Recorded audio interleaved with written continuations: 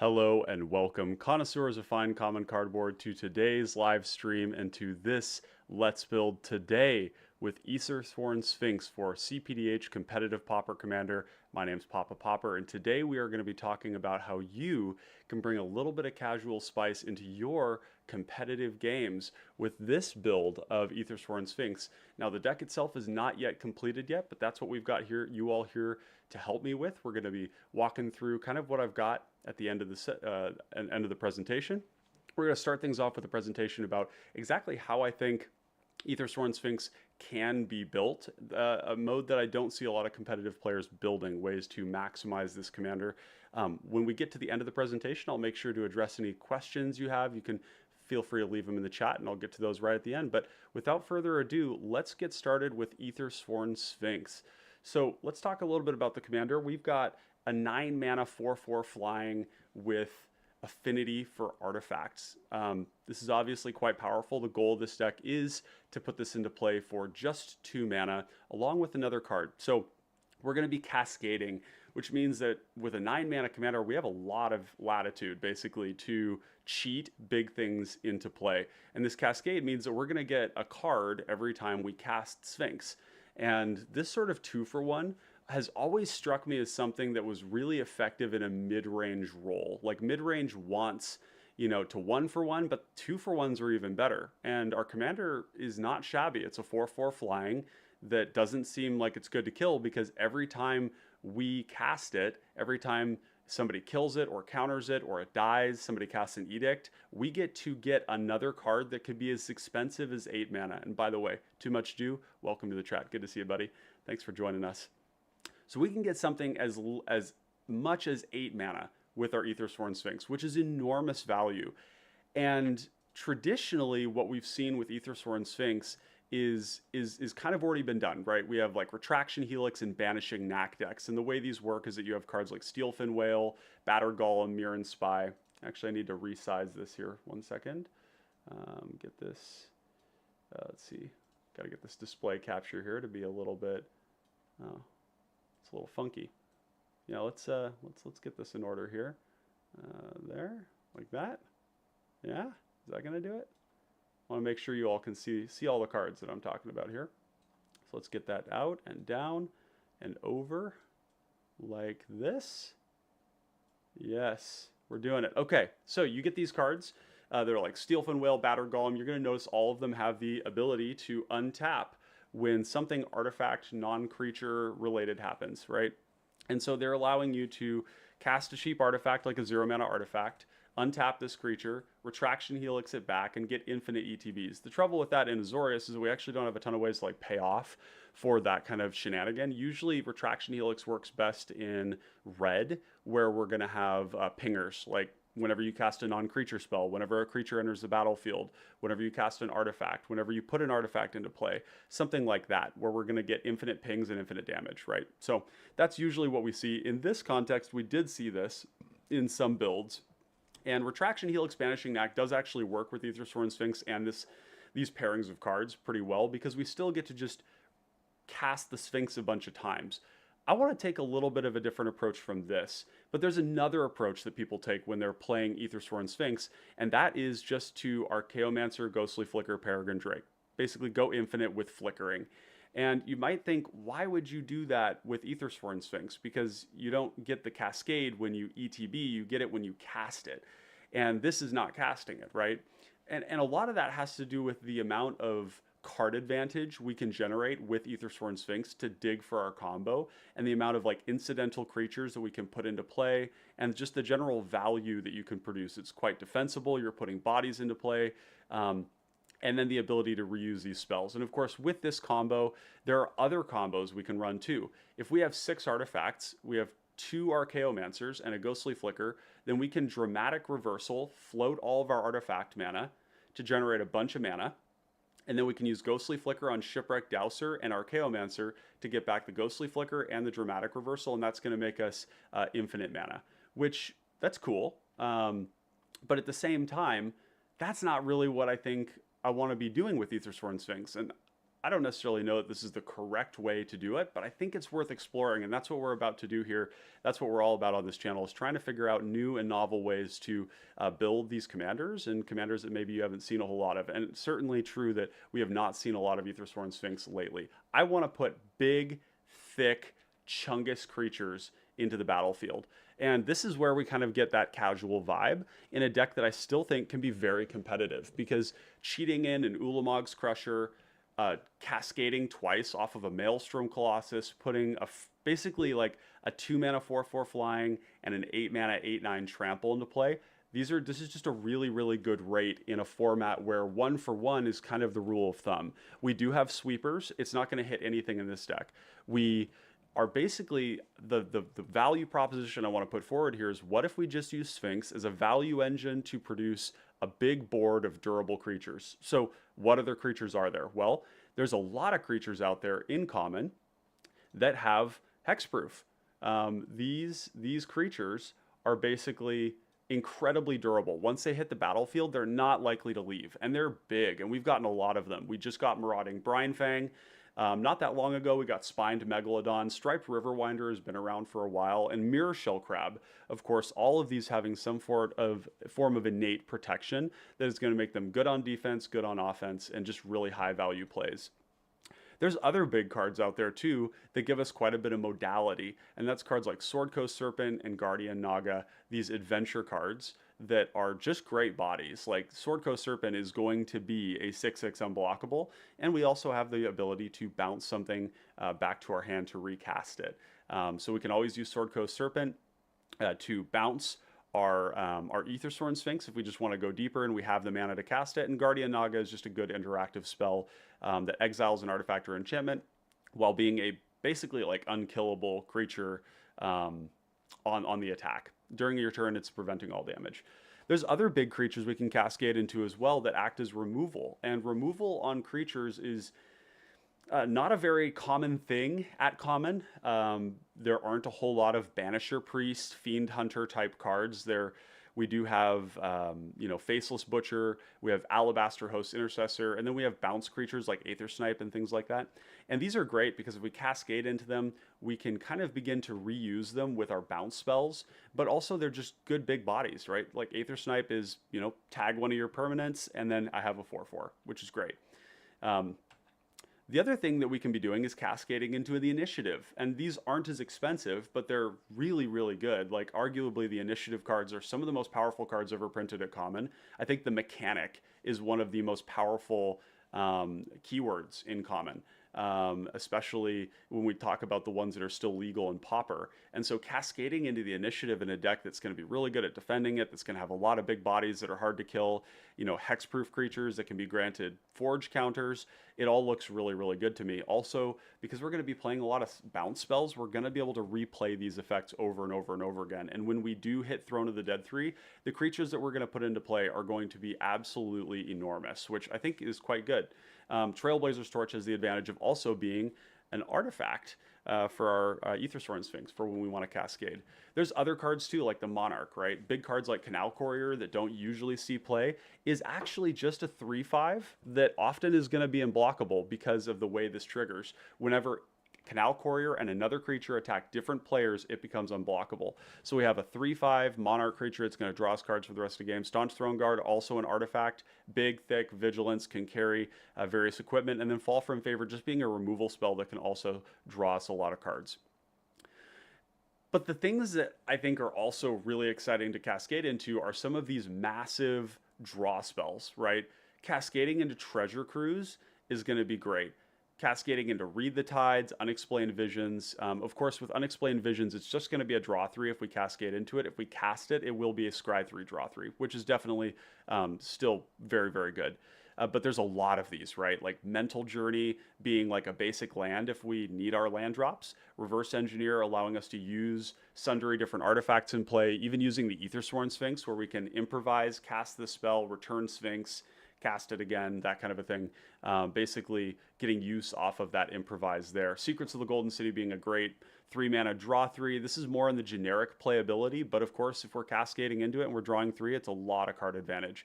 So the kind of heuristic here is that I want to hit big draw spells, I want to hit big creatures, and I want to take big game actions, a lot of game actions, and we want to just get that Sphinx back over and over and over again to just get enormous amounts of value. Now, kind of like Secrets of the Golden City, there's actually a lot of cards that we can just cast that are going to be very expensive, where we can, cheat them into play with Ethersworn Sphinx, or we can just cast them. Like your Seeker Serpent being a 2 mana 5/6, these other ones being 0 mana 4/4s or 1 mana 4/4s. These are just great cards that are going to feed our affinity, keep the Sphinx going, and produce big bodies that we can attack and block with.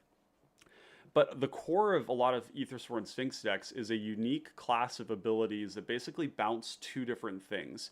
And the best of them bounce two things regardless. Like Runaway Together in multiplayer is bounce two creatures. Withdraw being bounce a creature, and then if you target a creature from a player who doesn't have any mana, that you can bounce their creature as well. And then Curfew being kind of like a blue edict, right? And these cards in this deck are nuts, right? Like, you cast Ethersworn Sphinx, you get your Cascade, you cascade into something, you Curfew, you bring it back to your hand, you cascade again, cast it again, and cascade again. Withdraw actually is a really unique one because it says, then return another target creature to its owner's hand unless they pay 1. So if we target our own Sphinx with the secondary ability, we just don't pay the 1 and we bring it back. And it's basically a Runaway Together. It's like a worse Runaway Together in a way. There are a whole lot of other ones, though. There's Peel from Reality and Aether Tradewinds. Notably, Aether Tradewinds does actually hit permanents as well. So this is kind of like our boomerang in our deck. This is great for dealing with Gretchen, artifacts or enchantments or creatures. This could do all of it. So this is a class of abilities that you will commonly see in a deck like this. And I know that there's one other one that I didn't list here that is from Kaladesh, and it shows like a vehicle in it. I can't remember exactly what it's called now that I think about it, but I'll have to take a look later. There are other ways to return creatures, though, that aren't on like a removal spell, because that's kind of like our removal spells. But we have like Glinthawk, which is really, really good. This is like Curfew in a sense. We're going to bring back our Sphinx, and then we're going to replay it again. Core Skyfisher, Dreamstalker. This is exactly the color we want to be doing this kind of thing in. And for those of you who play 60-card Poppy, you're going to recognize these cards from those reality acid decks. The Core Skyfisher and the Dreamstalker in particular, where we're basically looking to, flicker this aura that is destroying permanents over and over and over again. And we're going to play a lot of those, but there's more. We have instant speed ones like White Mane Lion and Deputy of Acquittals that can come in at instant speed and bring them back, meaning that we can kind of like leave mana open. And if we don't have the mana to cast the Sphinx again, we can always just like cast this at end step, bring the Sphinx back, and do some pretty cool stuff. All of these things, like Core Skyfisher, Dreamstalker, Celebrant, Deputy, and Whitemane, can also be used to reuse the initiative, which is super strong. Or a card like Aether Snipe, or even like if we needed to have removal, we can like return our Swordcoast Serpent, bounce something at instant speed with some of these instant ones. Stockpiling Celebrant has the added bonus of actually returning any non-land permanent, and then scrying 2 if we do. Now, scry is really, really important in this deck because scrying is going to allow us to set up the top of our deck with favorable cascades. If there's 2 cards that we don't really like, maybe 2 mana rocks where we're like, yeah, they're fine. We're fine to cascade into them, but we want something more. We can always scry those away to try and find something more like a Ulamog's Crusher, which is certainly a better hit. The next card, of course, that is worth mentioning is Escape Routes. And this is kind of like the granddaddy of all of the Flicker cards. And this is one of the things that I think people drawn to Sphinx like the most, is that Escape Routes allows you to pay 3 mana to return a white or black, and in this case it's just a white creature, back to our hand. So for 5 mana, we can 2 mana cast the Sphinx, 3 mana bring it back, 2 mana cast it, 3 mana bring it back, right? This also works with the initiative. These are really powerful things to do. Especially, it only works with the white creatures, so you can only use it with like Goliath Paladin. That's the main one, yeah. But you can use this to reuse like the Guardian Naga as well. And of course, to facilitate this, we need to have a lot of mana. So we're going to be playing a lot of 2 mana rocks so that we can go 2 mana rock on turn 2, and then go 2 more rocks on turn 3, and then turn 4, hopefully we can produce a bunch of mana, cast the Sphinx, and go from there. So that's kind of how we're going to facilitate that. One of the things you're going to notice is just kind of part of the pattern language of cPDH Ethersworn Sphinx is that you're in blue, but you don't really want to play counterspells. And the ones that we do play are ones that we're happy to cascade into. So Arcane Denial might look weird, but Arcane Denial is a draw 3. We cast our commander, and if we cascade into Arcane Denial, we just target our Ethersworn Sphinx, and we get basically an ancestral recall. You find the villain's lair is going to allow us to loot if we cascade into it. So we're talking about modal counter spells. Mirror Shell Crab is really cool in this deck because it is a 3 mana leak, which is not amazing. It's a card that doesn't see a lot of play for that reason. But in this deck, we cascade into it, and it's a 5/7 Ward 3, which is also an artifact. This is another one of those cards that you can pick up and use again. So if you go Deputy of Equittals, pick it up, channel it, nug somebody's spell. That's definitely strong. Soul Read as well, being a 4 mana draw 2. Not amazing, but it's also just a counter spell. So if we draw it naturally, we can always take these cards and use them as counter spells. But if we cascade into them, it's no harm, no foul. We're not wasting that cascade. The last thing I wanted to mention is, not escape routes, but pretend this is all that glitters. Let's just say that. A little mess up in my presentation here, but all that glitters is kind of one of the cards that really drew me to building around this in the first place, because all that glitters gives you +1/+1 for every enchantment and artifact in play, and we're an artifact deck. And so the idea that we could slap that thing on Ethersworn Sphinx, attack, kill somebody in one shot, essentially, it's going to be a one-shot kill. If they kill Ethersworn Sphinx, we're kind of like, well, whatever, right? Like, we just go and cast it again and get another card. It's not that big of a deal. So with that, let's go take a look at our deck for today. Where is it? Yeah, go here, and we're going to go to the Ethersworn Sphinx. There we go. All right. So let's see who we got in chat here. We've got YGG, mentioned earlier. I noticed that RAW1K had 2 separate Sprite Dragon lists in the top 12. Could you make a deck tech for Sprite Dragon? I've had difficulty finding lists online and would love help with the beginning of the format.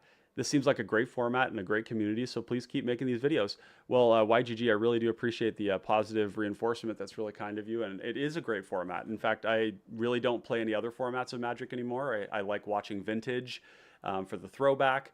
I enjoy Pauper for 1v1, and I think Pauper is still a very interesting format, but cPDH really does tickle a lot of the reasons I like to play Magic. It's highly interactive. There's a competitive element to it. There's a competitive approach, and it's wide open. There's only 2 cards on the ban list. There's like almost 10,000 commons in print, and there's well over 6,000 different combinations of commanders, which is really, really exciting.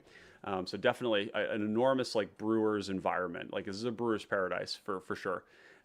So yeah, and in terms of Sprite Dragon, at the RAW1K, I actually met the lad who was playing the Sprite Dragon deck. We played against each other. He had a great deck. I think Sprite Dragon is going to be best in a 1v1 scenario. And the reason is that Sprite Dragon doesn't give you any resources when it comes in, which is not itself like a barrier to the card being playable or good. But Sprite Dragon, if it ever gets bounced or killed, it resets all that work that you put into making Sprite Dragon big. And what I would prefer instead to see is a card like Crackling Drake or Sailor's Bane. And if you want that Sprite Dragon vibe where you're casting a lot of cheap, card selection, card advantage cards, you're moving through your deck very quickly, I would highly recommend looking at Sailor's Bane instead. Sailor's Bane is a 9 mana 7/7 ward 4. The cost is reduced by 2 or by 1 for every instant or sorcery and adventure card in graveyard or in exile. So the modus operandi of that deck is to consistently cast this 7/7 ward 4 that can 2-shot people if you give it unblockable and a power for 2 mana. And it's basically immune to removal for a lot of turns of the game. And I think that's actually what I would recommend over Sprite Dragon. Sprite Dragon's definitely a good deck, but that was one of my favorite, that was one of my first commanders that I built in cPDH. And what I found was that, it was fragile. It was just very fragile. It's hard to play a deck like that and like keep the velocity going when you don't have duplicates in your deck, so you only have like 1 treasure cruise. You don't have like a ton of ways to generate a lot of card advantage that don't like eat into your mana and prevent you from being able to actually protect your commander. So I don't know that I'll be doing any any sort of deck text on Sprite Dragon. However, you can always reach out to me if you want to charter or pay for a deck tech, and we can certainly work on that. I also do coaching for those of you interested, and we can work on that deck and see what we can do. Because Sprite Dragon isn't bad. I just think that me personally, it wouldn't be like the sort of resilience and consistency that I'm looking for, if that makes sense. And I think that there's other ways we can do it. So we also said, Frank S here said, where's the best place to find PDH games where you can play it online or in person? Well, for you, Frank, it is right here at the Common Connoisseurs. You can go down to the link here in the comments below, or in the description below, and you can find the link in the invite to the Common Connoisseurs Discord channel, which currently is the largest dedicated cPDH channel on the planet, which sounds weird to say, but it is. Yeah, we've got people from every time zone all over the world. You can play with a lot of great community members to chat with and play with. So, and with that, we've got Jared as well, who says, do you know the total number of artifacts in this deck? Well, currently we're at 121 cards and we have 42 artifacts in the deck. I think we're going to be shooting for somewhere around a third of the cards in our deck being artifacts, because we really just want to turn on Sphinx early. The earlier we get Sphinx online, the faster we can start cascading into our big spells, and it's really going to increase our velocity to do that. YGG also says, as a new player to the format, I can't wait to watch this live stream and grow more familiar with the style of play. Thanks for all the great content and the information about PDH as well as cPDH. Well, as I said before, YGG, I really appreciate the positive feedback, and thank you for joining us. Yeah, I hope you come and join and play some games with us. It's a great place to play. So with that, let's start taking a look at the list, okay? And let's move this into a... this will actually be fine. This will be a fine format. So you can see our counter spells here. We have 32 creatures, I believe it is. You can see there's a big, dense pile of ramp spells here. And this is going to be one of the places where we're going to cut from. We probably need somewhere on the order of 20 mana rocks, if I were to guess, in Ethersworn Sphinx. And we're going to want them mostly to be cheap, but we're also going to want to have some of them that are value producing. I think that that might be important as well. So we're going to go deep on some of those. There's definitely some interesting new ramp options that we have. And then for card advantage, you can see we have kind of a split of cards like Lembas, where it's going to be, basically like a cheap cantrip that also contributes to affinity. And that's going to be one of the balancing acts that we're going to try and take here with this deck, is how do we retain the big hits in the deck while also having early things that turn on the Sphinx. It means that about half of the time we're going to hit something, mediocre, like a Felwar Stone or a Gold Mirror or a Prismatic Lens. And then other times we're going to hit something like a Mirror Shell Crab, or maybe even a Pondering Mage that's going to set up for our next Cascade, or a Mental Journey, or a Maelstrom Colossus. Some of the other cards that I wanted to point out too that I didn't mention as well before were Brainstorm. Cards like Brainstorm are really good. Even Ponder, to a degree, is really good because it's going to allow us to take expensive cards from our hand, put them on top of our deck, and then cascade into them with our Ethersworn Sphinx, which is, I think, quite powerful. So the only thing about Brainstorm is that this doesn't contribute to affinity. It just kind of makes our cascade really good. Ponder is the same way. We don't really have any incentive for casting like cheap cantrips in this deck. We want those cheap cantrips to be attached to a permanent. So you're going to see cards like Witching Well, 1 mana Scry 2, and Otaclan Landmark. And while these cards are on rate a little bit worse than, say, like a Ponder or a Preordain or a Brainstorm, they are a permanent that contributes to affinity, and they do actually have like another mode on them. Like Otaclan Landmark, when we flip it here, is going to give an attacking creature flying, which is going to be really good with cards like your Marauding Brinefang and your, Striped Riverwinders to get into combat, basically. And we have like another card attached to it. And then Witching Well can also just draw us 2 cards later on. So that's kind of the balance we're going to be striking, and I'm going to be working with you all today. This is going to be a bit more of a build than it is going to be like a hard, fast recommendation about exactly the best way to do this thing. And of course, as those of you who've been watching the channel understand, we're not terribly prescriptive. I try to avoid being terribly prescriptive in these because I don't have all the answers. I don't know what exactly the right builds are. There's certain builds that I have more confidence in others because I've played them. But the purpose of this stream is really to explore Ethersworn Sphinx in a non-combo setting where we're just basically trying to abuse this value engine to generate disgusting amounts of mana and then basically just kind of roll people with a mid-range strategy, right? Just kill people with combat damage. And that's a perfectly reasonable strategy. I saw somebody today in the Discord say, like, how does mid-range even win? Like, what is their game plan? Just play the game? And it's like, well, yeah, right? Like, you can kill people with combat damage in this format, and it's very, very good. I think that the perception that you can read that, you know, only playing combo is the only way to play in cPDH is just patently false. I think that one of the really beautiful sort of attractions of this format is that combat damage actually matters. So, and Diego says, looks a little blue heavy. It is. Yeah, we're definitely going to be more on the blue than we are on the white. And, you know, there might even be an argument for just in general minimizing the amount of white that we have. But part of the thing is that when I've tested this deck before and tested other builds that I had in other people's builds, you need the white mana for Sphinx. So you don't want to like withdraw on planes and white sources and not have enough white mana for Sphinx, right? So we still have to be probably like a, you know, 65-35 blue-white. So something like that. Buddy 48 says, is Captain Ridley Vance a good cPDH commander? I don't think so, but I could totally be wrong. That's always a possibility for those of you curious about the this commander. Let's go Captain Ridley. Let's see if we can find it. Oh, it's not gonna, I don't think it's gonna allow. Yeah, Captain Ridley Vance is a 3 mana. Let's just pull it up here. We'll just make a new one. Captain Ridley Vance. Let's just do Vance. Am I missing something here? Ripley. Okay, here. Let's just do it here. Ripley Vance. All right, yep, let's just take a look here. It's gonna mess with things briefly here. But Captain Ridley Vance is a 3 mana 3/2 human pirate. It's legendary. Whenever you cast your third spell each turn, put a +1/+1 counter on it and have it deal damage to any target. The problem is that it's mono red. Mono red isn't bad. There's definitely good ways to build mono red, but they have to be very. There's kind of a how do we say this? There are good mono red decks out there that have been performing well.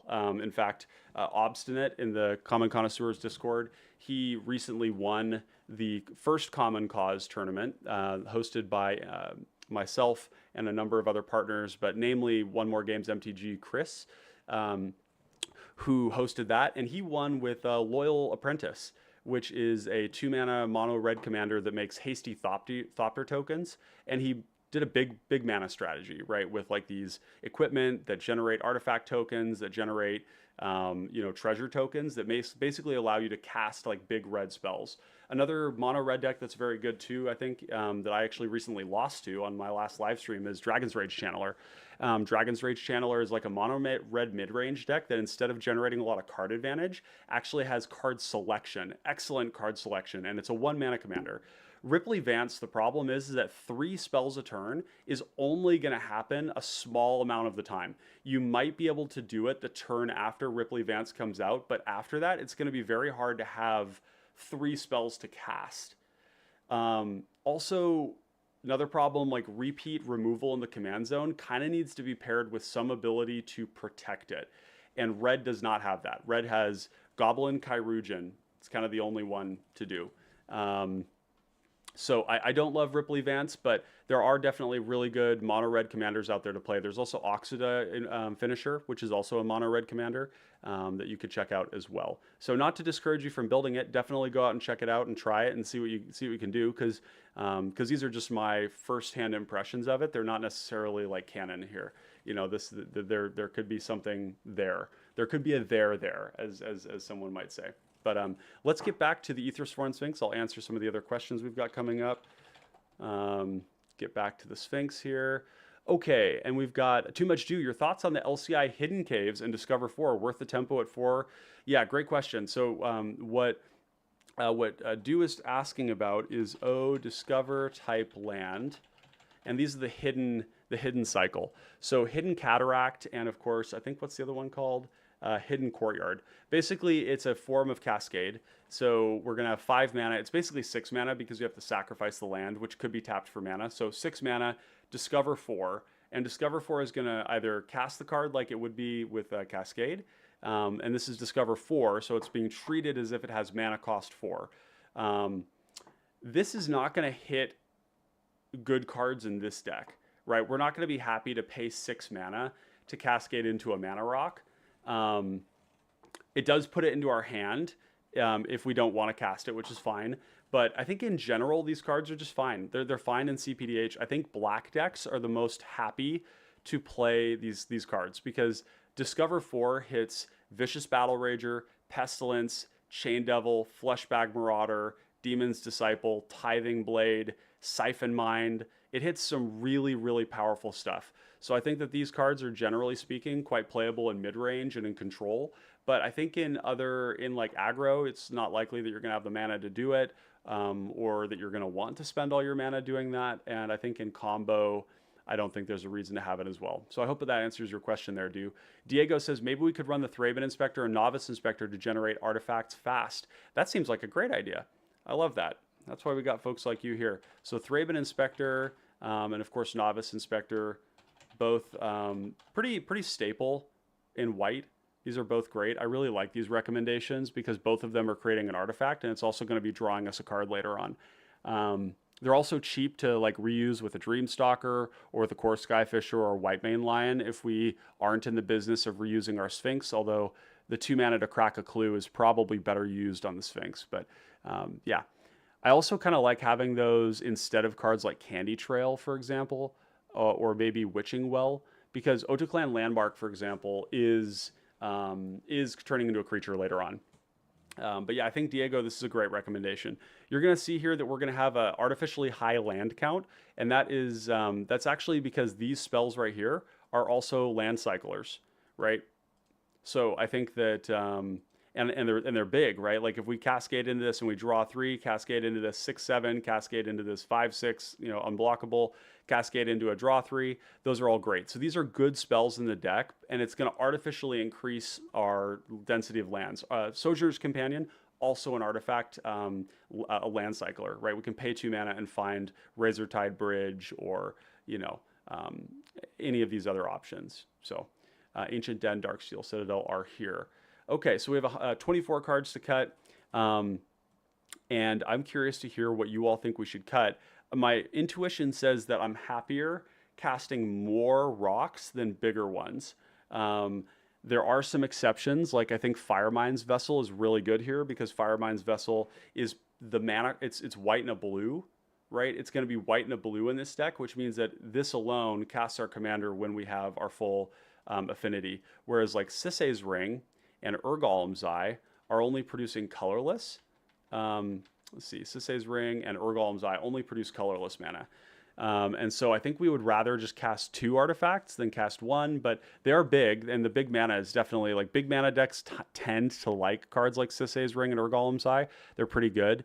I've also got Koilos Rock here, which is a 5 mana 3/3 flash flying that makes a Power Stone, which I think is nice to just have other creatures in the deck that can basically do other stuff. However, it is 5 mana, and we're going to need to cut cards, so I suspect that this will take the axe. There's also Stone Retrieval Unit, which is kind of the same idea as the Koilos Rock, except that it's a 2/3 and it's a little bit cheaper.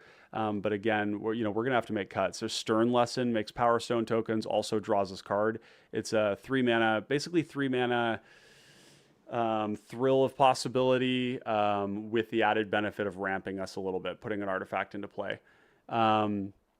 We could probably shave down on the 3 mana rocks, like Pristine Talisman is a good card. I do like it here.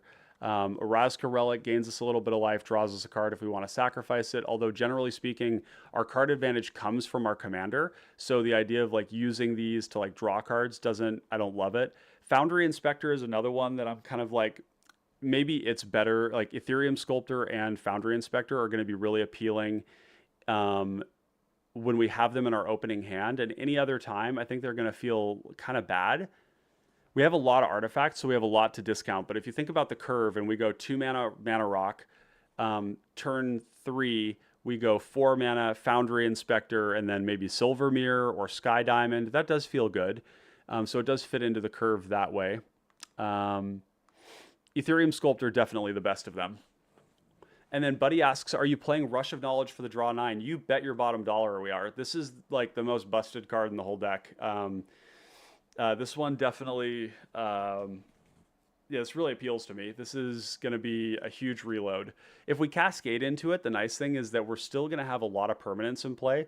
So like if we Cascade into it and it's a draw 3 off of like a Erazka relic, like a Mana Rock, that's fine. But if we like cast this with our Ethersworn Sphinx, or we Cascade into it with a Mirror Shell Crab in play, or a Mirror Enforcer, or like even a Goliath Paladin, like 5 mana draw 5 is pretty fucked up. But like Ulamog's Crusher, draw 8, draw 9, draw 7, like that's very, very good.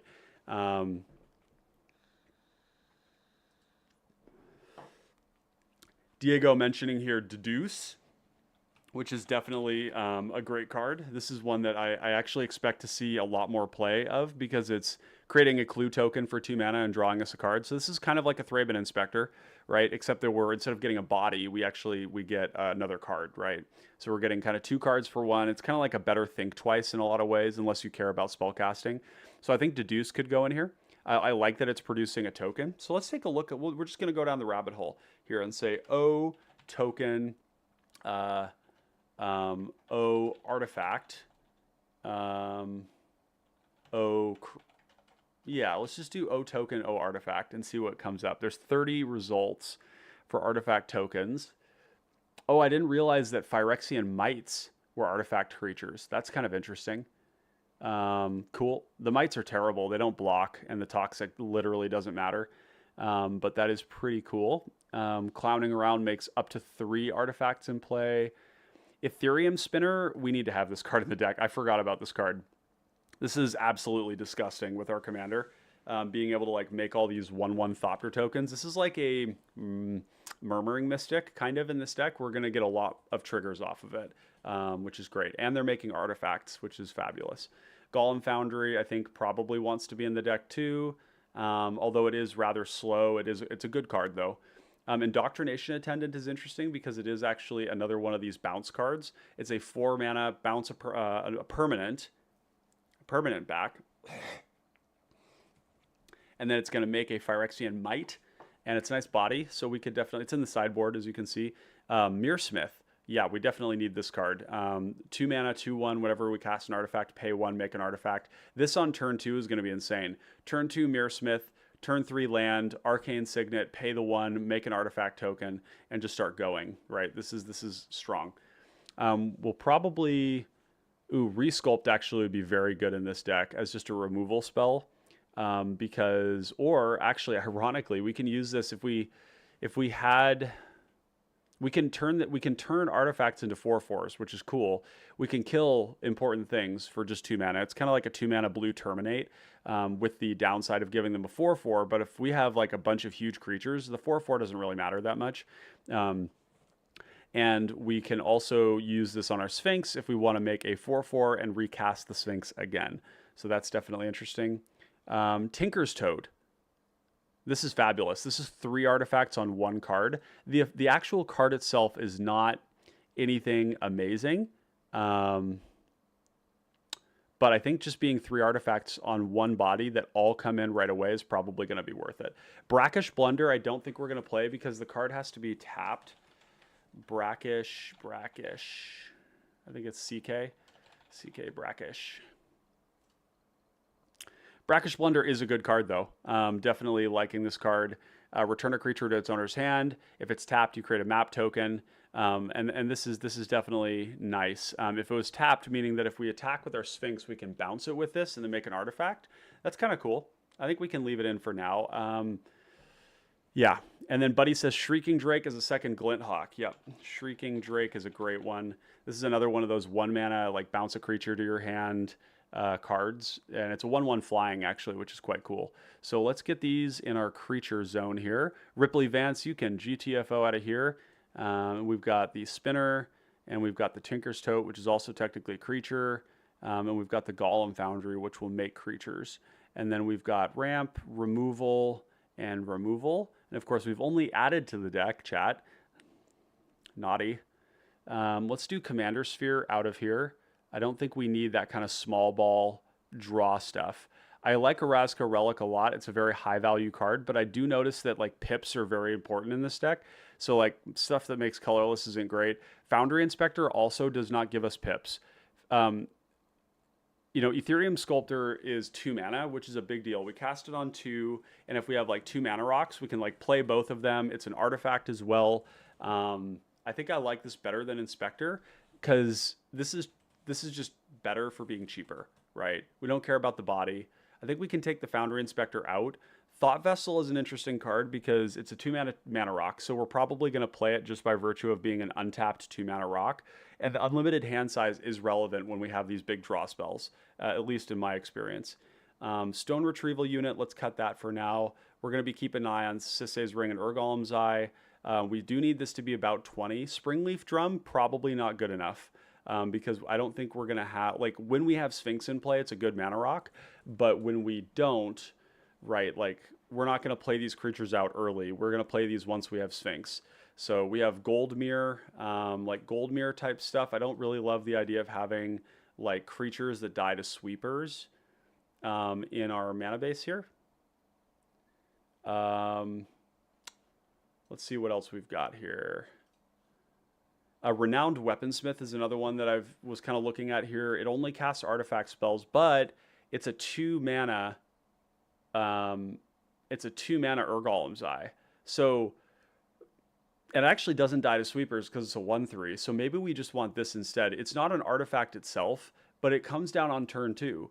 So like if we go turn 2 Weaponsmith, turn 3 land, we're untapping with 5 mana. We can cast a mana rock off with this. The mana rock can make more mana. I think that the upside on this is quite good. The secondary ability is completely meaningless. There's also, oh, what's the other one? A Vidalcan Engineer. This one is also very good. 2 mana for any one color, cast artifact spells or activate abilities of artifacts. This is another way that we can basically play these cheap Urgolem's Eyes and Sisay's Rings. Maybe for that reason we want to cut these. Like Firemind's Vessel makes mana of different colors, and that's kind of why I like it. And I like Stern Lesson because it's like both drawing cards and ramping us. So I think let's just for the time being, let's try cutting those. And this is 20 ramp. Energy Tap is another card I'm considering in here. It's a lot of colorless mana, right? Tap a creature you control, add an amount of colorless mana equal to its mana cost. So it's a 1 mana ritual, make 9 mana, which is good. In my testing, it has not felt good because I wasn't able to use all the mana. But I think that may have just been bad variance because if we look at some of these draw spells, some of these are going to get into our hand, right? If we just want to cast a Stripe Riverwinder, having an energy tap to like attack, let's see, can it, when it says tap and untapped, oh, so it has to be untapped. So yeah, you tap your Sphinx with this, and then you can cast like a gazillion spells. You can also see a lot of these are like double blue, which we probably should work on reducing the number of double blue.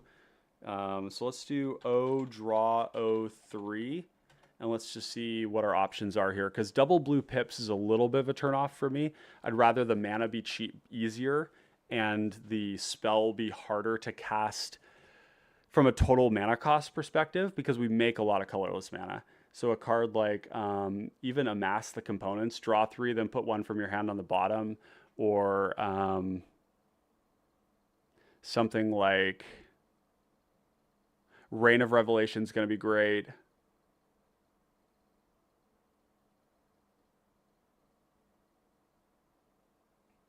Interesting. This one is, look at the top 3. You may put those cards in the bottom of your library in any order. If you do, return it to its owner's hand. Otherwise, draw 3 cards. Wait, you can look at the top 3 and put the cards on your bottom of your library in any order. If you do, return it to your hand. Otherwise, draw 3. So you can look at 3 and then draw 3? This is a weird card. I do not like the... If you choose to put the 3 cards on the bottom of your library, Petals of Insight will return to your hand directly from the stack. It never goes to a graveyard. Okay, I don't think that's what we want to be doing. Reverse Engineer is going to be good because even though it's double blue, because it's got improvise, so we're going to be able to improvise, little artifacts in play. Again, it's probably going to be not 2 mana like all the time, but yeah. Thirst for Meaning, draw 3 unless you discard an enchantment. Draw 3, discard 2 if you don't discard an enchantment. Sift, draw 3, then discard a card. Sift is totally reasonable. Vivisection, sack a creature, probably not. This Vivisurgeon's Insight proliferating is not going to be super meaningful unless we have like an Everflowing Chalice, which is good, but the double blue is kind of turning me off a little bit. Tezzeret's Ambition is also another one of these like 5 mana draw 3s because we will have an artifact in play. Shared Discovery is rather interesting. I don't know that we're going to be having like a ton of creatures to draw off of this with. So if we cascade into this, if you cascade into Shared Discovery and you cast the card, it says an additional cost to cast. I'm not sure if you have to pay this additional cost when you cast this spell, right? Because if you cascade into a Thrill of Possibility, you don't have to discard a card as a cost, I think. So maybe that's worth it. I don't know. We'll put that in our sideboard here. There's Ponder, which is another one that's going to be helpful for early game consistency, setting up the top of our deck, that kind of a thing. Is Candlekeep Sage too slow? My friend, Candlekeep Sage is definitely one of the reasons to play this deck, and I did not have it in here. Good call there, Devil. Appreciate you. Candlekeep Sage is going to be absolutely broken in this deck. Like, drawing a card every time he enters and leaves, absolutely not too slow. This is exactly the kind of thing we want to see. Because like if you cascade into it, it goes into play, then the Sphinx enters, you draw a card, and then every time it leaves, you're going to draw a card. Every time it comes back, this is going to be an insane engine. This is the kind of thing that you'd have to be like careful about playing too early because people might get freaked out and try to kill you. Pondering Mage is a bit slow, maybe. I think it is. I really like this card. I wish I was able to find room for it in more decks. Like, Ponder is a really good ability. It's also a 3/4. It's a good creature. It's a nice cascade hit. It's a nice way to set up for our cascade, but maybe it's just a little bit too...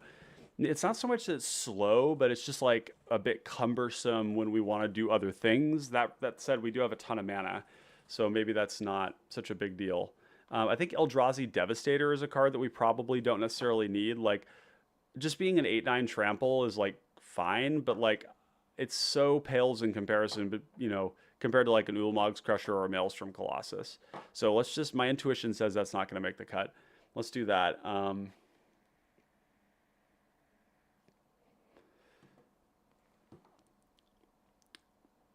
really happy with this Shrieking Drake. That was a really good call. Let's look at our other draw spells here. We have double blue. This is a counterspell, and it's also a cascade hit. Lorien Revealed is a land, so we're good with that. Pondering Mage, maybe not. Into the Fey Court is another one. And it makes a 1/1 flying fairy token, but it's double blue. So let's cut that.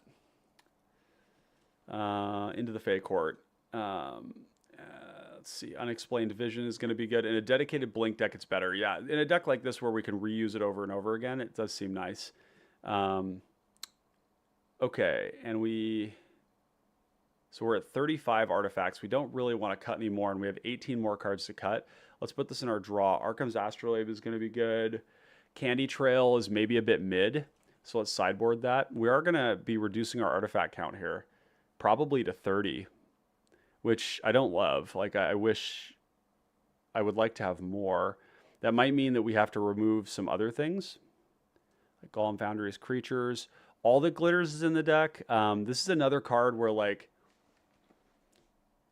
it has the ability to, like, kill a player, and maybe that's just good enough. But, like, if we cast on... This card also is really, really good on our hexproof creatures. I think we need to keep this. It does make me wonder about what other enchantments. Type Aura. Move this mic back a little bit. Type Aura. Let's just see what kind of auras we have here that we could go through. 300 results. That's too many. Let's go O+. And then, yeah, and just see what comes up there. 83. That's a little bit better.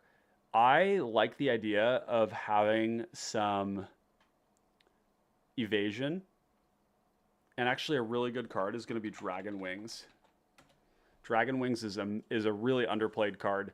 2 mana, you can cycle it for 2 just to draw a card. It gives a creature flying, but if something comes into play that has a lot of mana value, you may return it attached to that creature. So putting this on like a big beater, like a Lulmog's Crusher or something like that, is definitely strong. And it's also just a draw spell, so I think we're going to play that. Let's see. We've got Deep Analysis. I think Deep Analysis might not make the cut here. And it might seem funny because we're like cutting other cards, and the problem with it is that paying 3 life in this 3 life in this economy, I don't know. I don't think that paying 10% of our life total warrants this card. And it's the same with Gitaxian Probe. If you are not like a what do we like, a non-combo high velocity deck, I don't even think combo has 3 life or even 2 life for Gitaxian Probe to spend when they are the #1 target, when they are the person at the table who is built their deck with every card to turbo them into a win that ends the game on the spot, right? I don't think that it's correct to play Gitaxian Probe in those decks.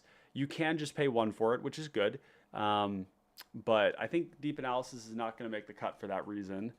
It would actually be really sweet to have some sort of like a lifelink aura in here as well, because lifelink on one of our big hexproof creatures is going to help us keep ahead of all the damage. Soul Reed Sift. So Sift is like a bad Rain of Revelation, I suppose. We have 717 cards. We could probably cut Aether Snipe.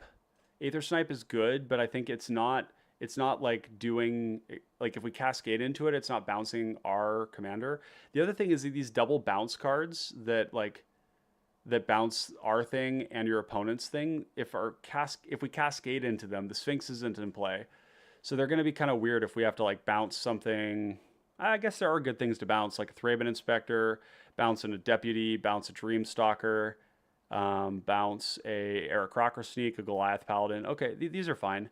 They're going to feel weird sometimes, but they're our form of removal that maximizes our commander. So I think I like those. Echoing Truth is just like standard blue fare. You need to be playing Echoing Truth in basically like almost every blue deck I can think of, because it just hits so many things. This is a draw spell, a powerful one at that. Dragon Wings is a draw spell. All That Glitters is going to be an OTK.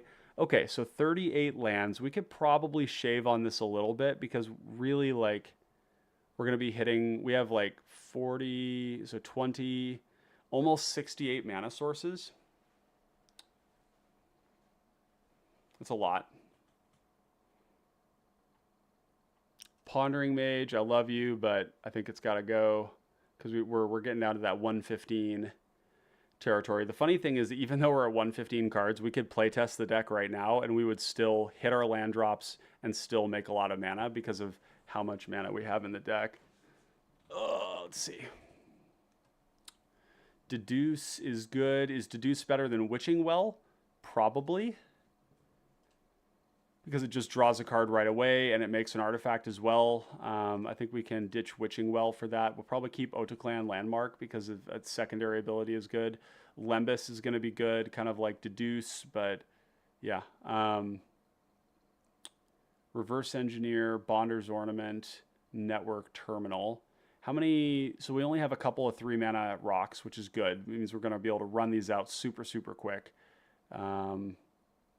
When we're not casting artifacts, I guess the Renowned Weaponsmith and the Sculptor are less good. The funny thing about the Weaponsmith, or sorry, not the Sculptor, but the Weaponsmith and the Vidalcan Engineer.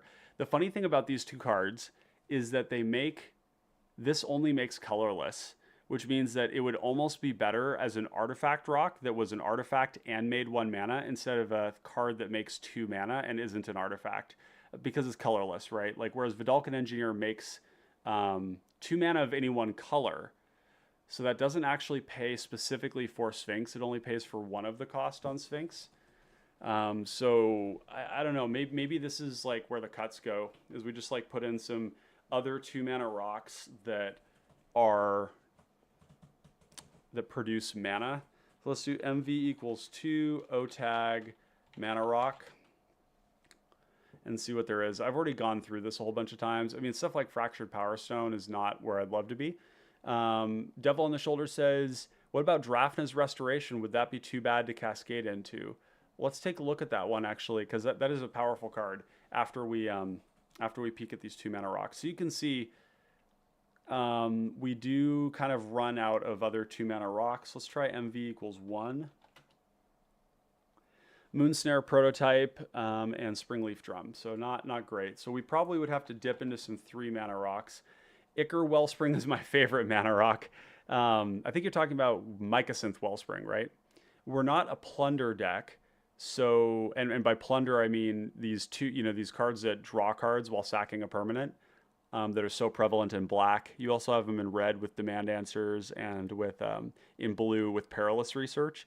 And that's the only time I'd really want a card like Wellspring and Mycosynth and Ichor. Yo, what's up, Lobert? Good to see you, buddy. Yeah, I think cutting Vidalcan Engineer might be correct. Field Mist Border Post is another card that I think probably should be in the deck, like sub a land and just play this. It's a tap land, but it's an artifact land, right? So I think that's going to be good for us. I really like Fountain of Ichor, so I wouldn't hate putting that in the deck. It also makes mana of any color, which is relevant for cards like Protective Sphere. Yeah, I don't hate that. Vessel of, or Decanter of Endless Water. I was being sarcastic, so you aren't bouncing perms? Oh! I see. I see what you're saying, Jared. Yeah, because you can bounce the Ichor Wellspring. We have a lot of other, like, cards that do that. Well, I mean, here's another thought. Like, what if... Let's chase that rabbit hole a little bit. I don't hate it. If we went down on some of our bigger draw spells, then we would have more cheap artifacts to increase the consistency of like running out our Sphinx really early and getting our Sphinx game plan online. It's like 2 mana draw 1 on a loopable permanent that we can like return over and over again. Yeah, Prophetic Prism would probably be better because we're not sacrificing it. That's a really good point, Lobert. Automated Artificer and Oaken Siren. Oaken Siren and Artificer are interesting to consider. Oaken Siren actually makes a color of a mana, so I like Oaken Siren. That's a great recommendation. Let's take... It's funny that they're not tagged as 2 mana rocks, but okay. Ashnod's Altar is a funny one. I don't think it's where we want to be in this deck. Oh, God. I hate talking about it, but I always have to bring it up. I really, really wish this card were templated differently because this whole like increasing your devotion thing is so good. But you have to, and the gaining life. Like I just wanted us to have a mana rock that gained us life that made mana of any color or even of one color. But you have to have a god, demigod, or legendary enchantment. It's just stupid. This card is unplayable. I don't think there's a single deck that I can think of where it's... There's probably a deck out there. It's cPDH, you know. I think Mana Geode is going to be good. Makes a mana of any color. Scries 1 when we ETB.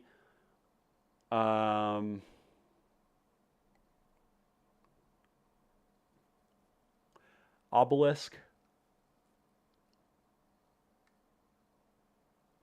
Okay, let's look at the Oaken.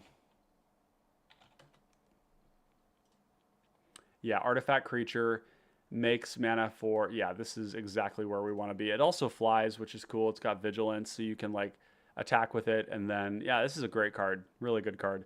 And then Automated Artificer. Unfortunately, Automated Artificer only makes colorless mana. And so if we were going to play this, we'd just play Gold Mirror. Or Mirror. Yeah, okay. I promise you I know magic things. Okay, Gold Mirror and what's the other one? The water one. The blue one. The 4 mana draw spells and the Fire Mines Vessels were the ones that stood out to me as ones to cut, Lobert. Is that what you're saying? I think that's reasonable if so. And then Energy Tap is another big one. I think Energy Tap is going to be nuts, though. If we have, like... There's so many creatures that we can just, like, go ballistic with on this card. And I like that. Renowned Weaponsmith is going to come out. Vidalcan Engineer... this is going to go in our lands, and then we're going to cut an actual land. We have 33 lands, so we're going to cut an island. 32 plus 2 land cyclers. We could even go down one more. Silver Raven, artifact creature with a scry 1. I don't think that's going to be high enough impact in this case. It is an artifact. It is giving us ETB. You're on the right track there, Antonio. Because what I'm glad to see everybody doing is getting into this mindset of we want permanents that are artifacts that give us stuff, right? And the question is, like, if that's what we're focusing on, like, do we really need to be playing these big ones like Unexplained Vision? Would it be better just to have, like, to continue to increase our artifact count and have more cards like Prophetic Prism? So, like, let's do, let's see, is my audio coming through clear here? It is, okay. I'm just trying to get the microphone a little further away from my keyboard. It's like right over my keyboard here. There we go. So let's do O, enter, type, artifact, O, draw. Yep. And I've already done this before, but like Alchemist Vial could be an interesting one because it has a secondary ability. Energy Refractor is actually kind of interesting. Generally speaking, like paying 2 mana to make 1, like filtering, isn't very good. But in this deck, if we are making shitloads of colorless mana, which we kind of are, then Energy Refractor is gas. I kind of like it. Let's experiment. Let's go down the rabbit hole. We've got Filigree Familiar, not probably what we want. Potion of Healing. These cards are good. I like Prophetic Prism, being able to filter a mana every turn. Also just being a permanent that we can improvise, you know, stuff like that. Wedding Invitation is very much a card that I would like to have in this deck. Giving something unblockable,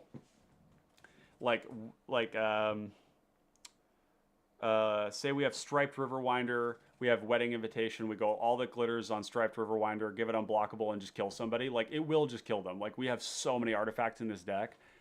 Wedding Invitation seems good. Okay, that's a good start. Disenchant effects, well, for what? I'm not going to say no to that, Diego, because I'm curious, like, what you want the disenchants for. But, like, what artifacts and enchantments are we really concerned about? Like, a big reason to run a disenchant would be, like, Pestilence. Or maybe, like, Oubliette or Gretchen, you know, and their land auras. It could be, like, a protection spell, like a Benevolent Blessing. But I just don't know how much those are, like, a big, like, critical problem for us, if that makes sense. Yeah, so let me know what you think about that. Energy Refractor, draw. So there's like a build of this deck we could go down down the rabbit hole on, where we, instead of playing some of these bigger spells, we just like have a ton of cheap artifacts. And I kind of like that. The velocity on that is better. Like, if you open up your hand and you have a Sift or like a Rain of Revelation, it's going to be like your whole turn early on. Whereas, like, we really want to get the Sphinx online. So let's try cutting Sift. Let's cut, I like Secrets of the Golden City. 3 mana, draw 3 is good. Journey to Nowhere. Journey to Nowhere is a good card. Let's figure out the Journey to Nowhere once we have the core of the deck where we want it to be.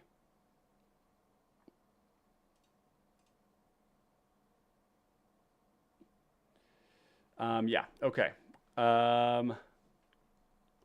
Lands are good. Some of these, like, we have a lot of ability to bounce our commander, so that some of that could potentially go. Brilliant Plan can go. Unexpected Vision is really strong if we cast it, but the goal is not to cast a card like this. The goal is to cascade into it, and if we cascade, we're not paying blue, so we're not getting the Scry 3, so maybe we cut that. Read the Tides is great because it's bounce 2, so we can bounce Sphinx and one of their creatures to do the Sphinx thing again, or we can just draw 3, or we can cascade into it and bounce 2 things, or cascade into it and draw 3. I like this a lot. Yeah, so there's kind of like a high velocity thing that we could go into here, which kind of sounds nice. Like, if we look at our costs here, So we're kind of like a 3-color deck in a way. We're like blue, colorless, white. Um,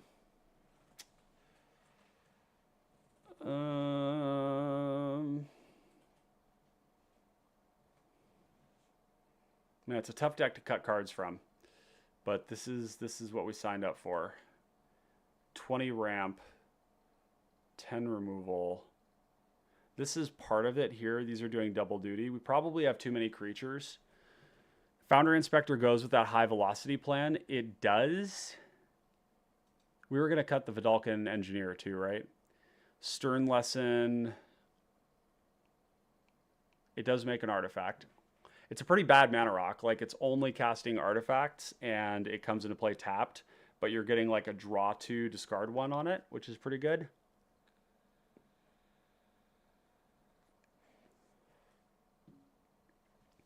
Let's just let's go into playtest here and just see how this feels initially. No white mana, but let's just see how it goes. 1, because we got Prismatic Lens to ramp us. 2, Prismatic Lens.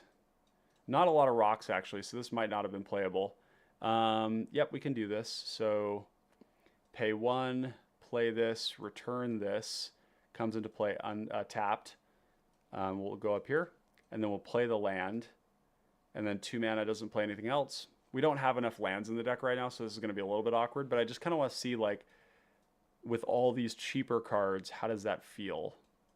Now we've got our white mana. 1, 2, 3, 4 Bonder's Ornament for 2 mana into Thraben Inspector. Thraben Inspector. Make a clue. Okay, so where are we at? We're at turn 4. We did have some land hiccups, but we caught up. 1, 2, 3, 4 artifacts. So currently is 5 mana, which we could cast next turn. We could also cast Tinker's Toad. So Tinker's Toad is free in the case of casting Sphinx. That's pretty cool. So let's do that. Jared says, Sage of Latnam, Perilous Research, Benthic Criminologist is it sacrifice or tap? Mycosynth Wellspring, Ichor Wellspring, Nimble Right. I don't think we want Nimble Right. We might want Prized Statue. Sage of Latnam does draw cards by sacking artifacts, but I don't know if we want to sacrifice our artifacts, right? Like, we want to continue to have more and more so that our Sphinx is always free. Benthic Criminologist, though, that is a really good call there. I like that idea. So let's go 1, 2, 3, Tinker's Toad. And we're going to make, what are they? Gnomes? Oh, that's based. Where are they? Gnomes. Yeah. Let's do 2 of these. So 1, 2, 3, 4, 5, 6, 7. Okay, and then we go 1, 2, cast Sphinx and Cascade into a network terminal. And then bottom. And we have 1 more mana, which we can't do anything with right now, and that's fine. So we'll draw, land, no bounce spells. We can just hard cast this, I think. 1, 2, 3, 4, 5, 6, 7. We can. Bastion Inventor could be good. The only problem with Bastion Inventor is that it's improvise, which means that a lot of times we're going to have to tap our rocks to cast it, so it's not amazing that way. But it was a card that went across my mind. Stern Lesson is a +0, arguably a -1 depending on how you value the Power Stone. So it's better than -1, and it's better than +0 because it is an artifact. It is a rock. It's a bad rock, but it's draw 2, discard 1. So it's draw 2, use a card, discard 1. So it's 0 and then plus a rock, and it's instant speed, which is good too.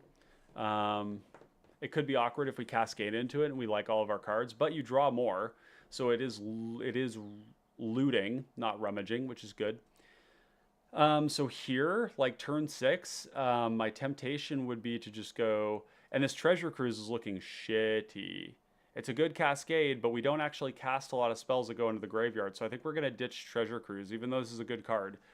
Alternatively, we could just cast it, right? Like, we could go, and we have Secrets of the Golden City, so we could, like, you can see we have a lot of resources here, but I actually think we just want to run this bad boy out. 1, 2, 3, 4, 5, 6, 7. Let's just get this boy out here because we're a little behind-ish. Not behind, but turn 6. We want to start doing things. This is good. Get that out there. And it's not going to die to any edicts or anything, so that's good. This also goes up here. Do a little board management here. Let's see, we got a little message coming in here. What we got? Nothing? Okay, cool. Draw. Okay, there's our planes. So no ways to reuse the Sphinx yet, which is a little atypical because we have so many ways to do it, but we have lots of ways to find that effect. So let's do that. Let's go 1, 2, 3. Secrets of the Golden City. 1, 2, 3. Energy tap. That's strong right now. That's really strong. So let's go 1 mana. Energy tap. This, and we're gonna go player. Let's get our mana tracker out, and we're gonna have 7 or 9 colorless. That's such a huge ritual. We're gonna spend 2 of it for Wedding Invitation. Draw 2 of it to draw off of our clue. Oh, there we go. Okay, and then we go this and the white for Core Skyfisher. Bringing back this, paying 1, 2 to cast the Sphinx, cascading into you find the villain's lair, which is not a good hit, but we can discard lands. Okay, well, that was actually pretty solid. We'll discard the Idyllic Beachfront and the plains, and then we can use 4, so we have 5 mana left, which we could actually use to cast a Treasure Cruise, which kind of looks like the best thing to do right now. We also have 5 mana to cast Rush of Knowledge. Let's do that. Let's Rush of Knowledge. Let's Rush of Knowledge. Okay, all right, we're going to use all of our mana, and we're going to draw 9. 1, 2, 3, 4, 5, 6, 7, 8, 9. Discarding land. Ornithopter. We want Opal Palace, probably. We have to discard 4 more cards. Thoughtcast is going to be good. Plains, we could probably ditch an island because we need the plains. Sculptor is maybe not as valuable now as it was before, so we can ditch that. And then I like Thought Vessel here because we're going to draw a lot more cards. So maybe Firemind's Vessel isn't good anymore because it's going to be tapped when it comes into play. So let's ditch that. And then Deduce. Or Plains. Or Opal Palace. Yeah, let's ditch Opal Palace. We kind of need the white mana. Yeah. Okay. And then we will draw for turn. And this actually didn't include the Scry, which we would have attacked and Scryed. Draw all that glitters. I think somebody just died. That feels good. So we go 1, 2... Thought Vessel, 1 mana, Thought Cast. Curfew is great. So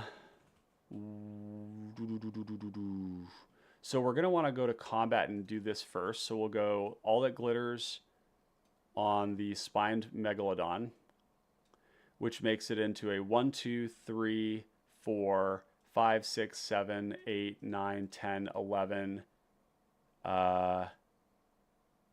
11 plus 5, so 16. Something like that. 17. Go to combat, attack with these things here. Somebody dies. It's turn 8. Somebody's just dead here, that feels really good. That feels strong. And then second main, we're going to go 1 mana, cast Curfew, return our Sphinx, pay 1, 2, and we probably had to burn this as well, just as a heads up. And then we're going to cast Sphinx, Cascade. Ha! Sick. Mirror Shell Crab. That feels good. We can't play any more lands. We have only 1 mana left. Oh, what do you know? Treasure Cruise. Okay, so maybe Treasure Cruise is good. 1, 2, 3. Okay, this feels strong.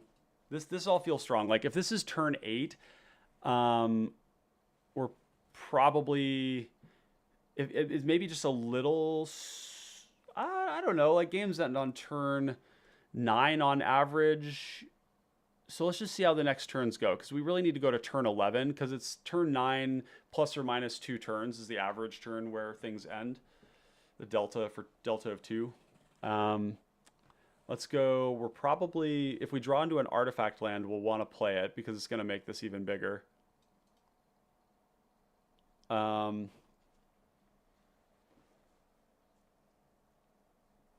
Peel from Reality is going to be good second main. And so is Brackish Blunder, actually.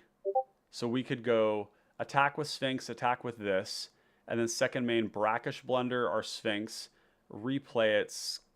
Yeah, okay. So we go to combat, attack, attack, attack, attack, which is a lot of damage. I mean, this is a ton of damage. Let's see here. Turn this off for a moment. So you guys aren't getting those beeps from Discord. Let's just play Plains, I think, because we're probably not going to hit an artifact land and we don't really need it. So let's go attack, and then we'll cast a 1/2 for a Brackish Blunder. Return this to our hand. We're going to make a map token, which like it's kind of funny because the map token is like, I don't know how good this is right now, like with all this stuff that we can do, but it's, you know, it's an artifact and it's a way to reuse our commander. Let's go 1/2, cast the Sphinx, see what we get. Artifact land. Okay, Prophetic Prism. And this is going to go bottom. Draw a card. And then we will pay one. Oh, no, that's not a rock. Pay 1/2 to peel from reality this and something else. Get it back. Pay 2. Cast it. Energy Refractor. Draw a card. Wow, I mean, this does feel strong. This is exactly like... So the real impetus for doing this in the first place was that I've played games against Sphinx where I need to drink some water, by the way. I've played games against Sphinx where they were doing the combo thing, but they felt like they also were just kind of playing a good mid-range deck. And that was frustrating because they had like all these really durable threats, endless card advantage. They had good removal with the bounce spells.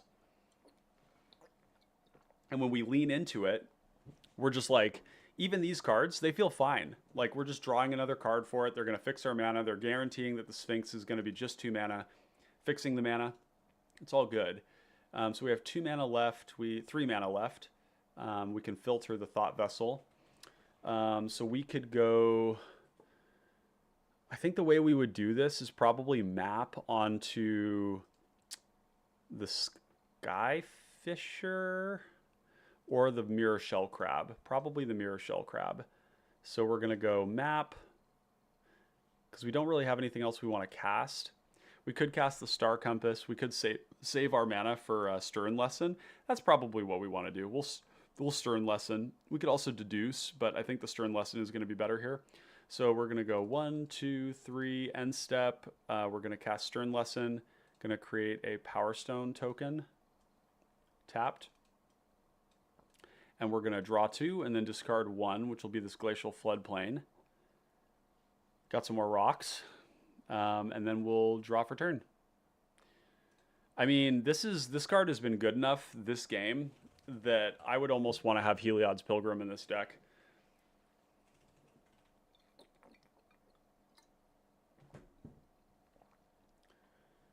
And I kind of thought about at the beginning, even Totem Guide Heartbeast and the other ones, if we had more auras. I don't think we have a ton of them though. So maybe if we played less of the bounce spells and we played a little bit more aura removal, then we could play like Deep Freeze and maybe Witness Protection. We don't want protection spells. We could play something like Weight of Conscience, I think is what it's called.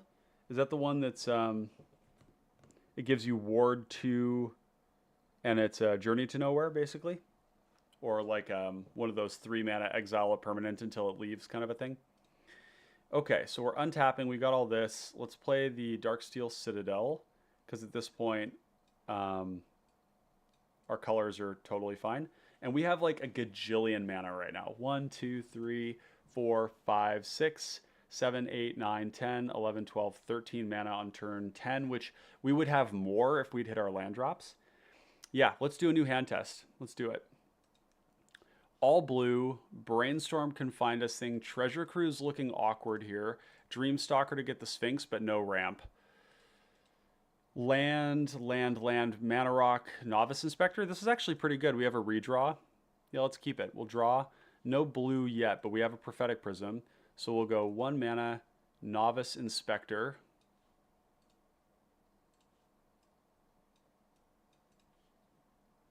Draw again. Core Skyfisher is going to be really good. I think in this case, we just go Darksteel Citadel into Prophetic Prism. Draw. Okay, so we have some bounce things. Okay, now we have our blue mana, and we have our blue mana. So Opal Palace can filter. Opal Palace is going to be good because our Sphinx will die to like edicts and stuff, and being able to give any amount of power to Sphinx, if it's the second time it's been cast, it will be a 6/6. So that's a 3-shot kill in the air. That's really where Sphinx becomes super dangerous, is when you realize that you have to keep killing the Sphinx because it's attacking you. And it's big and it flies. And that when you do, cards like Opal Palace are just going to make your life miserable. So let's go Opal Palace. And we have 1, 2, 3 artifacts in play. We really need to get more. So let's go 1, 2, 3 for Network Terminal. 1 mana left. Although we really want to get the Mirrorsmith online, actually, now that I think about it. Right? Maybe the Mirrorsmith was the correct thing to do. Yeah, let's reorder this, okay? So let's do this, and let's say we have the Mirrorsmith out. Because then we go 1, 2, 3, Prophetic Prism, draw, and then we make a mirror token like this. And that's actually getting us much further. 1, 2, 3, 4 artifacts now. On to turn 4, we play our land. And I think, so let's see, 1, 2, 3, 4, 5, 6, 7, 8. So we're shy of casting the commander because it's 9. We could cast Network Terminal and Mirrorsmith, and that guarantees turn 5. I think turn 5 is a fine target for Sphinx. Dragon Wings. Dragon Wings is a draw 2 that we're just going to cycle it. And then when our larger Hexproof or, yeah, Crusher, that kind of stuff, the Striped Riverwinder, the Marauding Brine Fang, there's a lot of cards that do that. Ultimately, it is maybe a bit narrow. I just worry about our big creatures not being able to punch through, if that makes sense. So yeah, maybe Dragon Wings is the cut, but pay 3, pay 1, make another one of these. And now we are definitely going to cast the Sphinx on this next turn. And we have ways to bounce it. That blue mana is most welcome. 1, 2, 3, 4, 5, 6. So it's 3 mana. 1, 2, 3. To cast Sphinx. Let's get a good hit. Brackish Blunder. Not a good hit. It's on turn 5. There probably is something tapped. Let's just say there is, because I think at turn 5 there's probably something tapped. So we'll at least get a map token out of it.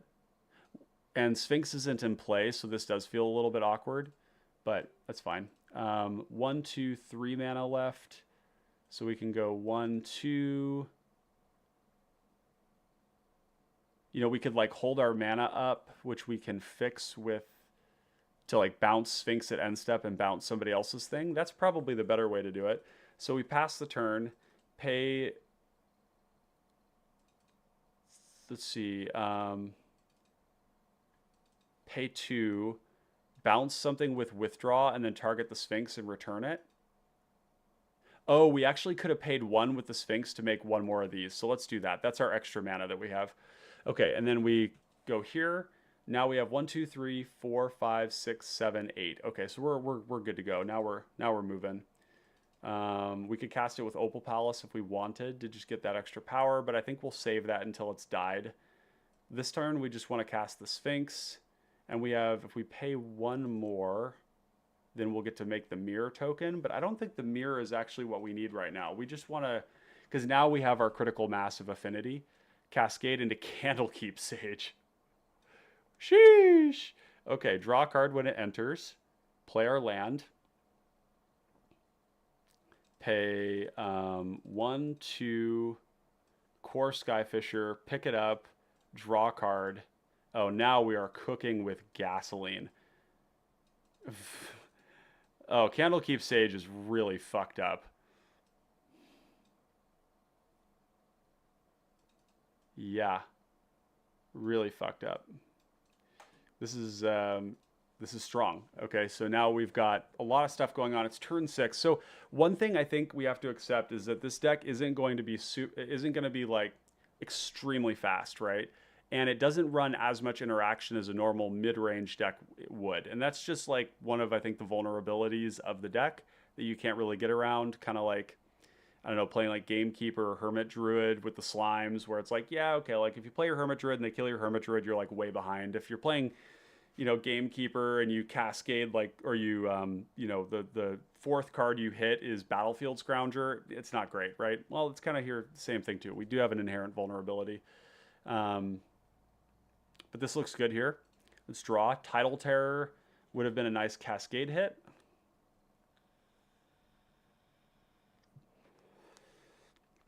But, you know, we could go 1, 2, cycle this, draw a card. 1, 2, 3, 4, 5, 6, 7.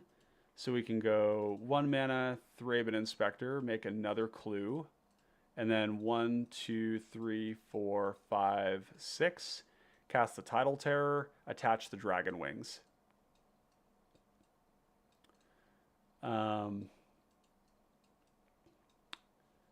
And just beat people down, I think. And we've got some card advantage. The Stern Lesson is going to be helpful here. So we'll go 1, 2, 3. We could actually Echoing Truth our Sphinx if we wanted to. I think we're going to go Stern Lesson. Draw 2, discard 1. Discard this. Make a Power Stone.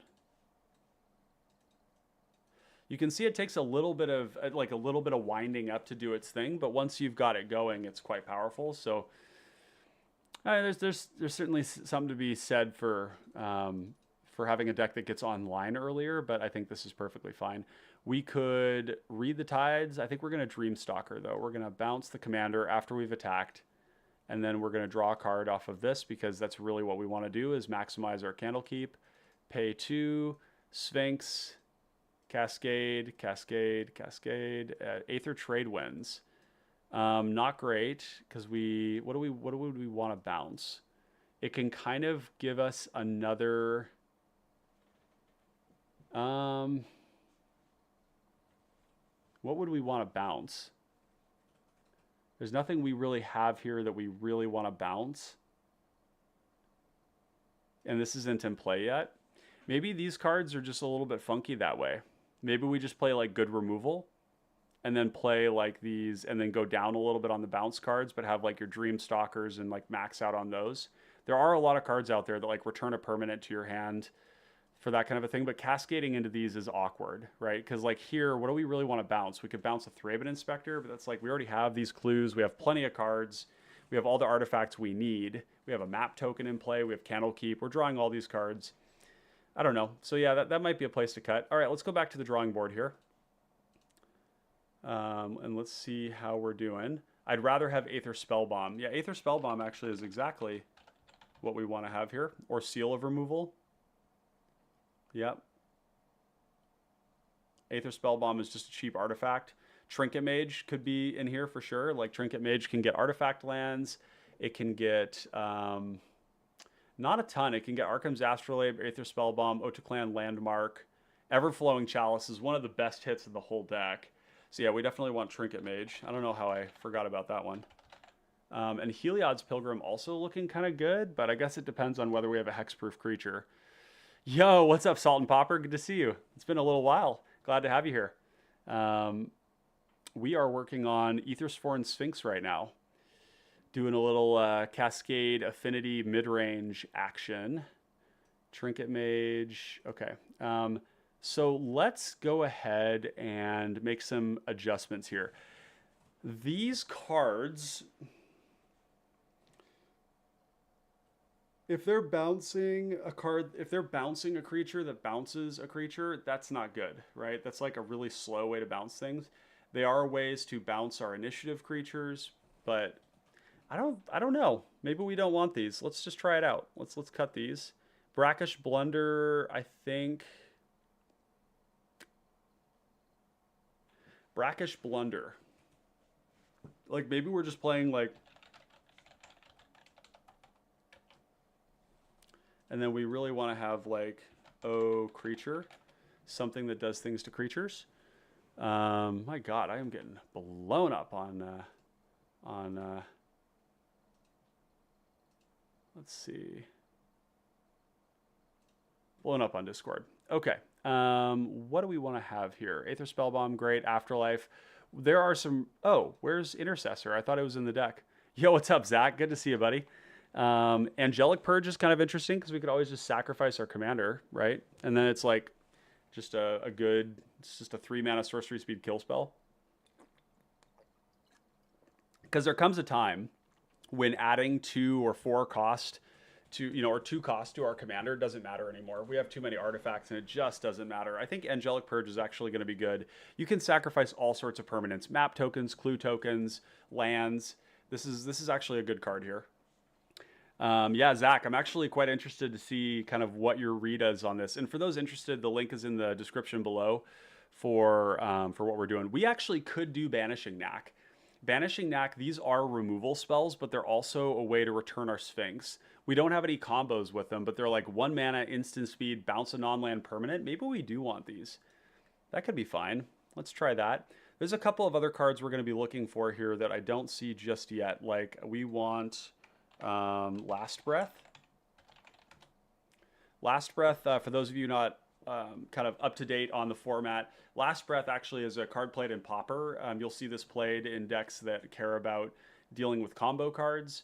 You can play Last Breath as a removal spell against like familiars, but in cPDH, this kills almost all of the combo creatures at instant speed, and it's exile, and it's like non-conditional, right? Like it's conditional in that you can't kill a Dargo, but and the 4 life kind of mostly doesn't matter. This is a card that you want to play in white because it's instant speed. It's like a way to fight against those things.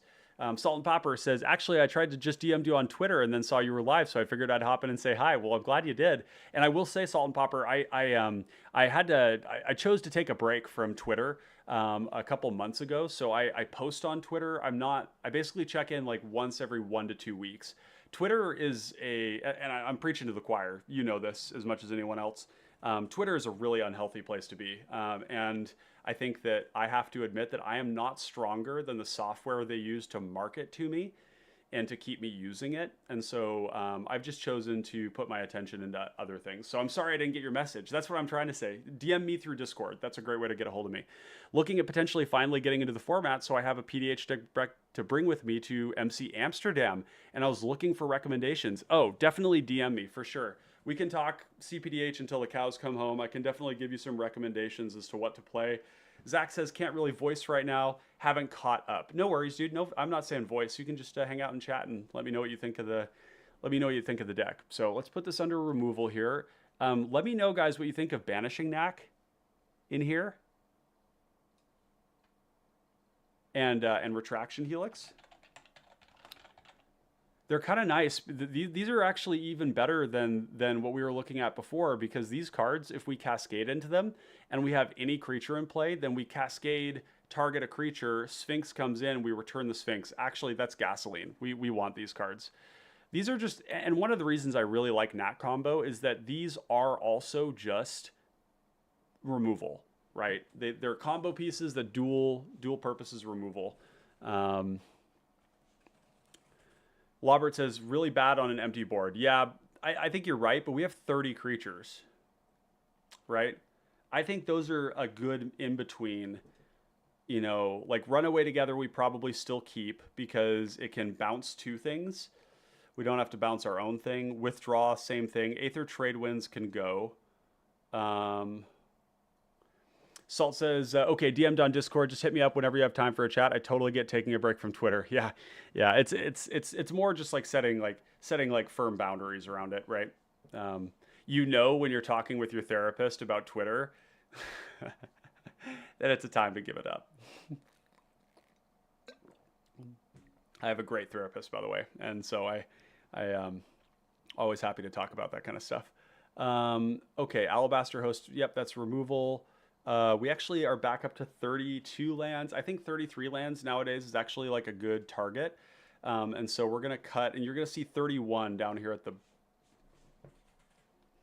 You can't see it because I got the green screen. We got 31 lands, but we have a lot of 1-mana land cyclers. Lorien Revealed is a 1-mana.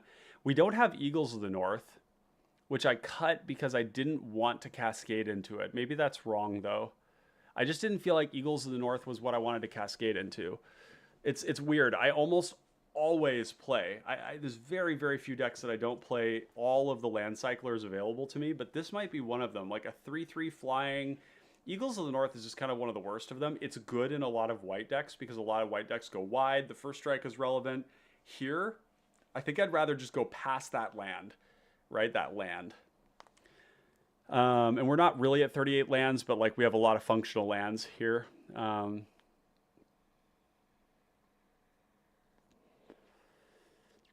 Seal of Removal is better. Seal of Removal is good here. So maybe do we want Seal of Removal over Withdraw? I could see that. Yeah. Why is Snap in the maybe board? I don't really like Snap that much. I don't know.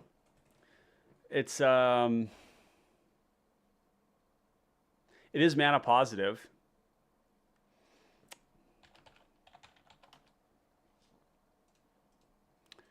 Yeah, I mean maybe maybe we do want these. Like if we cascade into Cloud of Fairies, that's not actually that good. But they're like mana well, they are. They're mana positive, right? If we cast Sphinx, it was free. If we cascade into a Cloud of Fairies, Cloud of Fairies is not like a card that I like to put in my deck almost ever, but Dramatic Reversal is another card that is wrong to not have here. I forgot that even though we're not doing combo, this card is still really, really, really good. Another card too that we're actually going to play is called Shipwreck Dowser. And the reason we're going to play this Archaeomancer is because it has prowess. This is an attacker. It's really unique among the Archaeomancers in that it's like actually a threat. Because if you just like, we cast a lot of spells, right? So if we're casting all these spells, then that's going to be really good. Let's put this under ramp. I like the idea of the Seal of Removal. I like Seal of Removal. This card's good. There's capsules that we could be playing as well too, right? Like Dispeller's Capsule, or no, we don't want those. Seal of Removal can go under removal. It's also a bounce spell. Seal of Removal is a card that I think is really underplayed. These onboard effects like this that take no mana to activate to like interact with people narrow the answers that your opponents can have to your interaction, right? They have to be some form of hexproof or protection. It's the same reason why Spellbomb is good, although Spellbomb is an artifact without color, so that's pretty good. Resculpt is great, but here, let's keep looking at the untap. We could play something like Frantic Search is actually quite the ritual. It is card disadvantage, but it's a lot of mana. It does allow us to get more velocity. I usually shy away from cards like this, even Peregrine Drake. It's kind of funny. This is why people go into Sphinx and they go into Flicker, because Peregrine Drake is a good hit, right? Like Peregrine Drake is a big ritual. It's just like untap 5 mana. It's good. So we'll play it. Let's put Frantic Search in here too. We might have to cut some of these. Snap is fine. Snap, I guess we can snap our own commander untap. So that's actually that's good. Even Rewind is kind of funny, because Rewind, if you cast your commander for 2, you cascade into Rewind, then you counter your commander and untap 4 lands, cast it for, and you're like going up on mana. Maybe. You can see why this deck can be kind of tough to build. Unwind, not going to work. Warlord's Elite is actually pretty sweet because we can just tap artifacts and creatures to play it. Twitch, no. Okay.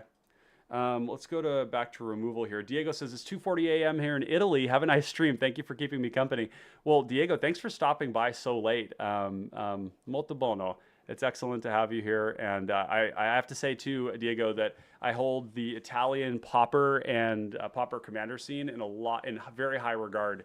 When I was running my Pauper events here locally in Washington State, I was always looking to Italy and Brazil for inspiration to running bigger and better events, because you all really have the formula down, right? You're just running great events, Paupergeddon and all that. So good on you, and thanks for joining. Appreciate you. Okay, so let's go back to O tag removal and then O creature. We're a little all over the place here, but that's what you get when you join in one of my streams. Okay.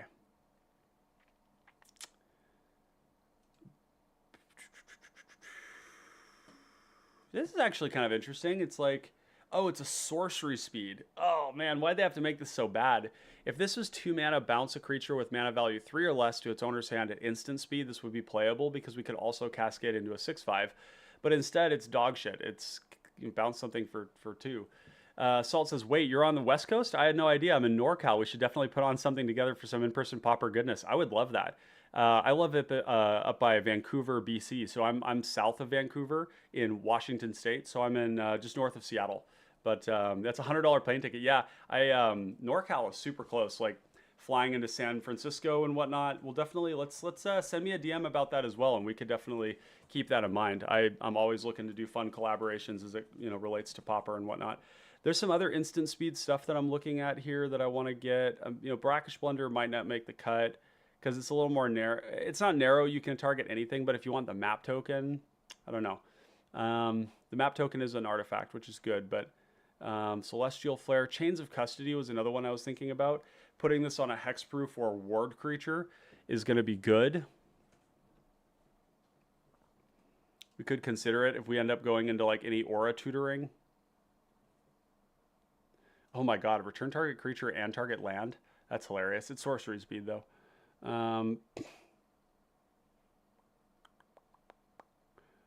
Coordinated Barrage, Cowed by Wisdom, Crib Swap. That's the one we wanted. Crib Swap is good. Cut Short is a pretty good white removal spell, and we are a zoo deck, but like, because we have a lot of creatures, but actually we're a little shy of a zoo deck. Zoo decks are tending to push like 35 or more creatures, but it's a little too conditional. I think we can do better. Deep Freeze is a good card. Very good card, especially because we have a flying commander. So they can't block our commander. They can block our big boys, but if we put this on somebody, the goal is that we're just like nerfing them until we can kill them later on. Depths of Desire makes a treasure when we bounce something. I think Destroy Evil is a very good card. Destroy target enchantment at instant speed for 2 or blow up something really big. Notably, this does not kill combo creatures most of the time. It does kill Pneumatic Wall. It kills Abdel. It can kill a Shipwreck Dowser, because a Shipwreck Dowser, if they cast 2 spells, will be 4 toughness. Zach says, Adventure seems like a cool way to get your options on Cascade, or am I wrong about the interaction if you either cast it off Cascade or can you choose? I believe you can choose, but I could be wrong on that. Let me know if I'm wrong on that. But if it's true, that's one of the reasons why I have them in the deck. I have the Sword Coast Serpent and the Guardian Naga. Because yeah, that's a big part of the heuristic that we're using here, is that we're trying to have cascades that are good, right, all the time.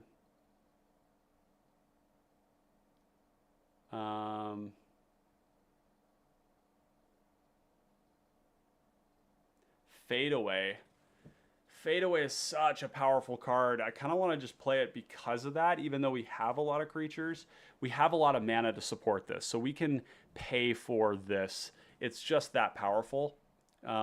This card kind of...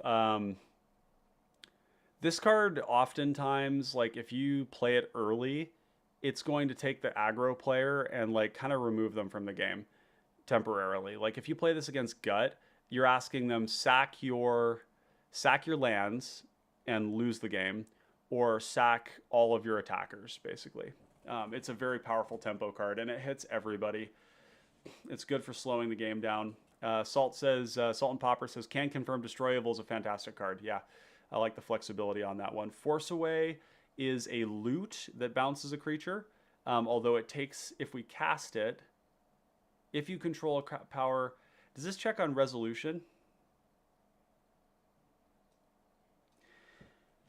Ferocious abilities start, let's see.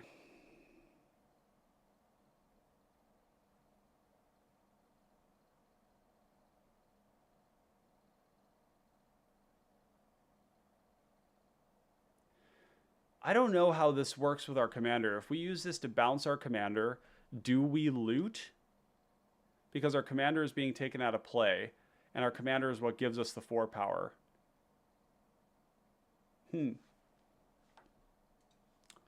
Put this in the sideboard here.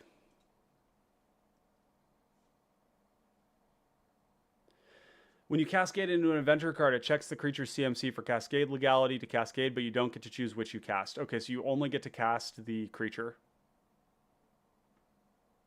That's still fine. That means that if we draw them, they're still castable as creatures or as their ability. And if we cascade into them, we get the creature. And the cards that we're playing that have this ability are very good. Generous Gift, we definitely want in the deck. That's one of the cards I was looking for here. Gust of Wind is a 2-mana bounce spell that draws a card, but it only hits permanents that we don't control. Read it again. Oh, but you do get to choose which you cast. Oh, well then that... Sorry. It was... so on my OBS, the last posted message is kind of hidden by the react symbol, the heart, laugh, party, cry, whatever it is, and so I couldn't fully see the message. But yeah, that makes sense. You can choose which to cast. And that's really, really good. Like you cast the adventure side, you get to have your cake and eat it too. That's amazing. I really like Hobbit Sting. This is a very good white removal spell. This is kind of exactly where you want to be. This is probably not going to fit in our deck, but like instant speed removal in white that doesn't say tapped is super important. So when we say it's on resolution, when it resolves, it bounces the creature to our hand. So is it seeing the creature? I don't think it's seeing the creature then. If we bounce our own commander, I don't think it's seeing it because the commander's out of play, right? So if we used Force Away on our commander, upon resolution, we would not get the Ferocious trigger unless we had something else in play. I would venture to guess. Oh, we also need to put the Benthic Criminologist in here too.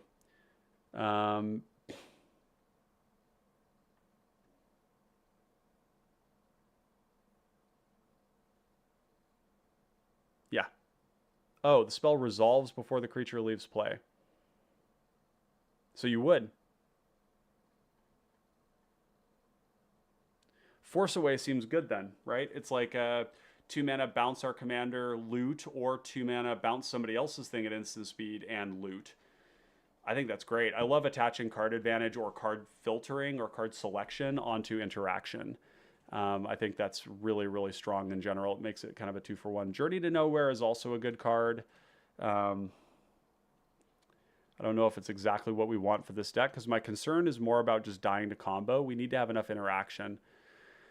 Things don't stack while cards change zones, so the spell resolution would happen all at once. I believe you should be able to get the Ferocious effect if you bounce your 4-power creature. Okay. Yeah, I trust that that's the case. I believe that that is true.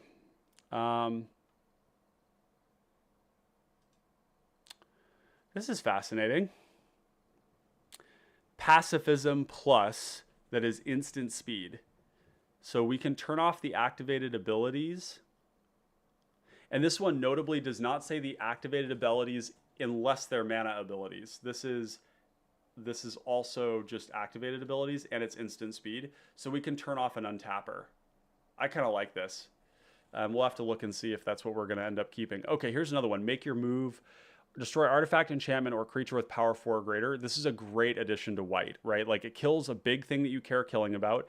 And if you're not killing a big thing, then the artifact and enchantment probably matters, right? Like if it's Gretchen blowing up a Freed from the Real, blowing up, you know, enchantments, all that kind of stuff. Makeshift Binding gains us life.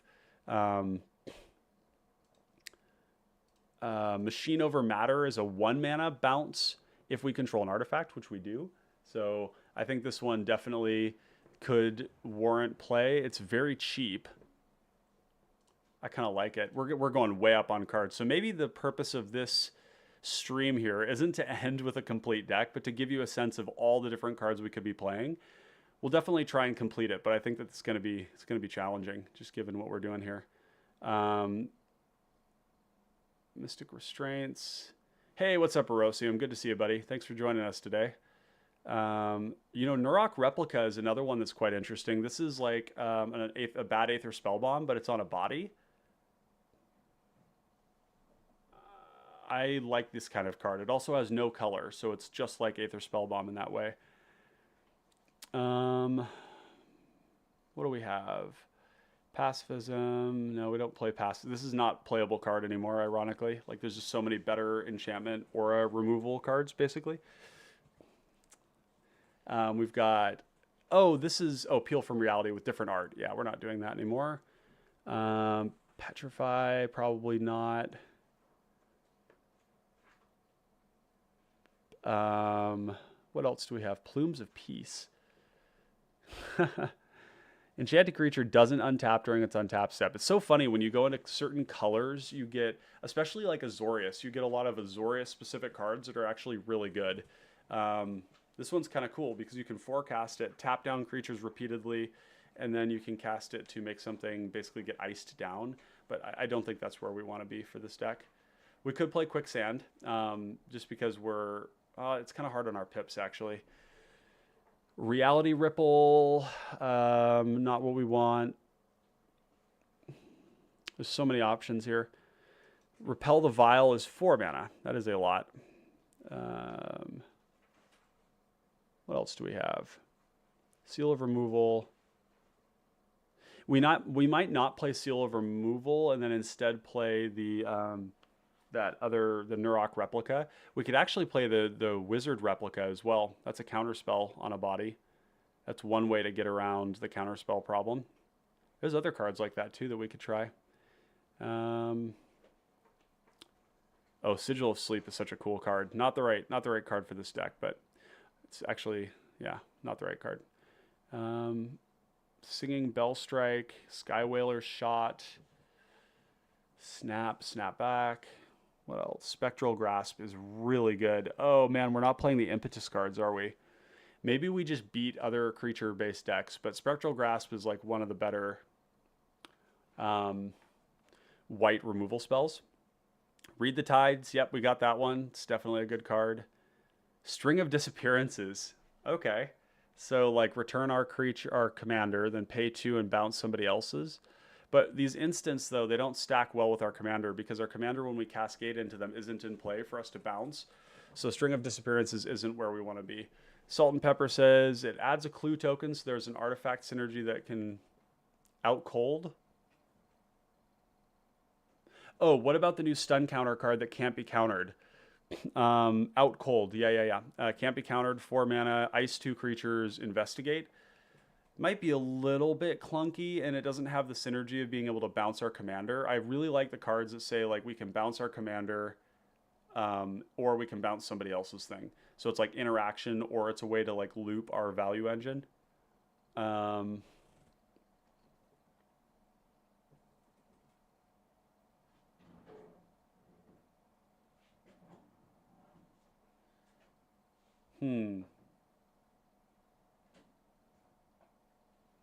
Unexplained Disappearance does Surveil us 1. Target creature on the bottom or top. You could also add something like Curfew. We've got Curfew. Yep. Curfew is amazing. Yeah, we're definitely going to play that card. That's exactly where we want to be. Bye. Have a good meeting. My partner is going to a white accountability pod that she's running right now. So she was just coming in to grab a couple of items here. Voyage end. I think we're probably getting to the end of this search here. Whisk away. This is actually... God, this card is so savage against Gut. 1 mana, bounce 2 of their things. Just bounce 2 tokens. Spellbomb for affinity. Yep, we just added Spellbomb. Witness protection is very good, but you come to a river, bounce something, or give something unblockable. Okay, that was a long search there. 300 cards we just went through. And now we're back up to 132. God damn it, chat. Look what you did. Look what you did. Force away is also removal. Fade away is removal. Make your move is removal. Crib swap is removal. We're going to have to go way down on some of this stuff. You're going to have to make some hard choices and draw. Relic? Yeah, Relic is good. Yeah, Relic I think is great here because we don't really do a lot with our graveyard. And I think speaking of which, I'm increasingly feeling like Treasure Cruise is kind of weird. Maybe it's just because both times we had it so early and it just felt so bad. I need to use this standing desk. I went out ice skating.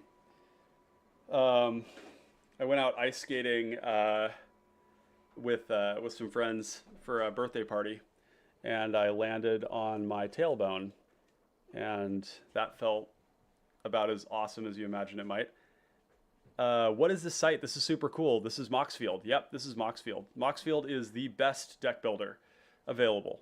I'm sure that there's other good options out there, but this is, yeah, this is like you can drag cards over onto the side. I mean, it's really unparalleled. Like, Moxfield has a compare function here that you can actually compare with your other decks. And this won't be relevant because we're just going to pick a random deck.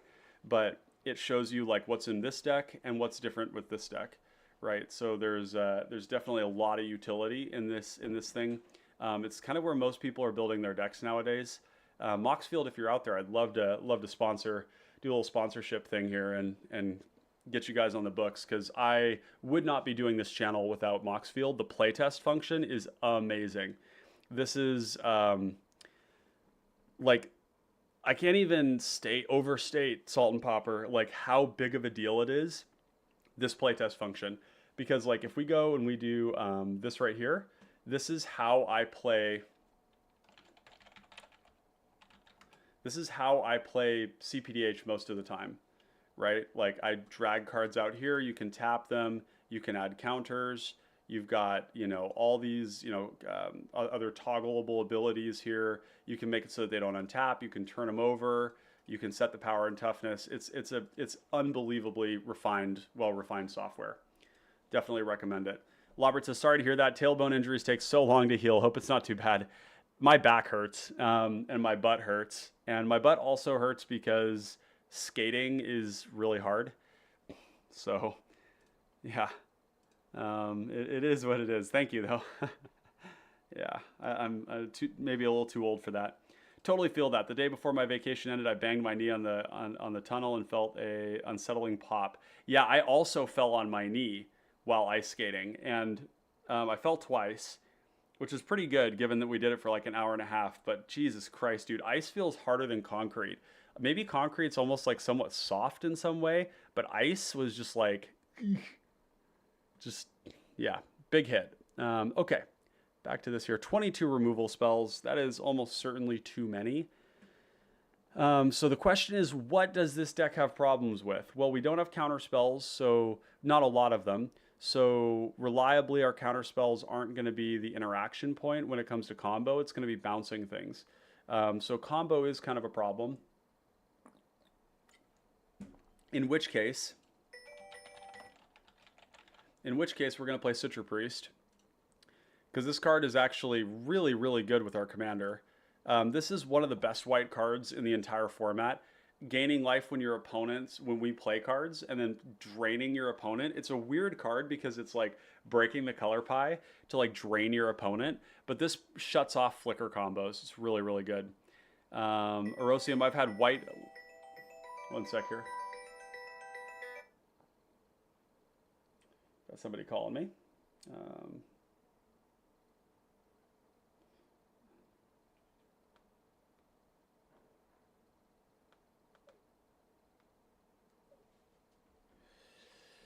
I've had luck with the White Commander background, the double strike one. Oh, yeah. Oh, I like that a lot. Flaming Fist in this deck? That's a great idea. Flaming Fist is amazing. Like, keep killing my commander, right? Right, that's what this reads. Like, I'm gonna, this is really good. This makes Ethersworn Sphinx into a 2-shot. I think I like this more than All That Glitters. Suture Priest is such a crazy foil price, though. Yeah, it is. But you know, the great thing is when you're playing Pauper and cPDH, you can kind of like spend a little bit of money on things like that, and it's still not that expensive. I think Lawmange's Binding is going to go. I think we're a better creature deck than most creature decks. That's probably not entirely true, but we're a good creature deck. So I don't know that we need like the lockdown cards. Yeah, this Flaming Fist is fucking sweet. Great recommendation. Erosium is like very reliably has good recommendations for these decks. Flaming Fist is we can't put it on other creatures, but just making Ethersworn Sphinx like 8 power every turn is really, really, really good. And like it just says, yeah, kill my Sphinx, and I just recast it again, right? Okay, we're at 133 cards though, chat.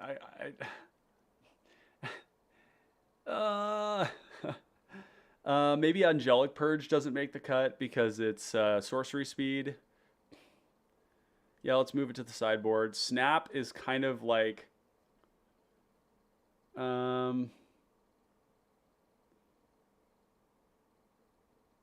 Flaming Fist is great with the flickering. Bouncing. Why is that? With me flickering. Is that because I can attack with it and then basically give it like Vigilance Double Strike? Is it only when you attack, or is it just passively? Oh, it's whenever it attacks.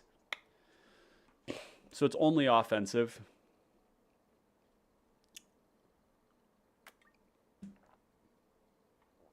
It doesn't go away. That's the big thing. That's the big thing. It doesn't go away. And our commander is, there's no way to price this out of our commander. All That Glitters does, right? Like All That Glitters won't go away if we have it on a Striped Riverwinder, a Megalodon, a Crab, a Brine Fang. But there's only like a couple of those in the deck. Oh, I see. Well, so the idea with All That Glitter, yeah, you're right. All That Glitters falls off if we put it on Sphinx. The goal is not to put it on Sphinx, though. The goal is to put it on something that flies, you know. Like, I really like the idea of turning, like, an Ornithopter of Paradise into, like a 15/15 or something. Or, like, a Mirror Shell Crab, or a Core Skyfisher, or one of the tokens off of Ethereum Spinner. I really like that. But it is just kind of a one-time thing. It's just going to go on the creature. You'll either kill someone or the creature dies and you get 2 for 1. Let's just sideboard it for now. We're going to need to cut cards.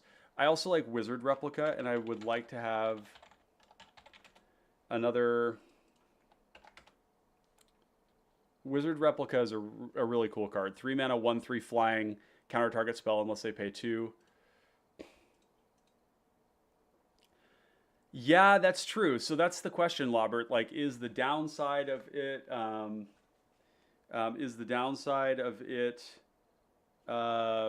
being a potential 2 for 1 good?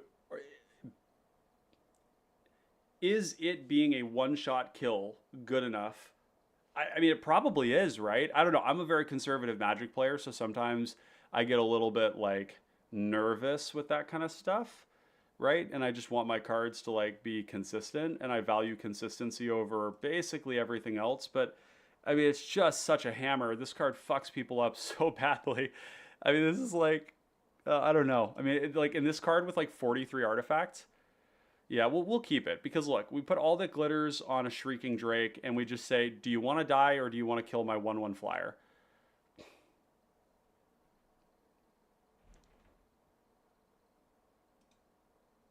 Yep, Rush of Knowledge is here, Erosium. We got it.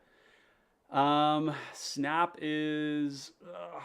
God, so we've got too much of this. Brackish Blunder could probably go... I like that it makes a permanent, but like... So Brackish Blunder early on can be like, you know, getting you an artifact while bouncing something, which is good. You don't like that Mirrorsmith taxes us. Yeah, so Mirrorsmith is interesting that way. Like, it's slow. If we have a lot of rocks in hand, it slows down our... 1/1s don't win the game, but 1/1s do win the game sometimes. They don't attack, but they block forever. Opportunity cost is pretty low on that one.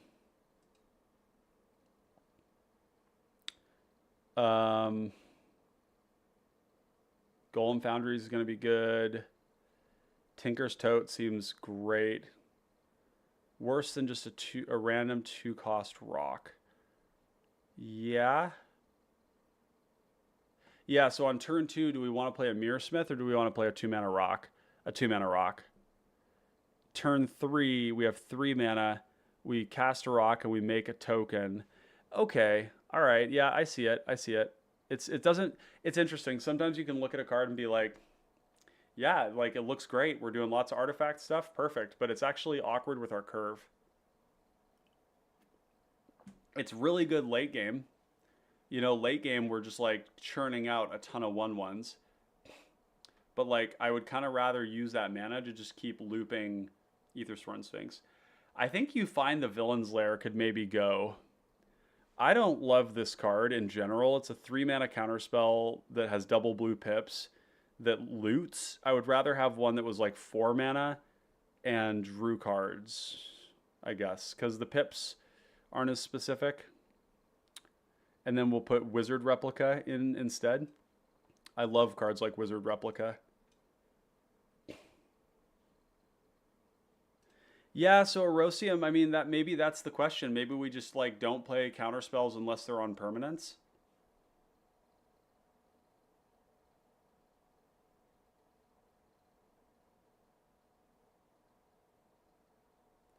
The thing is that you don't need counterspells in this format, right? Like, removal is as good as a counterspell in this format, almost always, unless you are really interested in protecting your game plan.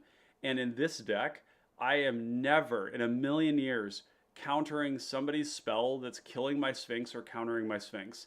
Never in a million years. I'll just cast it again. We don't have anything here that's really worth protecting. We have a lot of cards that protect themselves. We have a lot of big creatures that are hard to kill. All of our stuff is giving us resources again. I think we can cut Soul Reed. I'm going to cut it.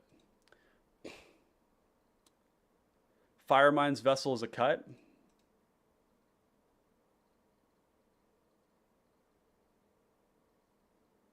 Yeah, we tap out a lot in this deck. I think we might leave up 2 mana occasionally, you know, for these things here. 4 mana, do nothing that turn. Well, so Lobert, it is 4 mana, do nothing that turn. But if we go turn 2 rock, turn 3 Firemind's Vessel, turn 4 untap with 8 mana. No, sorry, not 8. 2 from the Firemind, so 7 mana. But 7 mana and... Firemind's Vessel is a turn 4 Sphinx. I think we'll keep the Mirror Shell Crab. I think we are going to keep Arcane Denial because Arcane Denial is... we just counter our commander if we cascade into it. And that draws us 3 cards. And drawing 3 cards off of Sphinx is the same as hitting, like, Treasure Cruise, right? We are not running Ashnod's Altar. And the reason being is that the colorless mana is not our gate. We have lots and lots of colorless mana. It is a way to reuse the Sphinx over and over again. I guess in that case with the Sphinx, it does allow us to, it pays for the command tax.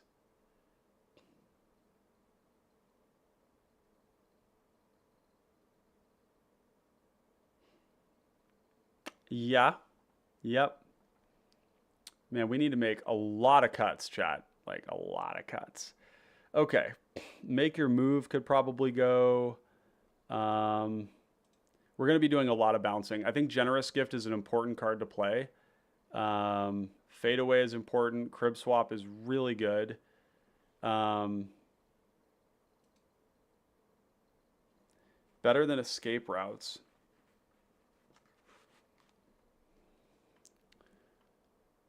Runaway Together, Resculpt. Resculpt is starting to look a little funky. It's a threat. We can turn a creature into a 4/4 for 2 mana at instant speed. Or this is kill anything at instant speed. I like this card a lot, and it's going to be hard to attack into us with it, because if somebody attacks in and we block with our commander, then they're like giving us our commander back. Like, this card is at its best when giving it to somebody is not actually a benefit, right? When that 4/4 genuinely doesn't matter, right? When that 4/4 is like, when you're playing Murmuring Mystic, TPI, Real Surreal, it's like, cool, you have a 4/4, I have a 2/5 Death Touch. Cool, you have a 4/4, I have a 1/5. Cool, you have a 4/4, I have a bunch of 1/1s. Like, that's when it's best. In this deck here, it's like, cool, you have a 4/4, I also have a 4/4, and if you want to trade, then you're going to give me my commander back, and that also sounds good, right? So I think it's a good card here. Force Away, Brackish Blunder, Runaway Together. Runaway Together is just a good removal spell. I think we could probably go down on Brackish, down on Force Away. I know we've put a lot of thought into those cards. Now we're starting to look like a mid-range deck with all these removal spells here. Peregrine Drake. Cascading into this card is extremely mana positive, right?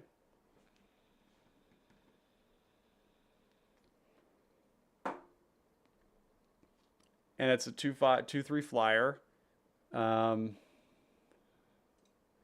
You'd have to be careful. You know, when you cast a card like this, you cascade into it, you have to be careful to tell the table. I am not comboing with this card. I do not have combo cards with this card. It is just a ritual. Frantic Salvage. Probably not Frantic Salvage. The Altar is an interesting idea. I'm worried about being gated on mana. On colored mana. And it's also going to rapidly make our commander pretty expensive. It might actually make it hard to cast, right? Because it's tempting. It's tempting to sack it and loop it and do it over and over again.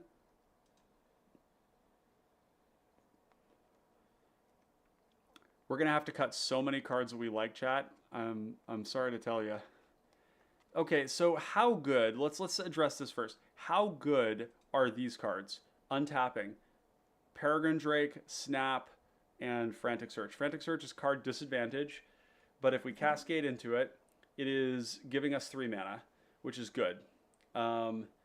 If we Snap is 2 mana, Snap is basically replay our commander for free, which is pretty good. That is pretty good. Frantic Search is the one that feels maybe the least good, because it's like card disadvantage, but it's free. I mean, we generate so much card advantage that it's probably fine. Might be wrong not to play this, but I don't know. Untapping land seems like a premium here. Yeah, that's true. That's true. Yeah, so, you know, I just want to entertain the thought here, because there's so many options, that it's possible we may not actually finish this deck tonight. We might not get to 100, because maybe the purpose of this is just to define that there's a lot of different routes. I like to finish my decks, ideally, when we do this, but the reality is, like, you kind of have to pick a bit of a lane here, right? There's a lot of stuff you have to give up on to do other things, right? Maybe Stern Lesson goes, maybe Firemind's Vessel. Labert says, also have to evaluate every card as a hit off of Cascade. I think this deck is so hard to build. Yeah, exactly. Every card has to function well on its own. Every card has to also be a good Cascade hit. I really like all these bounce spells. Maybe they're better than like picking things up, but these give you a creature, right? They're giving you a creature as well. And the value hog in me is like, yes, good. Let's cut the wizard replica. It's good card, but like we could also cut Nurok replica. I like this card a lot. These cards are really good. It's a 1/4. And it's an artifact. Escape Routes is an interesting one. Escape Routes is very expensive to loop, but it's repeat. Erosium, those cards that are try again when you cascade into them and a removal spell when you don't. Exactly. You think all three of those stay Salt and Popper? Okay. So let's just put them in, because what we're really interested in doing here is just showing the breadth of what you can do. Erosium, your commander has card advantage, so maybe cutting some of that category would be good. It hurts to say that though. Yeah, like cascading into one of these like bomb ass like draw a gazillion cards is really good. We could cut Shipwreck Dowser. I think Shipwreck Dowser is fucking gasoline, but like we could cut like Read the Tides. We could cut Reign of Revelation. We can cut Secrets of the Golden City. We could cut Stern Lesson. We can cut Reverse Engineer. Because our commander is card advantage, right? Is the high... Holy shit, you guys are fucking on fire today. How many people do we have here? I haven't even checked. What we got, 9, 7? Yeah, you guys are very active today. I appreciate this, because I would not be able to do this on my own. As you can see, I came to this stream with 132 cards in the deck, or 122 maybe, and we're back at 120. So I'm going to throw this out here because it's going to, let's see. Crusher is often just an 8 mana dead card with no text. Yeah. You're not wrong. You're not wrong. And as is so ironic with so many, well, with some of my streams, is that the presentation at the beginning included Ulamog's Crusher as the first card that I mentioned. However, it is just an 8/8 that dies, it gets bounced, but if it goes unanswered, the nice thing is that like if you're attacking the player that needs to be attacked, they don't have interaction. Ulamog's Crusher fucks up combo players, like eating their lands, hitting them for 8. If you're hitting a player that is a mid-range player, they're just going to kill it, right? Maelstrom Colossus is also just a big dumb creature, but it cascades again, so it's like drawing us another card. We could cut Tidal Terror. Tidal Terror is not needed. Tidal Terror cycles for a land, but we're not going to do that very often. And Tidal Terror is a good cascade hit, but it has no built-in protection, whereas like Marauding Brindfang has Ward 3, which is good. Salt says, is the high roll potential of worth a dead card to removal and potentially becoming a target for the table? I don't think Ulamog's Crusher makes you a target to the table if you send it at the right person. If you send it to the right person, you are a problem to one person. I think Crusher probably stays. If we have Crusher, the other card is like Hand of Emrakul, but you can't cascade into Hand of Emrakul, so that actually kind of negs that.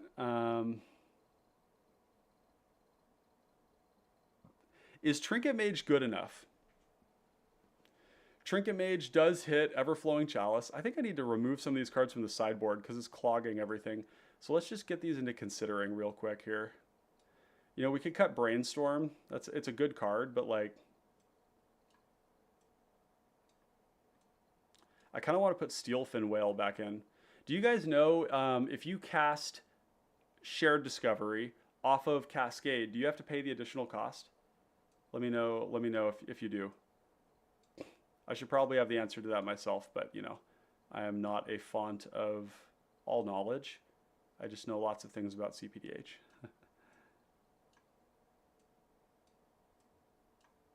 Actually, there's another way to do this. We're going to bulk edit, sideboard.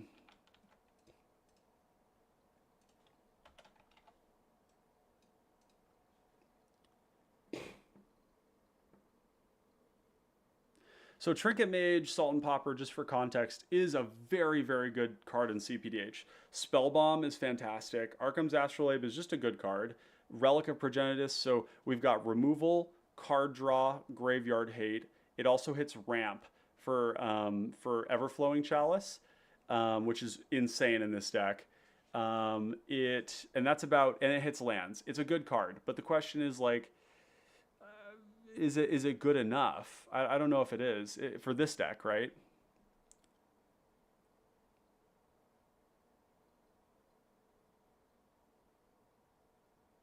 Yeah, so okay, so then the shared discovery would not make the cut because we'd have to tap 4 creatures, and we have 31 creatures in the deck, but like I don't think that's likely to be something we want to do for even though it's a 1 mana draw 3. Nurok Replica is so cool. I want to play this card. Like really focusing on getting our effects. Maybe we do want Wizard's Replica.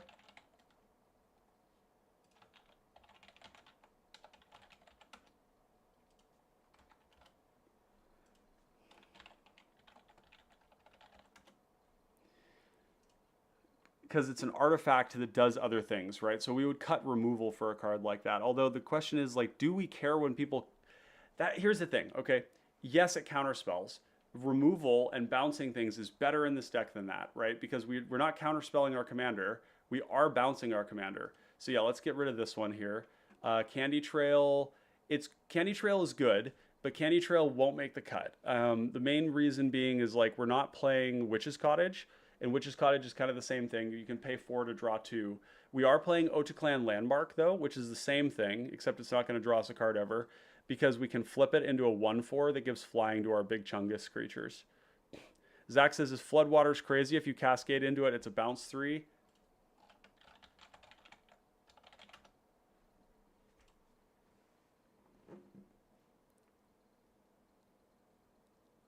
It only bounces 2.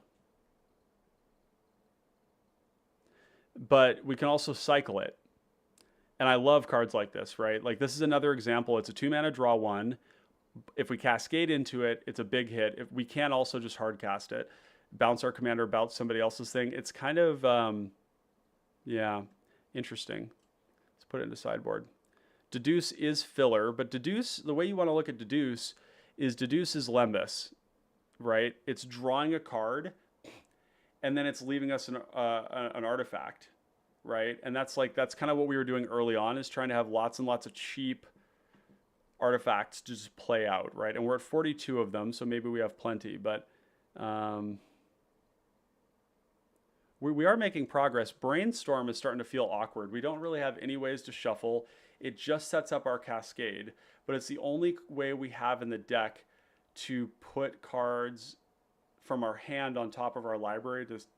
It's very good. I mean, we can, we draw your Crusher, put the Crusher back on top, cast Sphinx. It's good. It's going to take any dead card, not dead, but any expensive card in our hand to make it castable. Are there any other cards like Brainstorm? How does it read? O top, O hand, O library.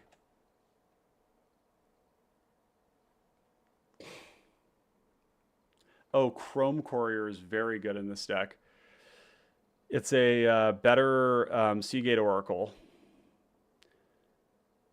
Reveal the top 2, put 1 into your hand, the other into your graveyard. That's kind of weird. If you put an artifact into your hand this way, gain 3. But it's 3 mana, like, put it in the sideboard.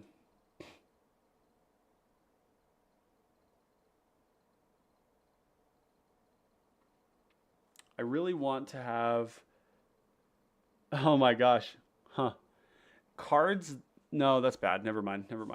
I was just having a bad thought. There are cards like Experimental Augury and Moment of Truth that allow you to draw 1, put 1 on top, put 1 into the bottom or onto your graveyard.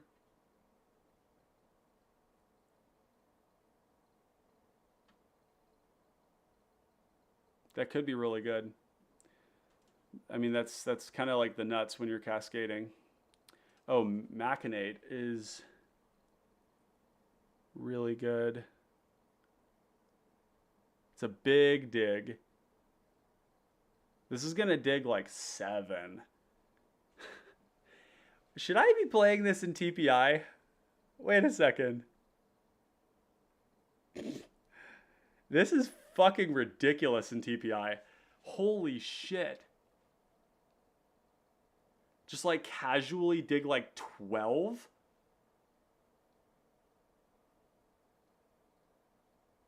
Okay, sorry. Distraction. Big distraction squirrel here. But Machinate is fucking ludicrous. Oh no, I have to find room for another good card in TPI. Woe is me. Jesus Christ. This is busted. Busted.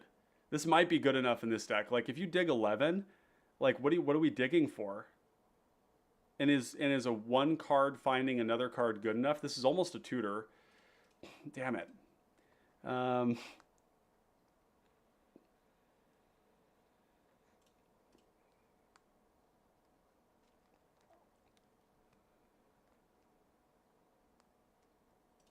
Run Ashore is another one of these bounce cards. Bounce a non-land permanent on top or bottom of their library. Return target non-land permanent. No, it's too expensive. Yeah, this is a good card here. The question would be like, what are we looking for? And do we value finding a specific card more than just having a lot of cards? I think we generally just want more cards. There are good cards though, like finding Candlekeep Sage, finding Flaming Fists. There are some escape routes. There are some busted cards to find.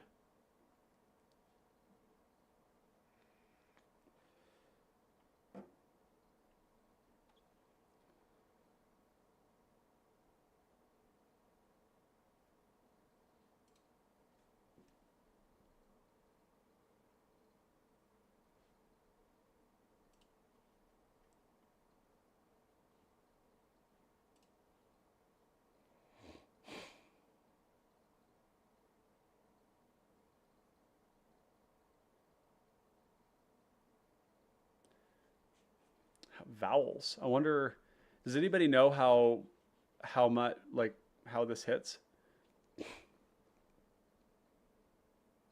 Yeah. I mean, the other thing is we have big draw spells, right? Like Rush of Knowledge that we could find with Machinate. Machinate is strong. Telling Time is another card that allows us to stack our library.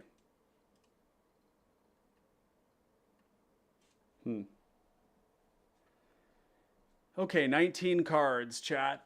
19 cards. It kind of, okay, so the funny thing is it kind of feels like the untappers are cards that are good, but that they're not core. They're not critical. Trinket Mage is another one. Trinket Mage does find some good stuff.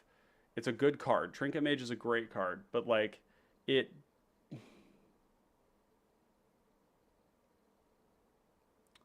Erosium says, Explorer Scope is my pet card for this deck to help decide whether we should Cascade or use our draw effect. Yeah, it's not bad. It's cool, but I think we probably have to put that in the cute category, right? Definitely a pet card. Which is great, because this you know, this whole thing, this whole stream here is as much like about competitive as it is about casual too, because it's kind of like Ethersworn Sphinx, when you're not doing combo stuff in it, would generally be considered casual. But I think that's a considerate. That's what people think. That's not necessarily like the truth. I think, but like an Explorer Scope card, probably it does kind of run in that direction. So on average, you hit +4.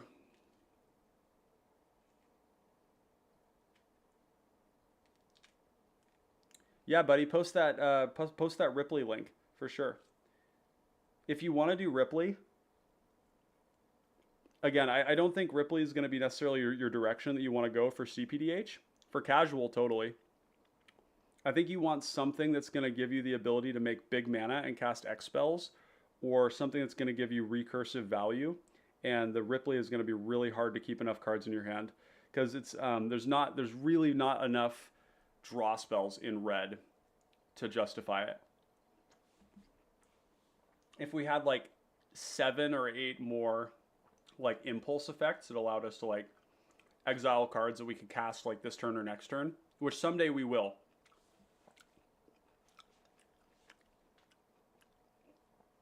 Salt and Pepper says the average random is 3. Yeah, okay. The pump spells weren't researched, but they're still suitable. Are they still suitable? Are still suitable for the deck, yeah. So like a Voltron kind of thing. If you go pump spells, buddy, with Voltron, you're not going to have any protection for your commander. That's what makes it seem hard. Salt and Pepper talks about crime novelist. Same problem. Same problem with crime novelist. Like trying to make these big red commanders that just like die and then they don't have any like cost reduction on them. And they, and no protection for them is like having a game plan that revolves around a card that is easily disrupted. When I play mono red, I want to have a cheap commander that like does stuff for me every single turn or has a cost reduction like Dargo, but even better than Dargo would be like Oxida Finisher, where it's just like you kill it and it's like a Sailor's Bane. Relic is probably important here because so it's got to come out of removal. Runaway Together, when we have it in hand, is one of the better bounce things. Bounce our commander, bounce somebody else's. If we cascade into it, it's gonna feel... Actually, when we cascade into it, we just bounce 2 things, which is great. I like that. Machine Over Matter is a 1-mana bounce, which is great. Resculpt is great. Echoing Truth is crucial. Seal of Removal, not necessary. It's a good card. Curfew is going to feel bad if we cascade into it sometimes, about half the time. But it's one of our better things to use. Yeah, seemed like Burgie. Yeah. I could see that. I could see it looking like Burgie. If it, if we ever get a commander that says like, that's cheap, that says whenever you deal damage, exile cards off the top of your library and cast them or something like that, like a cheaper Circara. Like Circara's 5 mana, that's the problem. Circara can do fucking absurd stuff with like Dragon's Approach, but it's 5 mana, in a format where the removal is so damn good. My god, I just ate the most unsatisfying orange. Ugh. I'm an orange snob, I guess. Crib Swap. Oh, Withdraw. Withdraw could go. Yeah, Withdraw can go. Trinket Mage, Relic, Arkham's, Aether Spellbomb, and our Everflowing Chalice. Just seems slow. Like if we play this on turn 3, we don't want to play this on turn 3. If we cascade into it, we get a 2/2 and we get to tutor up something, which is good.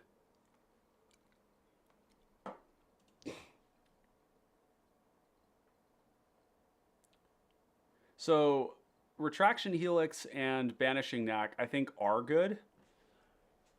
And the reason being is that they, like, if you compare them to like Aether Trade Winds and these other ones that bounce 2 things, the way that these work that really is sweet is that you target one of your creatures, Ethersworn Sphinx resolves, you bounce it back to hand. Or they're just removal spells. Target one of your creatures, Retraction Helix one of your opponent's creatures. It does mean that your removal spell can be countered with interaction, like some sort of kill spell. But they're really cheap ways to do that. They do take us down on blockers. I would love to put Steelfin Whale in here as just like a 1-mana 3/4 that could interact with these nicely. I mean, these are fucking broken with Steelfin Whale, right? Like Steelfin Whale, so you have like Retraction Helix. Okay, so imagine this. You go, you have Steelfin Whale in play, you cast Sphinx, cascade into Retraction Helix, target the Steelfin Whale. Let's see, how would that work? You would bounce the commander when it enters. And then you would play it. It would untap it, and you could do it over and over again. So that's like a build your own escape routes that only costs 2 mana every time. I think that's good enough to have Steelfin Whale in.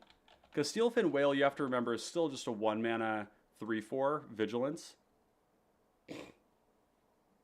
This one right here. It's not an artifact, but it's got affinity for artifacts. I think that's good enough. What other cards can we cut? 118. How good is the initiative here? Gets us a land. puts counters on something, which if we're flickering our commander isn't that good. Trap is good. Goad is good. Throne of the Dead 3 is gross. Wow, you'll almost never see me do this, but let's just try it. Because I think it's like, it's powerful, but I think there's maybe other things that we could do that are powerful too. Trailblazer's Torch.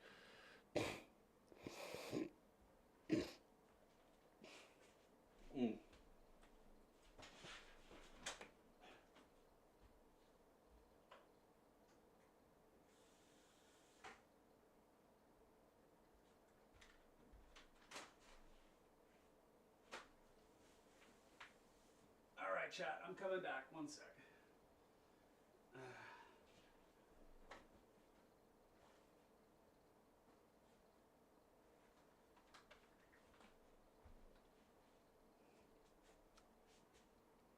Energy Refractor.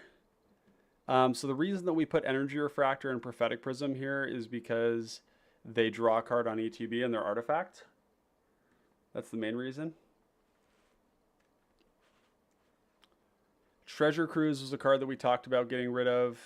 And now that we only have 20, not very many instants and sorceries, we can cut that. It's a good card. It's a good card to cascade into, but I think we've got lots and lots of cards. If you had Alter, maybe...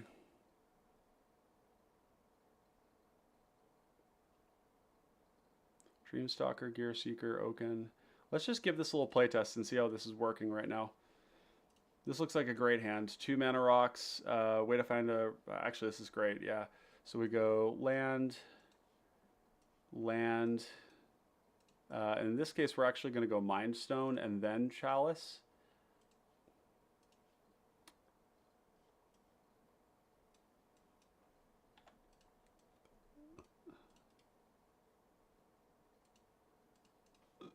Two mana. We could cycle this for our white artifact land. I think that's actually really good right now. So we'll cycle this, go find Ancient Den. Draw. Ancient Den 1, 2, 3, 4, 5, 6, 7, 8, 9, 10, 11. Whoa, wait a second. How much? Wait, 1? So 1, 2, 3, 4, 5, 6, 7. Oh, wow. We can definitely cast our commander already, which is awesome. Can we cast this and Suture Priest? 9 mana, and we have reduced it by 4, so it's 5 mana. So 1, oh, then we don't have white. That's fine. 1, 2, 1, 2. Actually, we'll go 1, 2, 3, 4, 5. Reduced by 4. Yeah. That's actually the fastest Sphinx we've cast so far. That's pretty fast. Turn 4. Cascade into what? Star Compass is great early on. Okay, so Lobert says, I'd cut Refractor for not fixing efficiently enough and being too dirtily. Mana Geode over Azorius Locket. Yeah, we've got Mana Geode. Yep. We're not playing Locket. Or if we are, I should cut it. 2 mana, let's see, 1, 2, 3, 4, 5, so we can cast a Steelfin Whale. That's a nice turn 4 right there. That's a really nice turn 4. We're kind of out of action here, so we might have to sack the Mind Stone to like keep moving.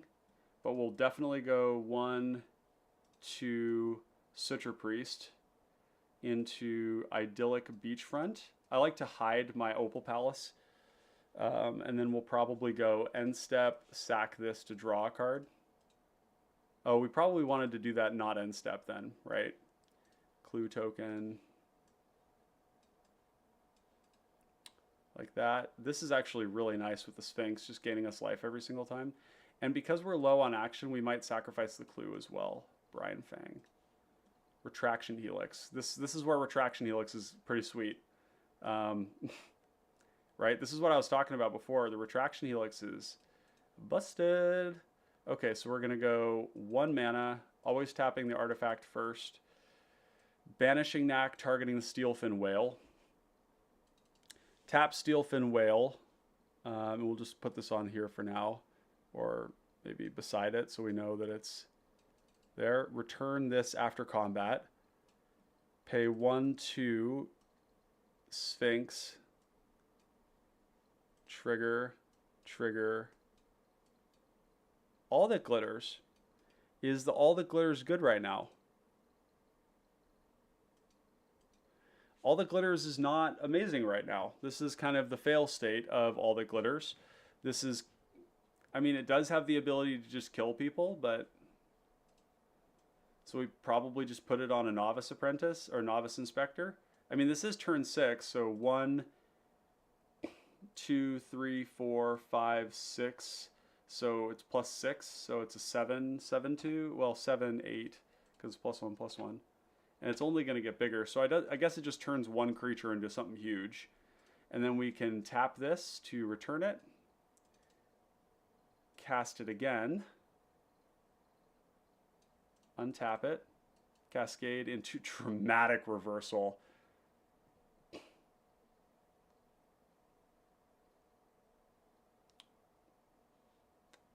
Okay, dramatic reversal. Then we tap.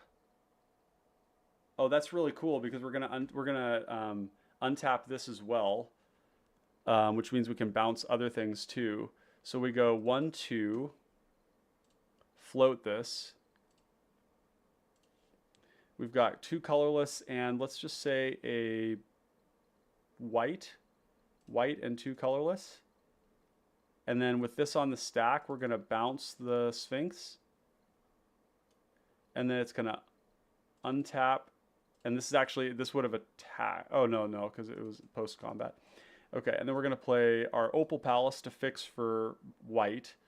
And then we can go 1, 2, 3 for blue. And then cast our commander again. 1, 2.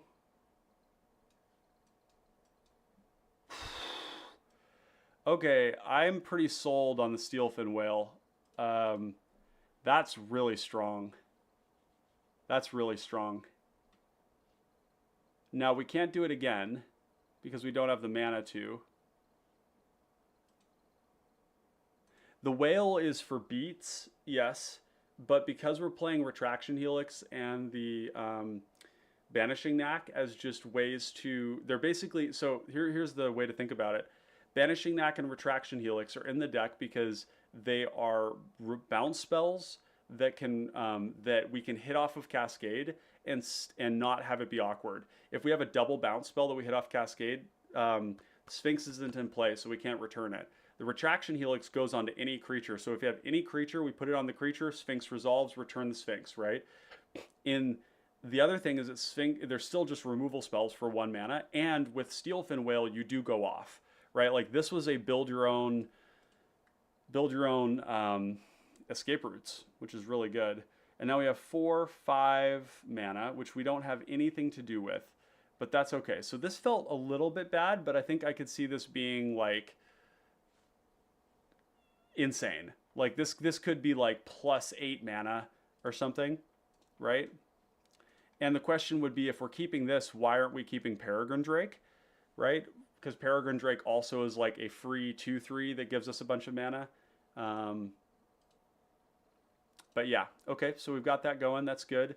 You know, the Brian Fang can find a Mystic Sanctuary, but there's nothing to get back right now, so I think we just go to our next turn. That was fun. We probably use the last bounce, actually, to return it to hand. Yeah.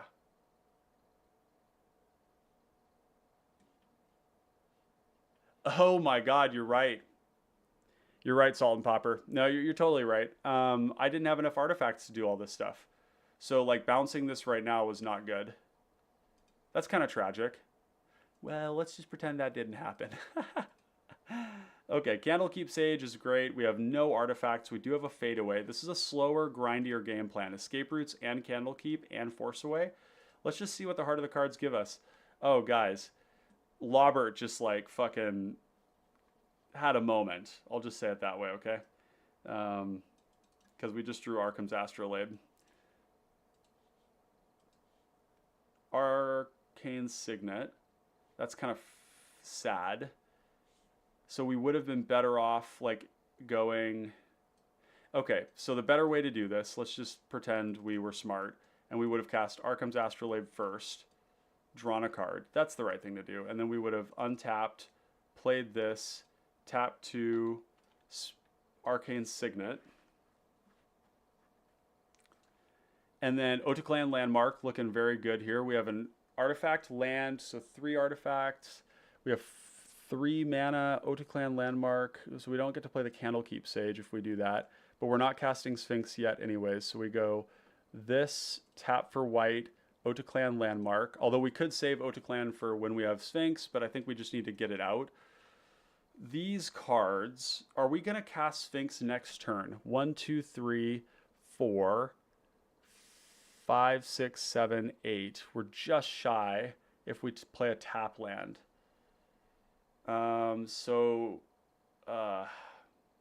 Let's leave these on top and I'll show you why.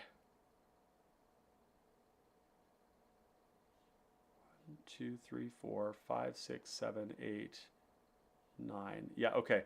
So we leave these both on top. This is kind of cool, actually. We go boom, boom, pay 3, Candlekeep Sage, and then turn 4, we draw that, play this, 1 artifact, 1, 2, 3, 4, 5, 6, 7, 8. Why are we still shy? 2, 3. Okay, yeah, so that didn't work out actually. So we would want to bottom both of these then. Yeah, I had the math wrong. So we would draw a different card this turn. Okay, and that's actually a good card.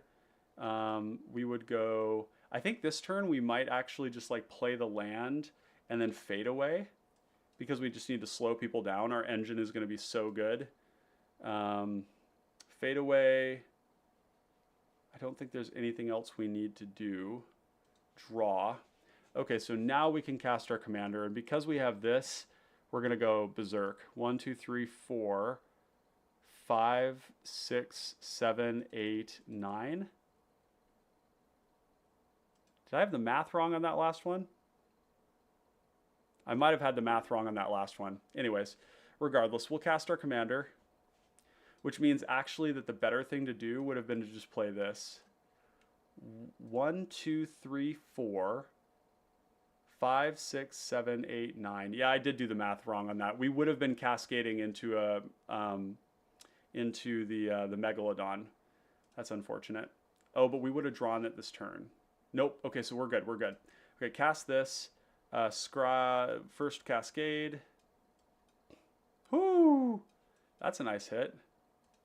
Cast Lorien Revealed. Draw 1, 2, 3. All lands, of course. Yeah, the math was good there. And then it's going to enter. Candlekeep is going to draw. Turn 5, we played our land. 1 mana. Can't do anything with this, but we will draw for turn. We could go land. If we go land Sculptor, Trinket Mage. I kind of want to go Trinket Mage here and get Everflowing Chalice. And then we go 1, 2, 3, 4, Chalice. Unfortunately, we can't cast Sculptor. I don't know if Sculptor would have been better Sculptor before, but okay. So there we go. We're turn 6. Now we've got our mana. Escape Roots is going to go absolutely nuts with Candlekeep Sage. So draw. Arcane Denial is a good one just to have in hand. Let's go 1, 2. So how many artifacts? 1, 2, 3, 4, 5. So we would kind of want this in play because it gives us 2, 6, 7. Yeah, okay. So we go 2 mana for Sculptor. 1, 2, 3 for this. We're going to attack. And then we can go end of turn or end of somebody else's turn. I guess this does have 2 counters on it, right? So we do have quite a bit of mana. Tap this. Untap. Yep, tap. Return it to hand. 1, 2. Do we have enough? 1, 2, 3, 4, 5, 6. Reduced by 1, 7. Yep. cast, and that's actually going to draw us a card off Candlekeep, and then cast Sphinx Cascade into Energy Refractor, draw a card off Candlekeep Sage. This feels strong. This is like the mid-range shit I'm talking about that just feels like awesome. I will say it's turn 7, so like we're kind of like doing our thing here and like dirtling like crazy and drawing like fuck crazy number of cards, right? But like we haven't held up interaction. We haven't really like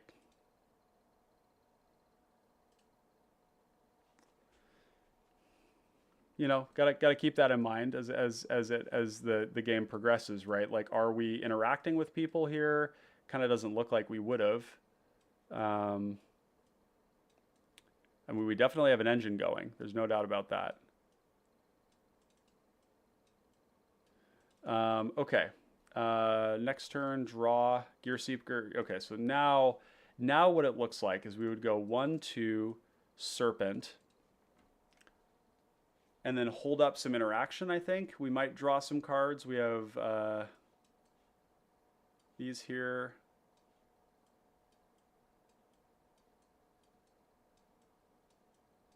Okay, I need to go take a bio break, so we're just going to take a brief intermission here. We're going to be right back with you here in just a moment, so stick around. It'll just be like 2 minutes, and I'll be right back. So let's go into intermission here. 1 sec.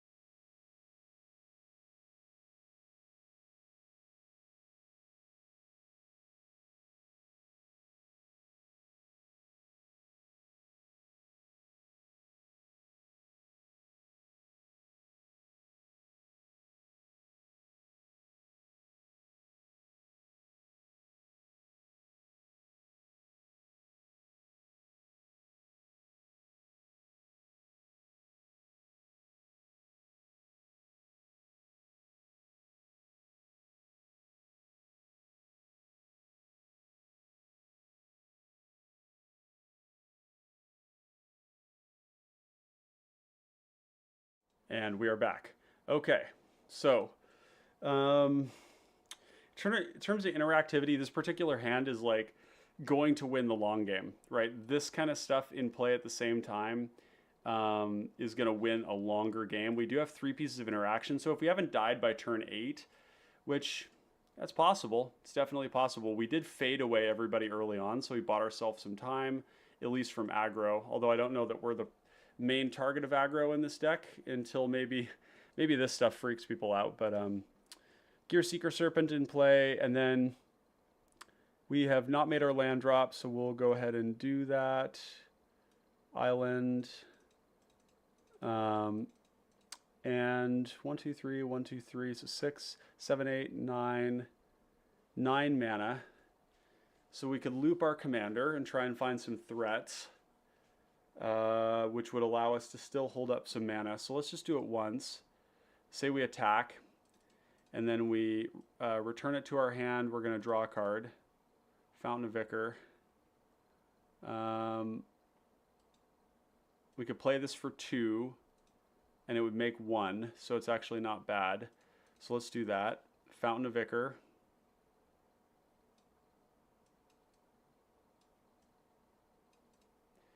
And then we have 1, 2, 3, 4, 5, 6, no, 5 mana up.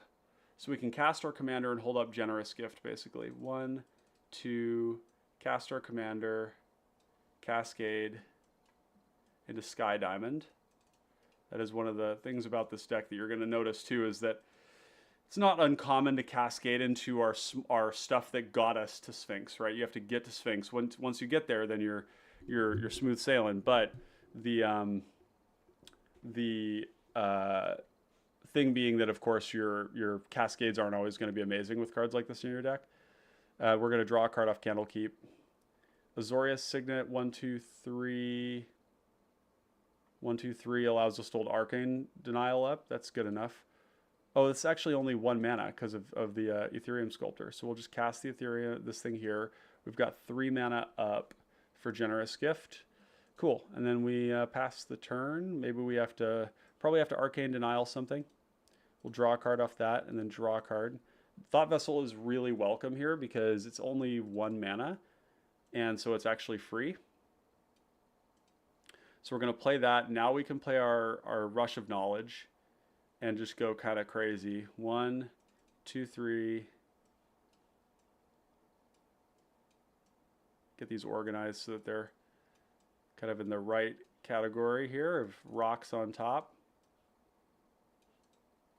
If we're looking to make a tap out mid-range deck, some of the standard bears might be good. A free Coalition Honor Guard. Yeah, so what are we concerned about? Those cards are good when we can take responsibility for interacting with the opponents ourselves. Because there's certain combos that they protect. And we're not actually protecting our combo. Because we don't really have a combo, right? We're not protecting our stuff. I don't think we want Standard Bearer and Coalition Honor Guard. Those ones, you have to be careful about what decks you put them in, because they can put you in the position of being the only person who can interact with the combo player, and that's bad, because we don't have like oodles of it. We're not like some Dimir mid-range deck where we have like counterspells and removal and edicts and sweepers and all that stuff. So what are we doing? We just cast the Thought Vessel, and then let's go. Kind of want to cast Rush of Knowledge. So 1, 2, 3, 4, 5. Cast Rush of Knowledge. Draw 9. And we can keep all these cards, which is cool. But we're really like, these cards are kind of helping us end the game. I don't know. We're definitely like doing a thing here. You know, this stuff is gross, the Rush of Knowledge, but like not an enormous amount of pressure. We're kind of like a slow, grindy mid-range deck that isn't like interacting a huge amount, right? We're probably going to have like 10 to 15 interactive spells. We are going to kill somebody with all that glitters for sure. 1, 2, 3, 4, 5, 6, 7, 8. Yeah, 8 mana. And this is where this maybe isn't even necessary anymore. We're kind of looking for like a brainstorm to be able to cascade a little bit. We could flood the board with stuff, right? Oaken Siren, Ornithopter. We could cast a Marauding Brine Fang probably. 8 mana does not allow us to leave up anything. We haven't played a land this turn, so we'll play Island.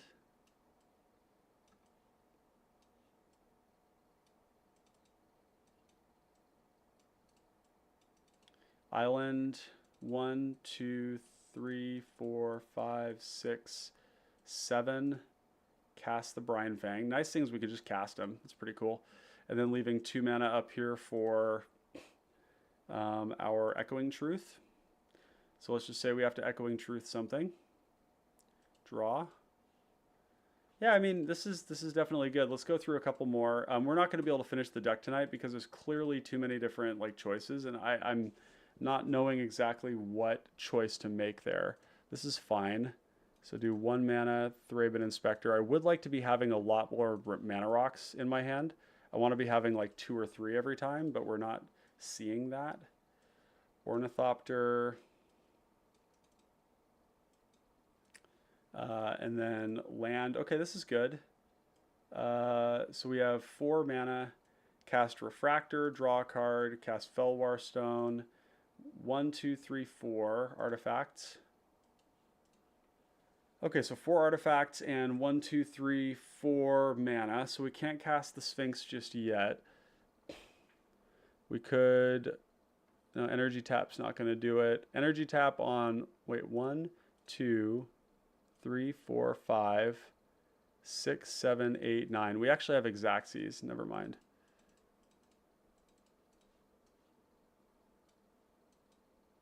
Last Breath. That kind of feels bad. I guess we probably turn 4 there is something to kill. So yeah, I guess we just kill something. Okay, well that's really gross. This is definitely like the upper end. This shit is crazy, dude. Dramatic Reversal here too. Okay, so how much can we make? 1, 2. Okay, so Dramatic Reversal doesn't do anything for us. We need more artifacts for that. So would this be just better as another artifact? Probably. Dramatic Reversal on the top end is really good. On the low end, it's not that good. So we go attack, and then 1 mana, and oh no, we can't attack. We have to do this pre-combat. Make 9 colorless, and spend 8 of it on this. So we have 1 colorless, 1, 2, 3, 4, 5 mana left. So we could do like 2 mana Crack a Clue, see what we get. Yep. Oh, 5 colorless we can spend. So we've got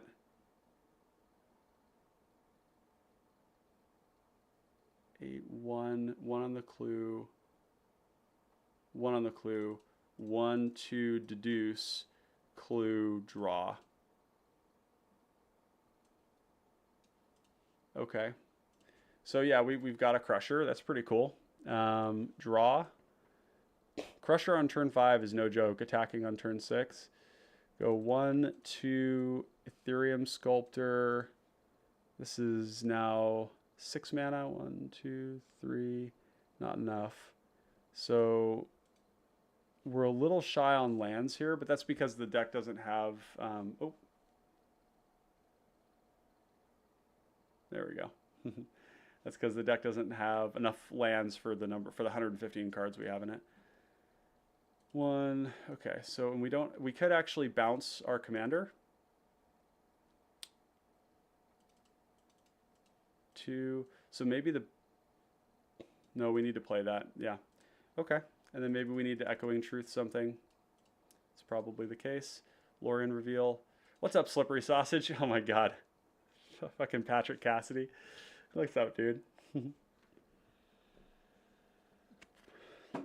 Hope you're doing well. You still in Hawaii? You still rocking out, man? 1, 2, 3, 4, 5. We need to draw some cards, so we're gonna draw 5. Or draw 3. 1, 2, 3. Draw 5 would be crazy. 1 mana cast Sky Diamond. Tapped. Yeah, I forgot that you love this card, Pat. This should be your cPDH deck, dude. So we can play some cPDH together. Get the boys building some budget stuff. This looked a little anemic, right? 1, 2, 3, 4, 5, 6 artifacts in play. We can just go Aloha from Kauai. Hell yeah, dude. Hell yeah, brother. 1, 2, snap our commander back to our hand. Untap these. Pay 1, 2, cast the commander again. Cascade into Golem Foundry. That's definitely nice. And then we can go... Dramatic Reversal does net us mana right now. Not a ton. But it doesn't allow us to like bounce. We don't have a way to bounce our stuff right now. So 1, 2, 3, 4, 5, 6. Reduce cost by 1 is 7. So we can just cast our Mirror Shell Crab. Add a counter. That's everything tapped. Like that. Steelfin Whale. Not a bounce spell, but the read the tides is. So we can go 1, 2, 3, 4, 5, 6. Read the tides, bounce something, and Sphinx. Bounce. Yep, and then 1, 2 to recast the Sphinx. We're gonna, every time we cast an artifact spell, get that cascade into Mind Stone. And then we have 1 mana left to do nothing with. Oh wait, actually, this casts it, right? Yeah, so it'll cast on the Golem Foundry. Okay. This is turn 9 though. You know, like this was a bit slow. We're gonna do 1 more and then we'll see where we go from there.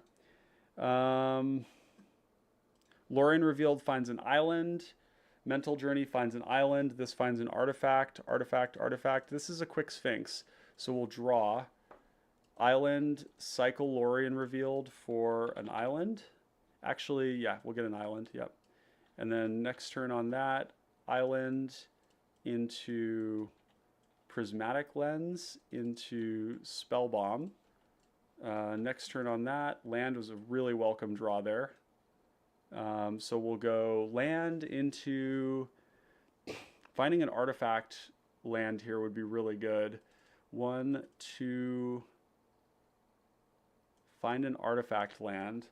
Let's go and actually, maybe what we'll do is instead of doing this, we'll just go and get Razortide Bridge. Nope. Razortide Bridge. Get that, play that. 1 mana up for Spellbomb. Next turn, turn 4. 1, 2, 3 artifacts and 1, 2, 3, 4, 5 mana. That's 8. That's not enough for Sphinx. So 1, 2, 3, 4, 5. Dramatic Reversal doesn't do anything. This is a bit of a bunk hand. 1, 2, 3, 4, 5. Can't even cast the Mental Journey. We might need to just cycle the Brine Fang, find another land, and then cast Mental Journey next turn if we need to. And actually what we would do is get an Idyllic Beachfront. Is this the snow land? Well, we would get the snow land usually, but we'll just do it this way. Get the snow land. 3 mana up. We could always bounce something. Let's say we have to. I mean, ideally we wouldn't. We're turn 4 and we really need to be able to bounce and replay our commander.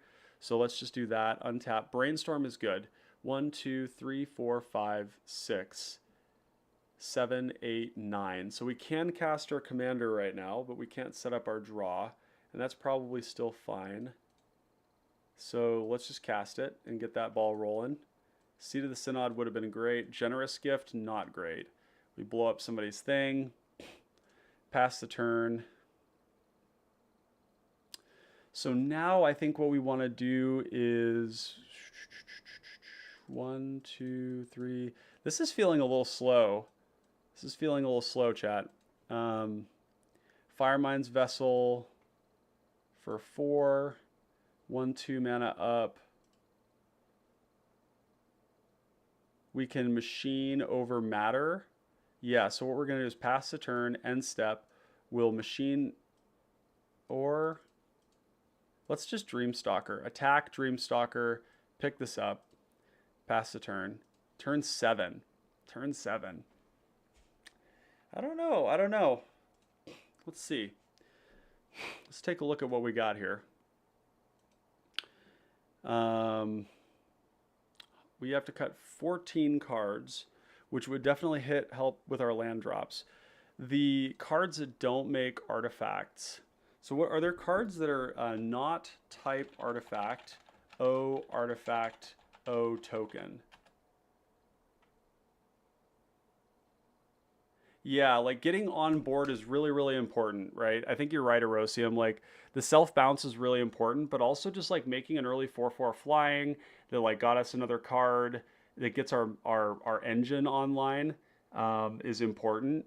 And when we don't have like that critical mass of artifacts, like we need to be running out like artifact. We haven't had a lot of these turns where you go like 2-mana rock into 2 more 2-mana rocks. That's what we really want. And maybe we're not mulliganing aggressively enough, right? And also we have 115 cards, so we're kind of like shy of that. We're reducing the consistency of hitting artifacts because we've clogged it with other stuff. So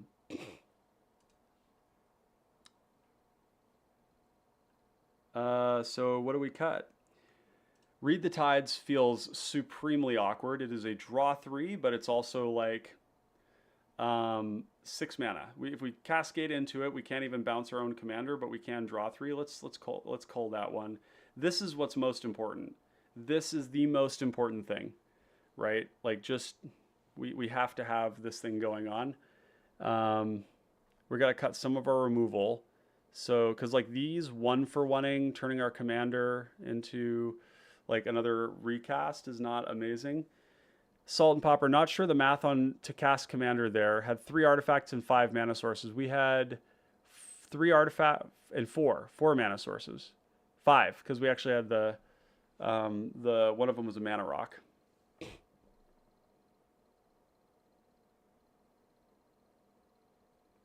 And we definitely need Fade Away.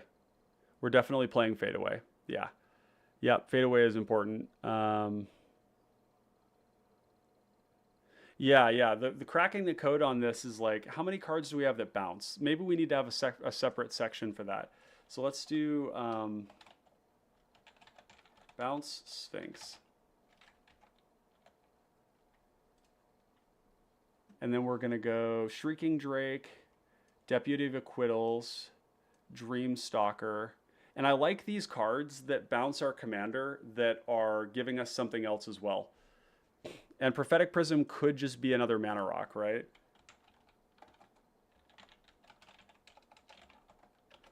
So what are some ways to ramp at 2 mana that would be better? Like Gold Mirror, even Gold Mirror. Gold Mirror does make our Fade Away a little worse. We have Marble Diamond.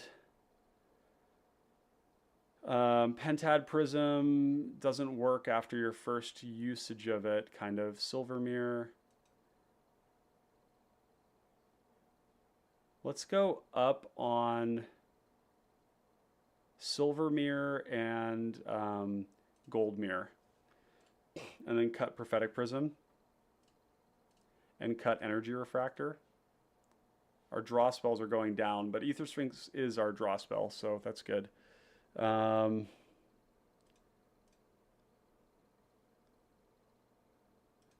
Foundry is good. I don't know if it's like this. It's a very slow payoff, right? We get we're getting 3/3s every 3 spells, which is definitely the kind of value we like to have in a deck like this, and it's a bunch of bodies.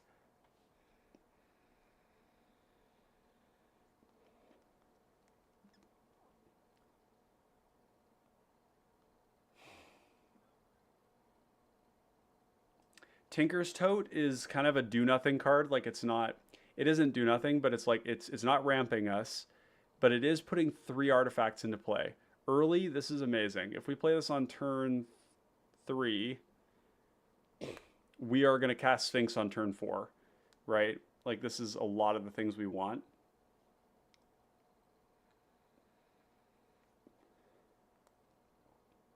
Are we missing anything else? Dramatic Reversal, I think we can go out on for now.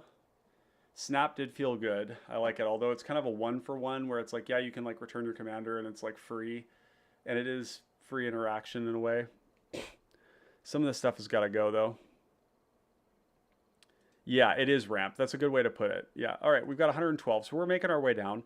All right, this is a little bit better. We have a way to find an artifact land. Golem on 3. Citra Priest is fine. It's not like super heavy. I mean, it's fine. Land into Sky Diamond. Land into Golem Foundry. Silver Mirror is good here. I need to be hitting hands that have like 3 or more ramp. Like, when I first looked at this, I was kind of thinking this deck is going to need to have 25 artifact ramp, right? because you need to have like a lot of your hits. You need to have a lot of your hand to that. Maybe we need to be mulliganing more. That could be it too. But let's just try this. We go here, trigger this, pay 2, cycle Mirror Enforcer, find seat, put it into hand. Artifact, not a trigger. Here's another artifact land. 1, 2, 3, 4. 1, 2, 3, 4, 5, 6, 7. So we can cast the commander. I think we can go 1, 2, cycle Sojourner's Companion for Ancient Den. Play Ancient Den. Oh wait, no, we've already played an artifact land this turn. So maybe we don't want to do that. Yeah, maybe not. Put this back in our hand, put this bottom of the library, and then shuffle. So 1, 2, 3, 4, 5, 6, 7, 8, 9. Cast Sphinx. And actually, we probably want to put this out first so we gain a life. Cascade into a Mind Stone, which is great. Now we have 1 more mana up. This is all tapped. Cast. So now we have, okay, so now we can make a golem.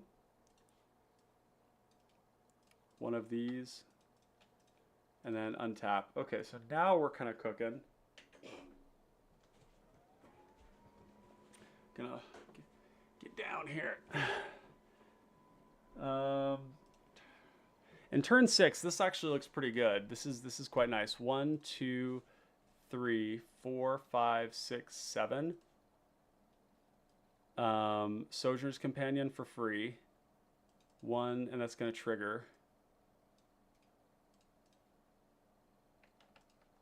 And then we'll go 1, 2, 3, 4 Flaming Fist and punch somebody for 8.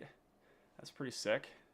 And then end step, we probably sacrifice this to draw another card, get some velocity going. That's pretty cool, but we don't have any way to reuse our commander just yet. 1, 2 Gold Mirror, trigger. We can't use this just yet. It doesn't do anything for us. Salt and Pepper says, I think the cheap deck manipulation or card draw effects are going to be really important to chaining out artifacts. Yeah, cantrips, just don't really love the idea of putting like a bunch of like ponder type cards in this deck because they're not artifacts, but I kind of see what you're saying. Like it does get us further along. Candy Trail is another one. Candy Trail and Witch's Cottage are a great example of some of the stuff we could put in there. Let's see, is this, I need to get this out of here. This thing is, oh, yeah. Let's just pop this up a little bit. My green screen situation is not perfect just yet, so. Okay, so we got this going, got that. Attack somebody for a bunch. Cool. Pass the turn. Hopefully get a bounce spell. Nope. Land. This is turn 8, right? It's not hot, right? Like we want to be casting our commander super early, which means maybe this just needs to be a lot more.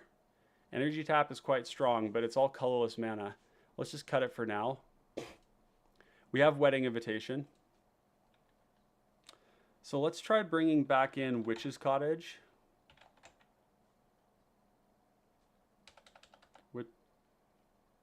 No, Witching Well. And Candy Trail. Network Terminal is a great card. We could bring it in for Fountain of Ichor. I love Network Terminal. Oh, we already have it. Oh, it wasn't in here. Oh, interesting.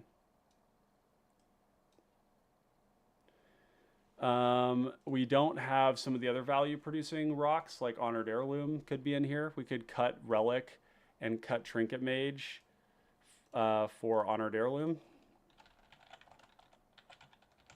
Because even though it's a 1-mana artifact, it's also like we could just play another mana rock that produces mana. So that's good. All That Glitters is probably going to be secondary here, I'm starting to think. It's a bad early Cascade. We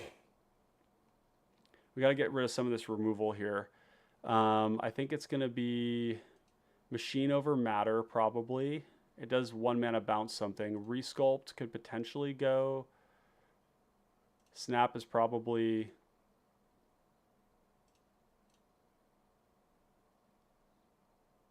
Yeah. Heirloom is good. Heirloom is a funny card, though, I will say, because Heirloom kind of says, oh, Salt and Sunshine. Oh, yeah, Salt and Sunshine. You're right. You can't cycle Mirror Enforcer. Salt and Sunshine. You've got like the same name as Salty and Sunshine as Salt and Popper. That's awesome. Salt and Popper. You've got an admirer, maybe accidentally or otherwise. Okay, Bouncy Sphinx. Let's get this filled out here. Core Skyfisher, White Mane Lion, Stockpiling Celebrant, Machine Over Matter, Runaway Together,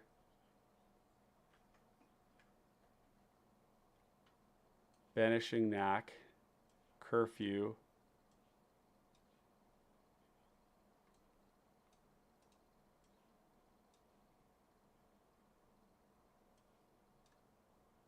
"12 Ways."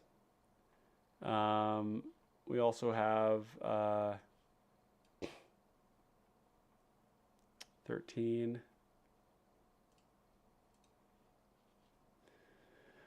Yeah, can't keep that. Let's mulligan more aggressively. Nope, can't keep that. Go down to 6. Can't keep that. That's brutal. Land, mana rock, mana rock. This is great. So ditch this, draw, artifact land. This is actually pretty good.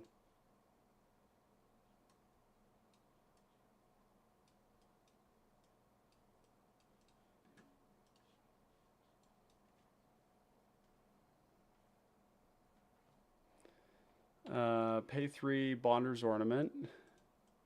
1 mana, Aether Spellbomb. Next turn we can cast Thoughtcast, so we'll do that. 1 mana, 1 mana Thoughtcast, draw 2.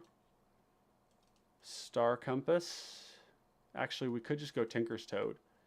1, 2, 3, Tinker's Tote. Tinker's Tote does basically just say like straight up to eSphinx. So that's kind of what we're here to do.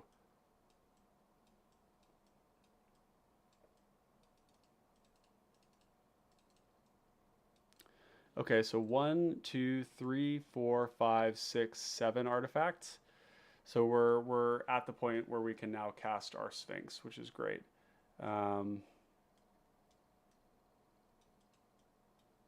So we probably want to go 1, 2 Star Compass, 1, 2 Sphinx, Cascade into Brainstorm. If we don't have a way to, well, we could bounce it with Spell Bomb. So we draw 1, 2, 3. Oh, this is sweet. Okay, do we want Crusher or Megalodon early? Because what we're going to do is put, I think we want Crusher first. So like that. And then we have 2 mana. So what we can do is play out our land. And then we can 1 mana bounce it, replay it. Yeah, so we'll go 1 mana, bounce it. Back to our hand. Draw for turn, and then go, let's see, 1, 2, 3, 4, 5, 6, 7, 8. Yeah, so we're solid. So then we go 1, 2, Sphinx into Crusher. And we have 1, 2, 3, 4, 5 mana up. And in that case, we probably cast Rush of Knowledge. 1, 2, 3, 4, 5. This is actually pretty busted. 1, 2, 3, 4, 5, 6, 7, 8, 9.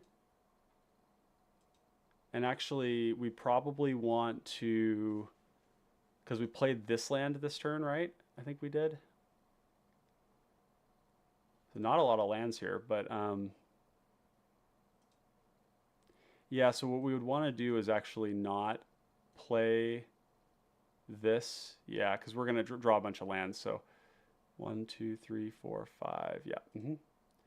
And then 1, 2, 3. I think that's how it worked. Okay, and then we'll go 1, pay 1, play this tapped. and then pass. And then we'd have to discard a bunch of cards like this and Mental Journey and Nurok Replica and Deduce and Gold Mirror.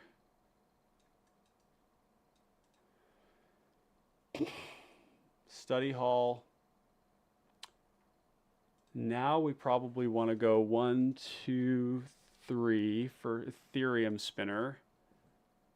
And we can go 1, 2, 3 for Flaming Fists. Go to combat, attack here. Somebody might need to kill this if they're going to take 8 damage. So maybe they do. Maybe they kill it instead. And then second main, we go 1, 2 for Sphinx. Cascade into a Chalice on 0. That's tragic.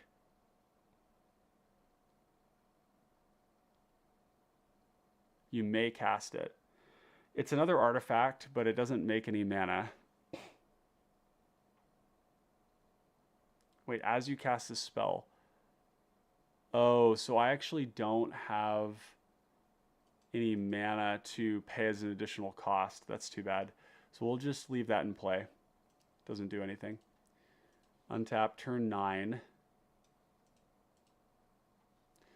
Just hard cast a Megalodon because we have some tokens from this now.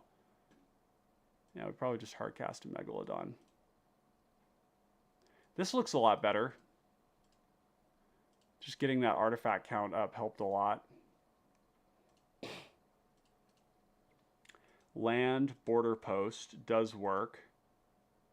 So land, pay 1, Border Post. Oh, I didn't do the Border Post right last time. Land into nothing. I guess Otaclan Landmark. We like both of those. This is pretty damn good because we need the lands. Yeah, we'll leave. I don't think we're actually going to be able to do this right now, so we'll leave that on top there. Draw, land, pay 3, Fountain of Ichor, pay 1, Lorien Revealed. Go get an Idyllic Beachfront. Play the Idyllic Beachfront on our next turn. Idyllic Beachfront, 1, 2, 3, 4, 5, 6, 7, 8. We're so close. If this had been an island instead, we would have been able to do it. So let's actually bottom that and just do island instead and see how that works. I didn't do the math on that properly. Cast the Sphinx. Cascade into Guardian Idol. Oh, does it specify basic land? Oh, get fucked me. Oh, man. Yeah. We're just going to pretend that that wasn't the case, Lobert. But you're right. Signet.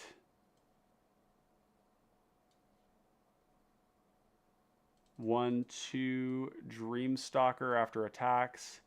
1, 2, Sphinx. Stockpiling Celebrant. That's pretty cool. Pick it up. Scry 2. Ooh. That's nice. Do that. Draw Brainstorm. And then go 1,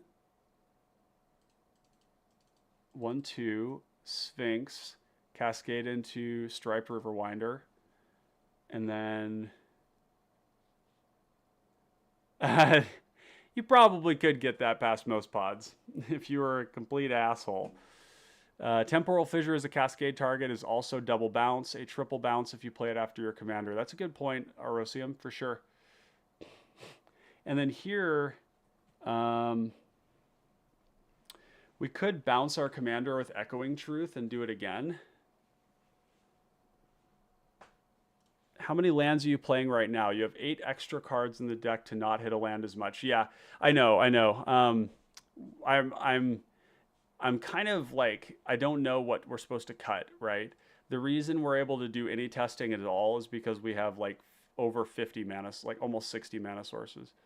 So It's a little awkward when we're testing, but I don't know what the 9 cards to cut are, because we can't cut these bounce spells. Like, we're already kind of running low on those.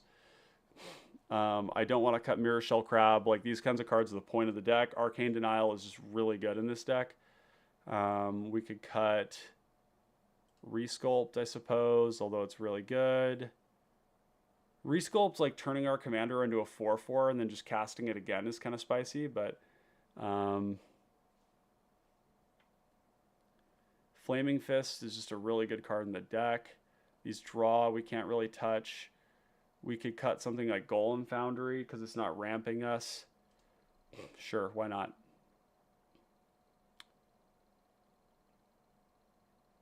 Maybe Mirror Enforcer isn't where we want to be because it doesn't find us an artifact land. We can free cast it, so it's like a 4/4. That really just reduces the threat density of the deck, though, so I don't love that. I want to have cards like that in the deck. Candlekeep, no. Lorien, man, this is like really different from where we started. Probably have to cut more of this, which in that case we're kind of like a mid-range deck that has like 10 pieces of interaction. It's not that great in my opinion. Although as we go down on cards in the deck, we're going to draw more of these, which is good. We have Witching Well, Candy Trail, Otaclan. We could cut, like, I guess Steelfin Whale is a little bit win more. It's very good. Man, it's very good. 1 mana, 3/4. Suture Priest isn't necessary, I suppose, but it's just like one of the best cards in white. Nurok Replica could go. Host Intercessor is just a good card for us.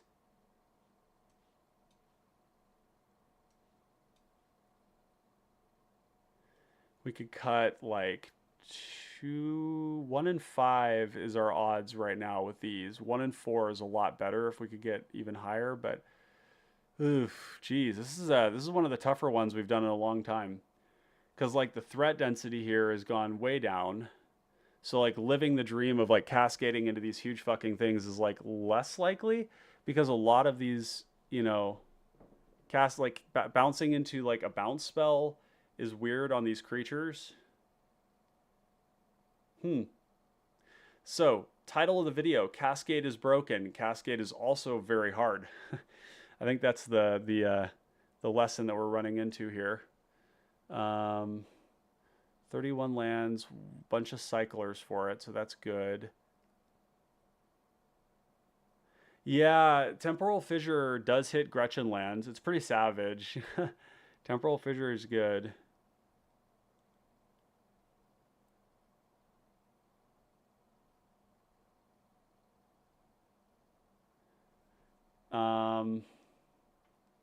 You know, there's another one here too, Aegis Automaton, that allows you to bounce, but it's 5 mana, so it becomes a 7 mana loop with the commander, which is a fuckload of mana to just get like another card off the top. But it is a repeat, so it kind of, you know, it's also a 2 mana artifact, so maybe we'll do that. Yeah, Guardian Naga is in the deck, I think. Oh shit, it's not.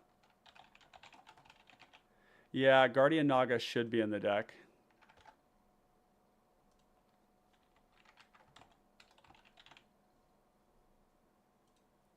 Ah, yeah, we need this.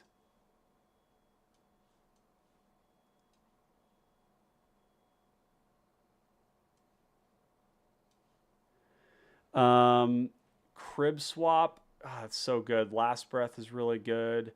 Machine Over Matter could potentially go. It is just a 1 mana bounce though, and it hits everything, which is really nice. Host Intercessor is maybe not good enough. It's exactly the kind of card I want to hit off my commander, but let's just cut that one for now. 107. Okay, I think what we're going to do, chat. I think what we're going to do. Man, y'all have been patient. 9 of you still watching me agonize over these choices. I mean, it says something about either you guys or what you guys think of this. But I'm starting to burn out a little bit, chat. I'm starting to burn out. I think came into this with a little higher hopes about being able to fit everything in, because I've done it before. Like big mana decks are definitely something I've built a lot of in the past. But we might be asking a lot from ourselves in this deck. We might be asking ourselves a lot. Like we need bounce spells. We want good stuff to hit. The bounce spells are weird to hit with our commander. We want big draw spells, but the big draw spells aren't artifacts. And we need cheap stuff to hit. So we actually like, okay, this is the thing, right?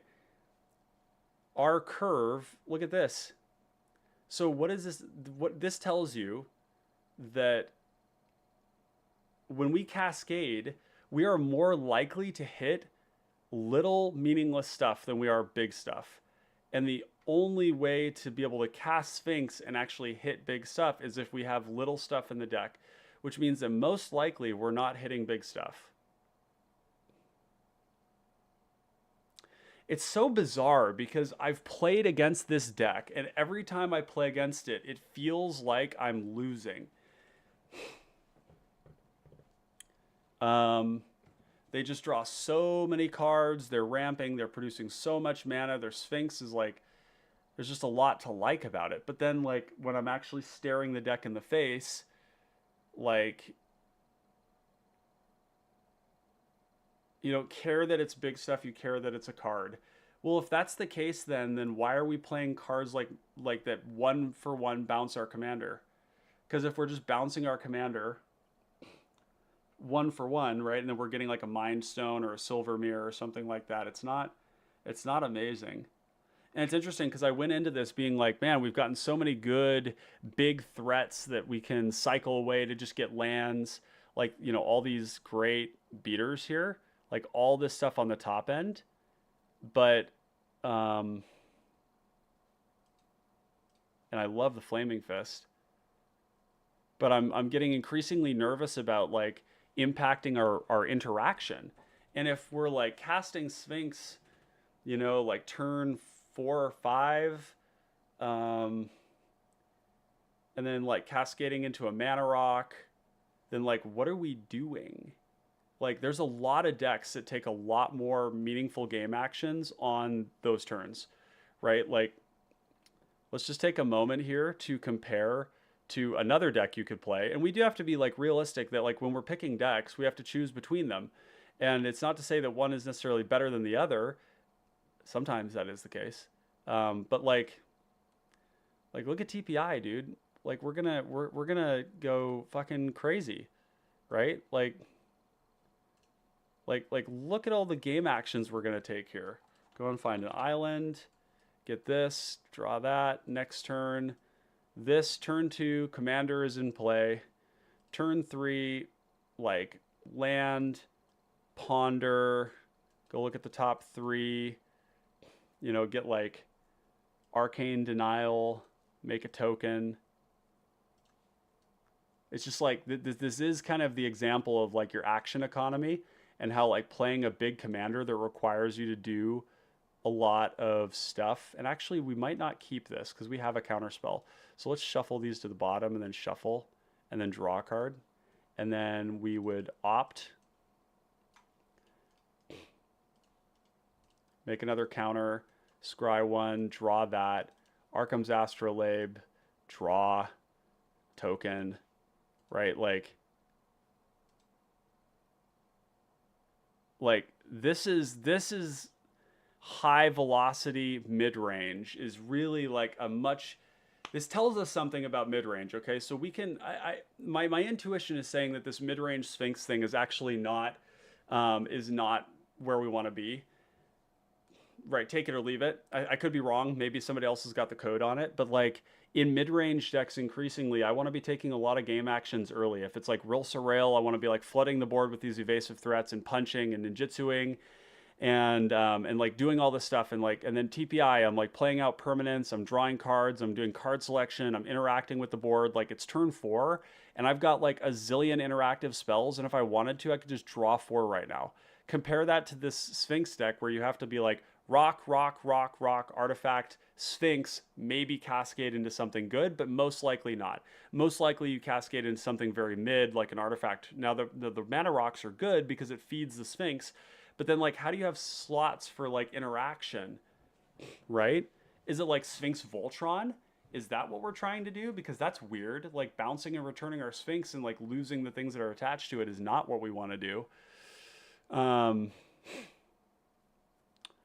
Okay, so going back through the comments here, because I'm not gonna like blow smoke up your guys' asses about something that like we try out and it doesn't work, right? That's what we're here to do. We want to try things out. If they don't work, that's okay. We can like learn from that and learn about why. Okay. So let me look at these comments. So Lobert says, I think that means that you don't care about the big stuff. You care about if it's just a card. I think you may have had issues because you're in the control or mid-range role most often. I think that this may have issues with combo, even us hedging against it. Absolutely. Like if these spells that we want to use to bounce other things are also there to bounce our commander and we're behind and we have to use our interaction to loop our commander and then we're one for oneing our commander to get another card that is likely to be something else that's kind of mid, and that there's going to be bad hits in the deck, like cards that are going to like bounce something when our commander is in play. That's awkward, right? And all those game actions, they're not building our board, they're not applying pressure. Like turn 6 or 7 is looking to be like when the deck is online, and when it's online, it looks fucked up.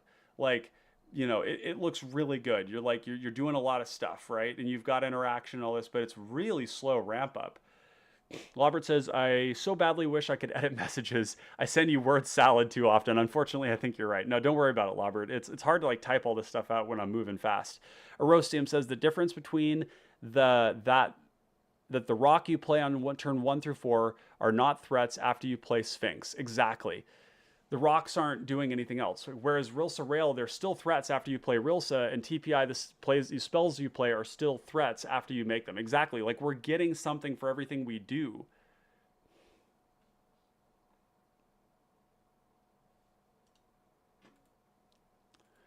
And like we're getting something from Sphinx, but like the whole point of, so like this is the biggest problem. Sphinx demands that if you want to get to Sphinx and be doing Sphinx things early, you have to play small spells that don't really do anything. They're really small ball, right? And that decreases the quality of your hits. If you want to live the dream with Sphinx, you're like, it's hard to live the dream with Sphinx.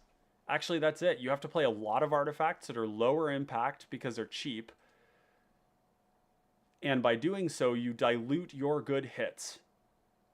And by doing all of that, you dilute the amount of slots you have for anything interactive. And I cannot condone going into a mid-range game with this little, with like, I mean, this isn't that bad, but look, we're at 107. We need to cut cards. What are we going to cut? Ramp?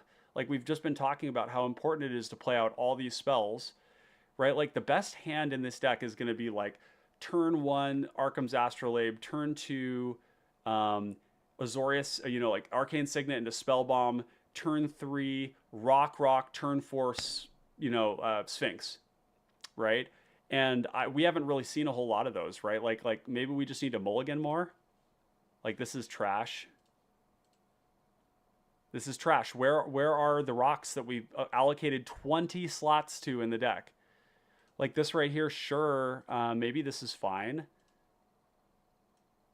And then when we draw interaction, it feels like it's interrupting our game plan. It feels like it's slowing us down. Like this just feels like a bad card to have right now. But we need it. We need it. So we'll go Candy Trail, Scry 2. Neither of these are ramp. So we got to bottom them. And then draw, land, Wedding Invitation, draw a card, tap land, Silver Mirror, 1, 2, 3, 4. So we go 1, 2, 3, 4. Ornithopter, 1 mana for the Steelfin Whale. And now, okay, turn 5, we cast our commander, right? And I think we might have been able to do it this turn with the previous turn without the whale. 1, 2, 3, 4, 5, 6, 7, 8, 9, 10. So yeah, we actually could have cast the Sphinx that last turn. So we cast Sphinx now. And we get an Arcane Signet. And then 1, 2, 3, 4. 1 mana, Curfew. 1, 2, Sphinx, Limbus, scry 1, draw it, and then 1, 2. We're so we probably wanted to get man, there's a lot of setup, dude. Even getting like the Candlekeep Sage online. Yeah, we got the Banishing Knack, Steelfin Will, Candlekeep Sage. This is obviously like very gross. But like, man, it's so much setup. It's like turn 5. We need to be doing stuff. Right? We need to be like doing something. And I don't think we are. I don't think we are. We could like run our thing out here next turn. Like, okay, now we can do some like gross stuff. We go like 1, 2, 3 into Candlekeep. 1 mana for Banishing Knack on this. We're going to bounce this back to our hand. Draw a card here. 1, 2 to recast the commander. Scry this here. Cascade into this, which actually was a good hit. And then draw. And then land. You know, bounce it. Draw a card. Obviously now it's looking good after I just like lambasted the deck. That's classic. Cast it. And actually, oh, sorry. We're gonna hit a fadeaway, which feels fucking bad. Like, I don't know what we're sacrificing here. Like this and like, I don't know, like this and this and this, and then I don't know. I don't know, chat. You know, it's okay. It's okay if it doesn't work. Salt and Popper in general, I think this deck suffers from a two-sided focus. You need a lot of cheap cantrippy artifacts in your order to streamline casting it quickly, which dilutes your Sphinx value. So we either need consistent value engine like a Popper Legal Crystal Shard, or we need to commit either to a very quick Sphinx aggro or a late-game Sphinx bomb. Playing both sides makes both work. Yeah, it does. Yeah, it's very conflicted. It's kind of like a multiple personality disorder, in a deck. Which is a problem, right? Like, and this is something I talk about to people in coaching sessions all the time, is that like if you want your deck to do something well, you need to commit to it. And sometimes you can do both because they synergize, and sometimes they don't. Sometimes, but the weird thing about this is like, let's be real here. There's no way to make this do both. Like what it's asking us to do is contradictory. Play cheap stuff to play this early and then cascade into shit is kind of how it reads, right? Like, and sometimes you high roll, right? So unless things line up very well for you, it will be subpar on average. The high rolls will be very high, but the average I think will suffer. Yeah. And that fundamentally is not the kind of deck I like to play. I'll just put it that way. Like, I want my deck to function like, I want it to hum. You know, like we could look at any other mid-range deck that I build, and it's like it just goes, it just does stuff, right? Like looking at like Real Surreal would be a great example, or shit. I mean, like if you want like a big creature that you're playing, you know, early on, just fucking play Sailor's Bane, right? Now it's obviously like a completely different deck, but like this is this, you know, okay, that's pretty trash, but like, you know, drawing a gazillion lands in a deck that has basically like, this is actually a really bad hand. I thought that was a different card. 1 mana for, nope, we got a mulligan. 2 mana, put something to the bottom. Merchant Scroll. Yeah, so we put this to the bottom. Draw 1. Hieroglyphic Illumination, draw. Untap, draw. Foresight. Just go find like Opt. And like downside. Oh, we've already got downsides. Maybe lethargy trap. And then like I don't know, something else. Like you would never cut Distortion Strike from your deck, but I'm just gonna do it this way just to like illustrate the point. Shuffle and then draw and then draw. Land. Like 1, 2, 3, 4, 5. Cast like Merchant Scroll for Otherworldly Gaze, like this. Play Otherworldly Gaze. 1, 2, 3. Mill. and then leave this on top, and then draw, and now you've got a big-ass 7/7 ward 4 that you can protect, right? Like, they go to kill it, and you use your Spell Pierce, or your Intervene, whatever, like, they can't even kill it on turn 4. Right, like this is like turn 5. This is slow for this deck. You put it on turn 3 usually. So this is like doing a ton. So let's go back and look at another deck that's a good example. Like Real Surreal is another one that takes a lot of game actions early on. Yeah, like look at this. We're going to go 1 mana, Cloudfin Raptor, draw. Probably play Dimir Aqueduct and tapping this to play Silver Raven. Counter, scry, bottom, untap this, go to combat, 1/2, Mokutai Ambusher comes in, gives us a counter, hits, then 1, Silver Raven. Like, look, this is turn 3, and we're just like cruising right now, right? And we're like on track to play our commander. It's a little light on action here, but Island, that's a lot of lands, but you know, what can you do? Land, Real Surreal, go find another swamp, I guess. Right, turn 5, we've got 4 creatures in play. And then now we're gonna like buff up this thing, and this actually would get buffed up too. Like that, and then like 1 mana, Secret Door, activate Goad, attack. Nobody can get through this, right?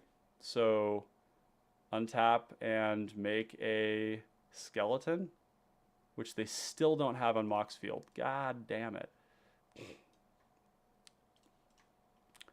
Like look at this. Turn 7, we're just humming. We're about to complete the initiative, and then like compared to turn 7 where it's like you've just gotten your engine online in that last deck, right? Like whereas this is going buck wild, you know, like I mean just, you know, 1, 2, 3, 4, 5, activate, hit Throne of the Dead 3. Oh god, fucking Thrumming Bird.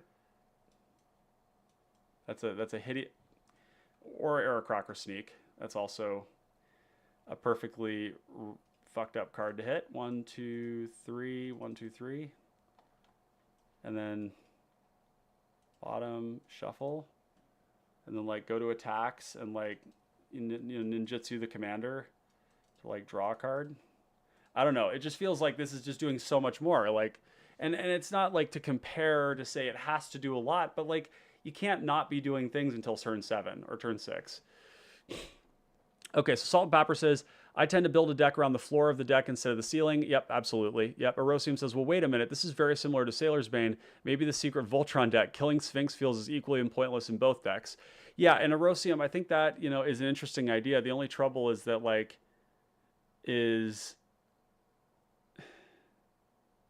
well, I mean, maybe there's something to it there.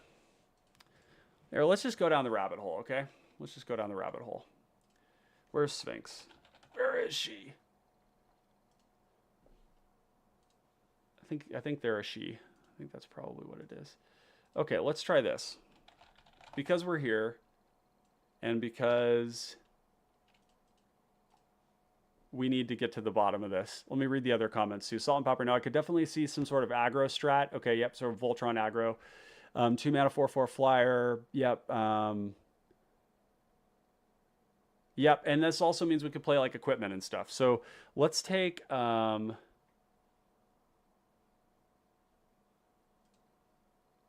would we do that? I kind of like, maybe we just need to start over actually. So let's bulk edit, take all this out, put it into the sideboard, which is going to be a mess. Oh God, really? Do I want to do that? Maybe we'll put it into considering. Yeah, let's put it into considering. Okay, save. All right, let's start from scratch. Bone Splitter.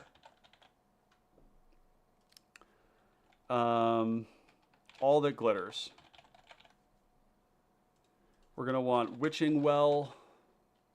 We're going to want Otaclan Landmark. Oh, come on. You know what I'm doing. Okay, there we go. Come on, give me the landmark. There we go. We got Candy Trail. So so maybe this is like a Sailor's Bane that is all artifact focused. We could do Golem Skin Gauntlets, right? We could do protection spells like Benevolent Blessing, Brass Knuckles. Brass Knuckles feels like it should have been in the deck anyways, right? We don't get Cranial Plating. Flaming Fists. Wouldn't this be funny if like this little rabbit hole turns out to be like the way that we want to do it? So like MV equals less than or equal to 2, or let's say, yeah, 2, type artifact, O, enter. So we want something that gives us value, that's cheap. So we want Arkham's Astrolabe. We could even do something like Ancestral Blade. What's the math? We need to get our commander to 6 power to hit a 3-shot kill. Or 8 power. 8 power is the big break point. 6 power also does it, I suppose. We could put... Everflowing Chalice, Energy Refractor because it draws. This makes 2 artifacts, but it's like flying, which is terrible. Golden Egg. And sorry, I'm not looking at chat right now, but keep it going, folks. Because I'm just gonna roll with this and see where it takes us. This is actually a card that I kind of wanted in there anyways. You can like craft with an artifact to make a 6/6. Mills and draws a card. Lembus. Oh my God, Manable Justicar. Like, this is exactly the kind of card we want. So maybe it's Sphinx aggro. Navigator's Compass is 1 mana. It can fix our mana. It's kind of like a bad, I don't know, it's pretty bad, but we'll try it. We're gonna want Vigilance. We're gonna want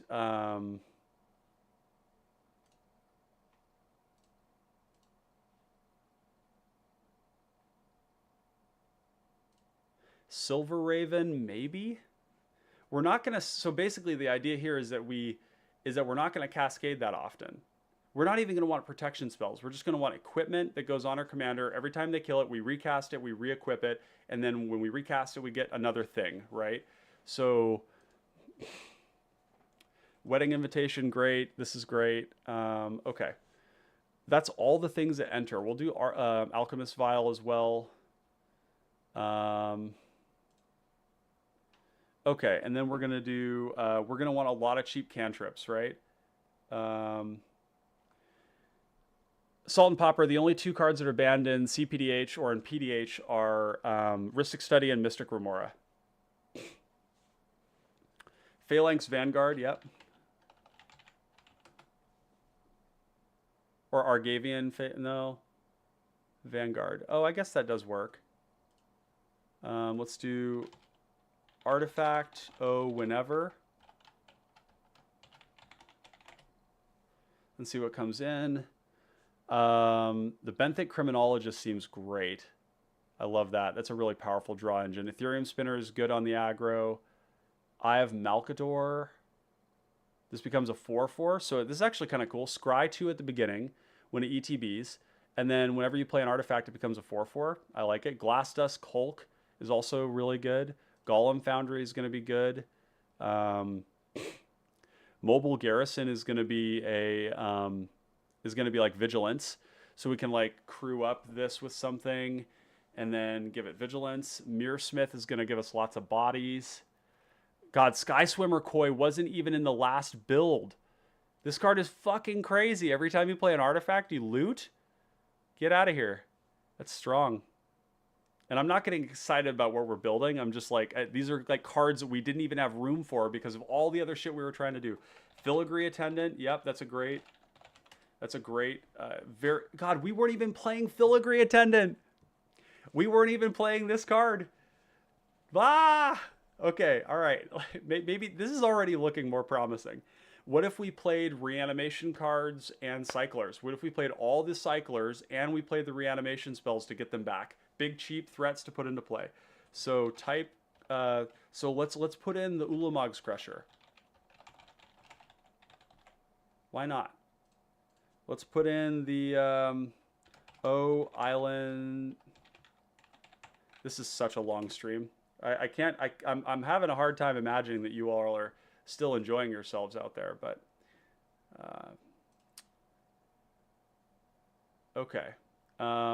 Brass knuckles, do we have it? Yeah, we have brass knuckles. So let's do...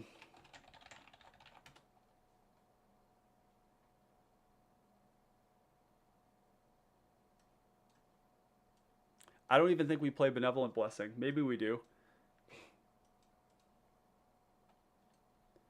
Maybe. All that glitters. If we have an all that glitters, we'll be happy that we have protection, I guess.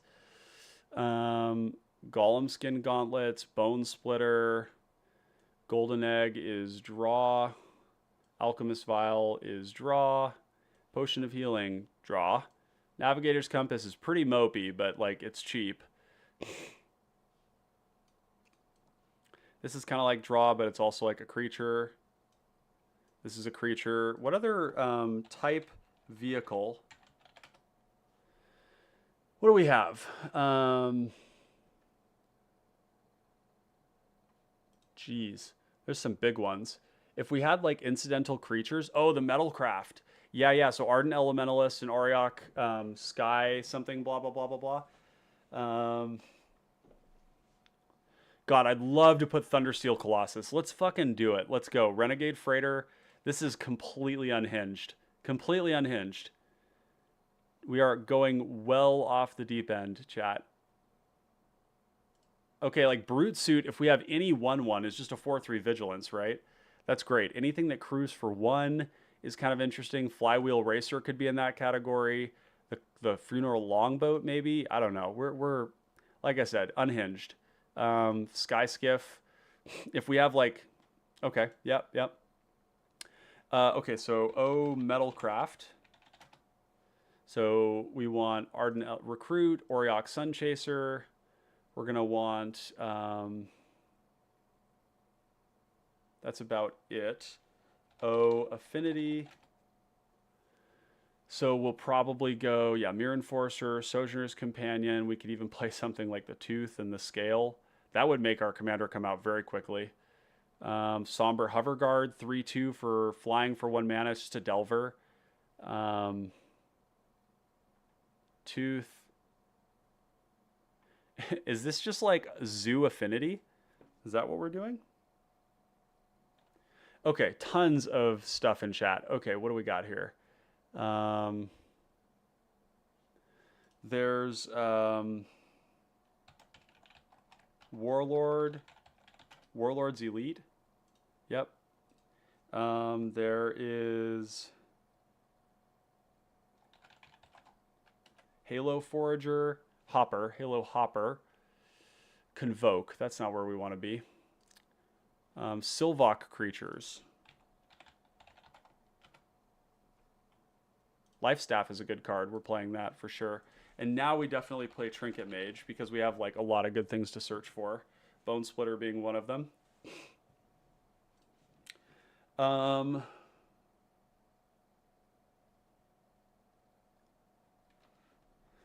42 artifacts. We have 60 cards in the deck. We're going to have to make... So, like, even now, chat. It's so tragic. But, like, look at this. Maybe... Okay, so maybe we just don't fucking do the Crusher and the Brine Fang and the Reanimation stuff. It's so tragic. But 57 cards in deck. We have no removal. No removal.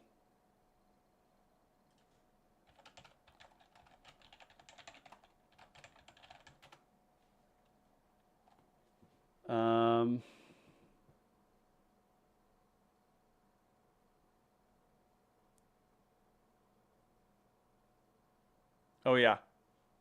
I'll submit Great Axe again.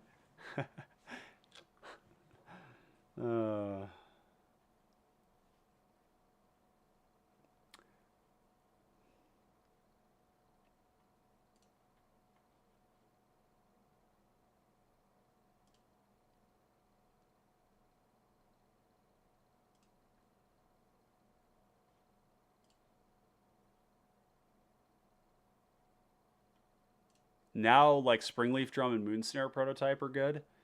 Network Terminal is just great in general. Resculpt is going to be good because it's also a threat. Just like turn a mana rock into a 4/4.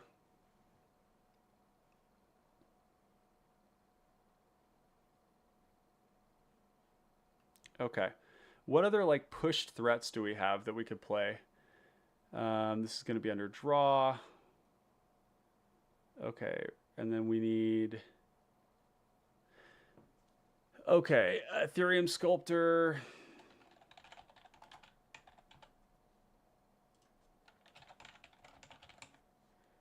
This is not what I thought we'd be doing right now, but here we are. Scale and Tooth are definitely going to get us like out in play faster. They're pretty like mid, but they're maybe Navigator's Compass doesn't make the cut. It does fix our mana. It is cheap, but I don't think we need it. Modifications, and then we have a bunch of... This is not a combo card. What are we doing? Remove tag. These are basically just creatures, right? Creature, creature, creature, creature. Oh, what about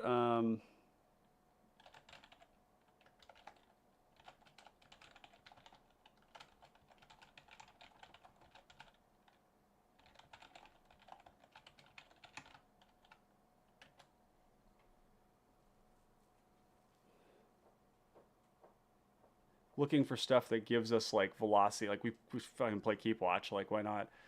Our Ninja's good. They give us more artifact ETBs, but that's not amazing. Ophidianine, no. This is an enchantment creature. Never mind. Pirate's Hat. Loot every time you attack. That's kind of cool. Search Party Captain. Tandem Lookout. I was looking for... Yeah, I think we have those, don't we? Do we not have Thoughtcast? We do. And Mirror Enforcer, we do. And then Soj.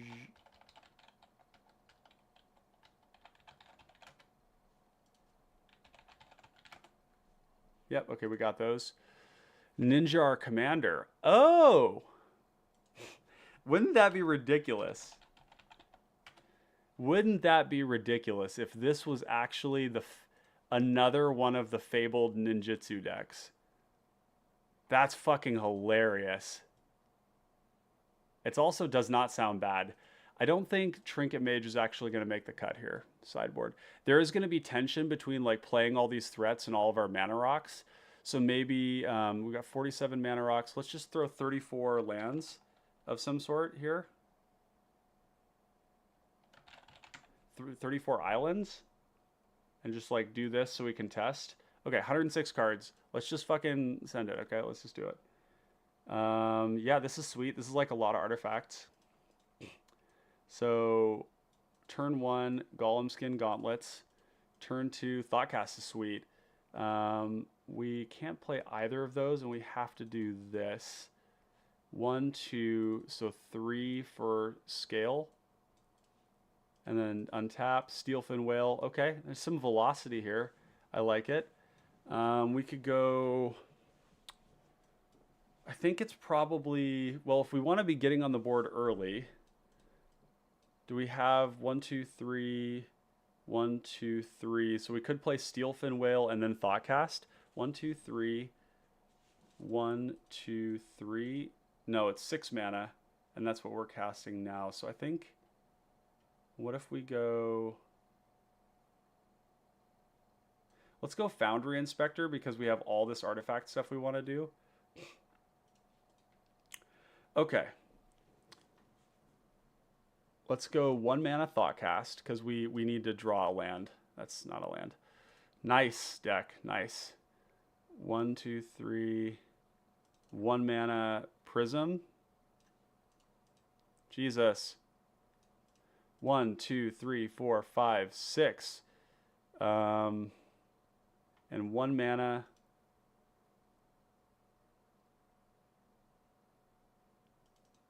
So we'll just cast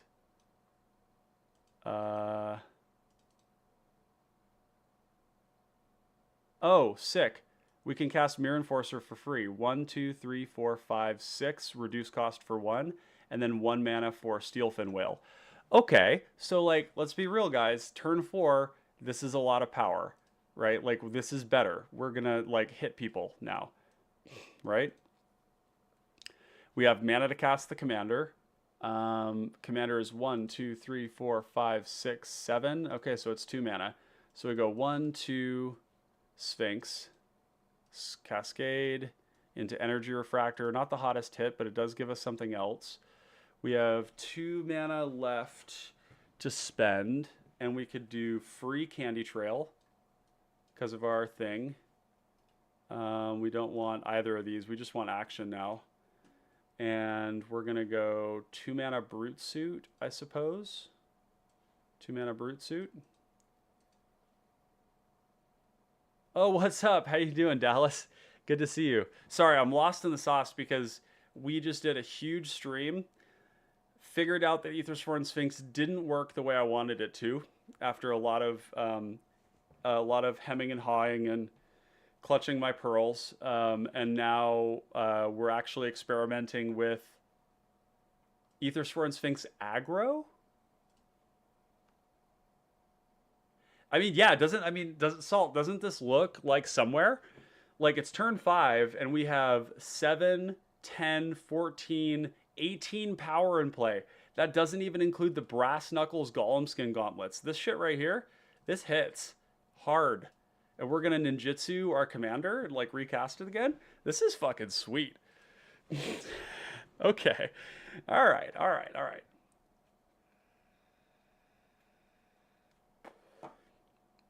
You know, the wild thing is that I think somebody just dies if we do this on our commander. 2 pieces of equipment, +2 plus... No, it hits for 12. What's up, Antonio? Yeah, this does look epic. This makes me hard. This is awesome. All right, let's go, and we're going to go... Oh, no, this almost is lethal. Because Tooth on the commander... 1... +2, so Brass Knuckles plus this is +2, +3, 7. That's 14.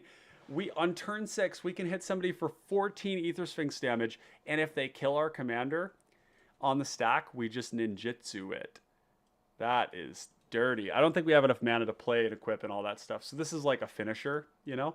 But what we would probably do is, because this was mainly just to ramp into our commander and do our other affinity stuff. So let's just use the Moon Circuit Hacker. Right? Tap this to crew this. Attack. What's up, Tisco? How you doing? Yo, been playing PDH for a month. Been beating to build an instant 4 pod. Forever my girl Queza. Queza is awesome. And I'm glad you enjoy the content too. Thank you so much for the positive feedback. Queza is great. And Queza is great simply for the fact that she's 3 colors. Any 3-color commander in PDH is just gets you so many new cards. It's like worth it in of itself. It is lethal. Brass Knuckles copies itself. Oh, it does. But we don't have the mana to do that. We don't want to scare anybody, you know. So we'll just do the Moon Circuit Hacker. Yeah, we're way better here. Glad we went down the rabbit hole. Rosium and I were definitely on the same page. Yeah, you guys were. You guys were onto it here. We're gonna draw a card off that. And then we're going to replay our commander with blue and blue Prophetic Prism, Sphinx, Cascade, into Filigree Attendant. Woo! Oh, and Psycho. Got it. Okay, cool. Psycho. Okay, I can see that. Psycho, yeah. Dude, Filigree Attendant. Guys, we have 1, 2, 3, 4, 5, 6, 7, 8, 9, 10, 11, 12 artifacts in play. Motherfucker here is beefy. Cards like this make me want to have reanimates in this deck, right? They kill your shit and then you just reanimate it. That's so strong. Oh, jeez. Okay, turn 6, so we play a land. 3 mana. I think we just like... Oh, we can just cast Brass Knuckles for free because of our... Or for 3, because of the cost reduction. So this is actually a 13. Just a casual 13 power, you know, commander. Draw. Okay. We don't have anything else going on. Oh, wait, we do. We just, like, attach our equipment. 1 mana. So this actually copies itself. This is dirty, dude. So if you have 2 of these, wait, if we had 1 more piece of equipment, we could double strike 2 different things. Okay. 1 mana attached to our commander. 1 mana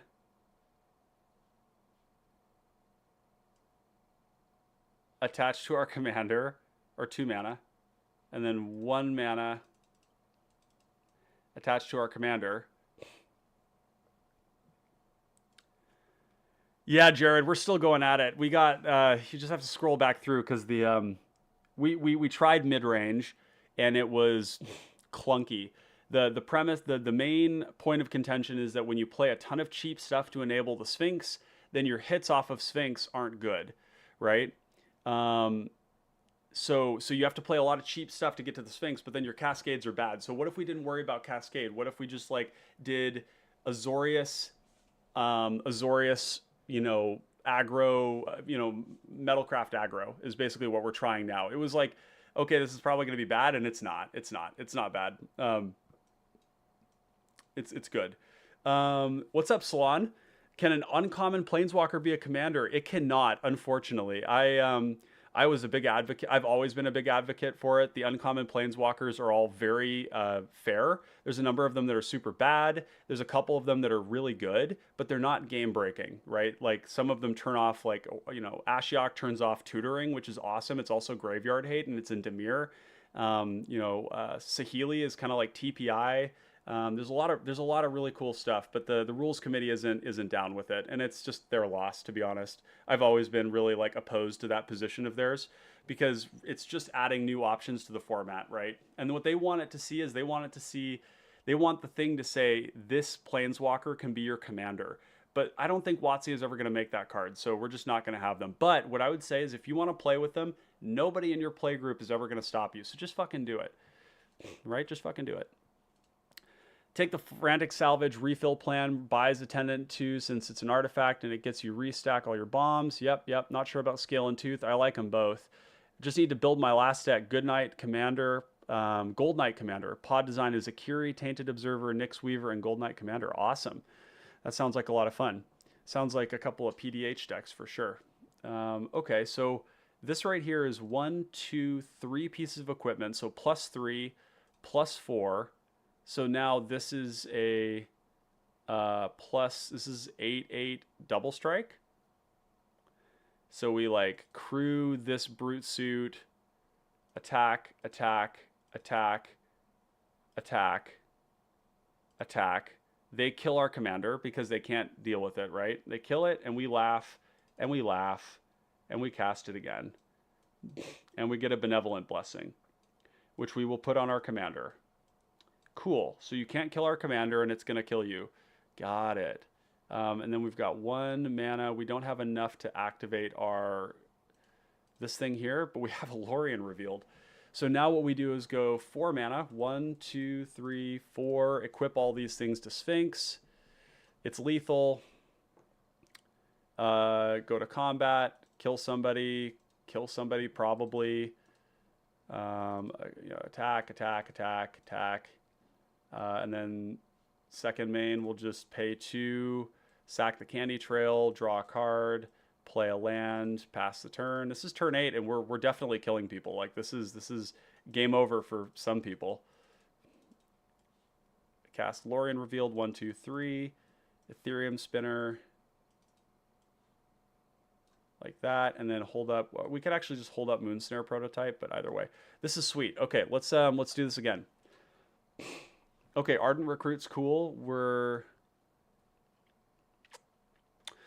So we could go for treasure making is what you're saying, Zach. I kind of like that. I think that the tooth and the scale are important for velocity, but maybe they're replaceable. There's better equipment out there. Let's go take a look and see what we got for equipment. Type. Let's just see what we got. A Quarter's Shield for Vigilance is always good. It does make it harder to kill too. Adventuring Gear, if we're hitting our land drops, does make it into a 6/6. This gives it Ward 2, which is pretty cool. They're already dead, indeed. Yeah. Stop, they're already dead. Armor of Eroas.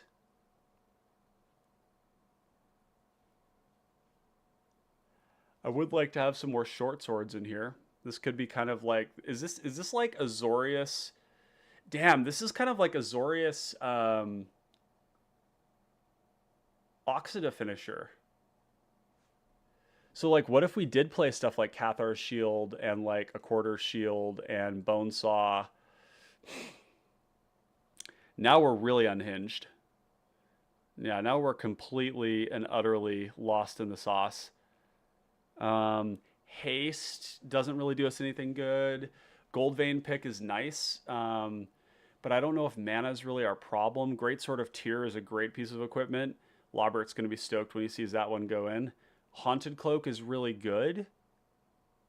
I don't think we need it, though. Hunter's Blowgun. I like Core Halberd a lot. This card is really good. One of the better, like low-key, better pieces of equipment we've gotten in a while. Mantle of Tides. If we draw a second card, we get to equip it. It's cheap. Nurok Stealth Suit for protection. Prying Blade for more treasures. Although I don't know that we have a ton to spend the treasures on. Short Swords are good. Spider Silk Net. True Faith Sensor being Vigilance is one of the better reasons to play this card. Okay. Yeah, we're... Oh, wait. We've got flying, right? So Skybinder Staff? Wait. Yeah.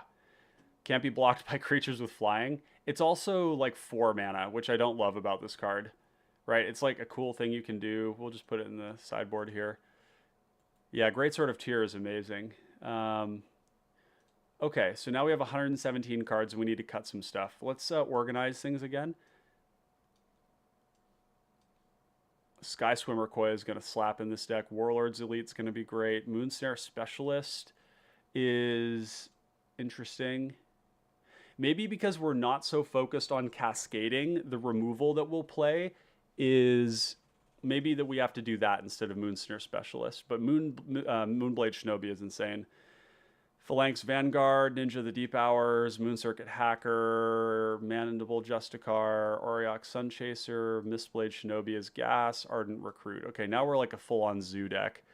Benevolent Blessing, let's just cut this for the time being. We don't need that. 37 lands is too many.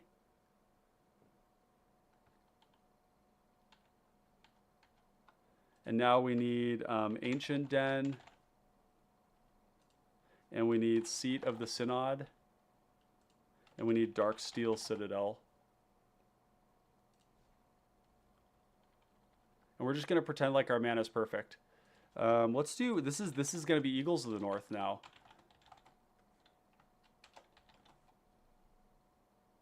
Yeah, we definitely want Eagles of the North in this deck. Okay, and we're just testing to see, is there a there? I'm not going to like put removal and stuff in the deck just yet.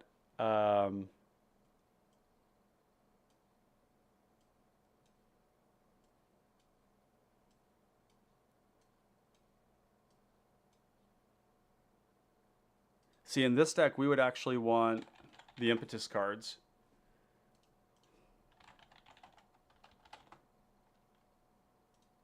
Because these cards are really good in Combat Matters decks. And they're also just like things that we can put on our things. Mantle of Tides. How often are we drawing another card? Quite often. So I like that. Core Halberd is great. Cathar's Shield, Spider Net Silk. These are like pretty mid cards, but like I think turning on our affinity really early and getting our commander into play is like very premium. Azorius Oxida. Oh, yeah, exactly. That's what I was saying earlier. The typed duels, yeah, so type island, type plains.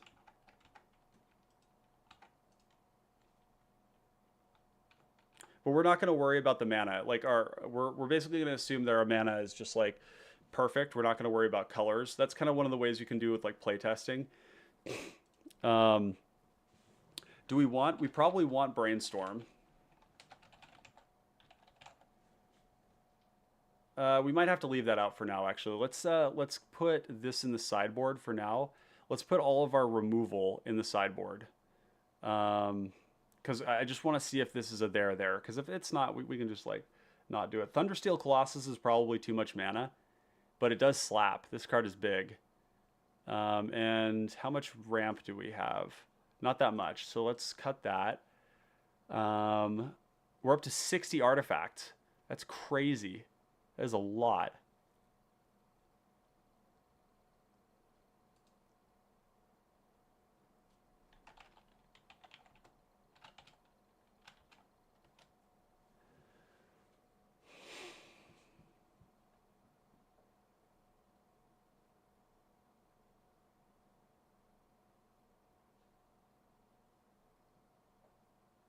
Grasp of the Hieromancer, tapping down blockers is great. Hyena Umbra, not really worried about protecting our stuff.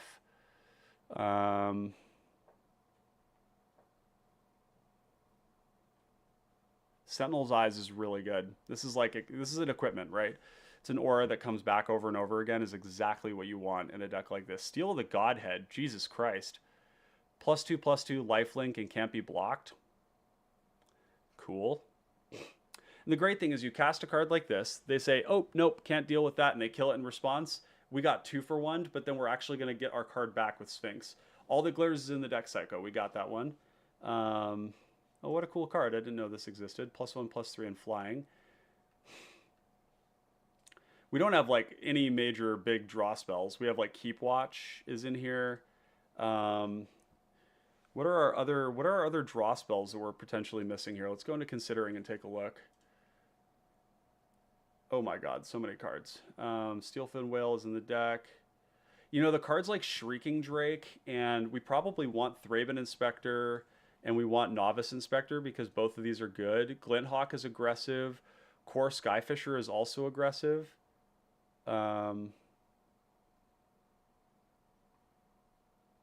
Suture Priest is aggressive.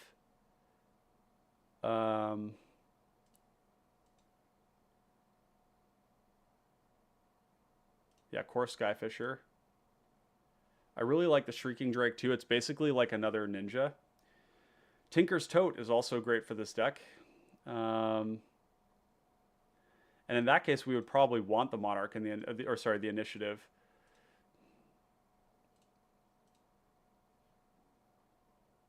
Reign of Truth? What is that?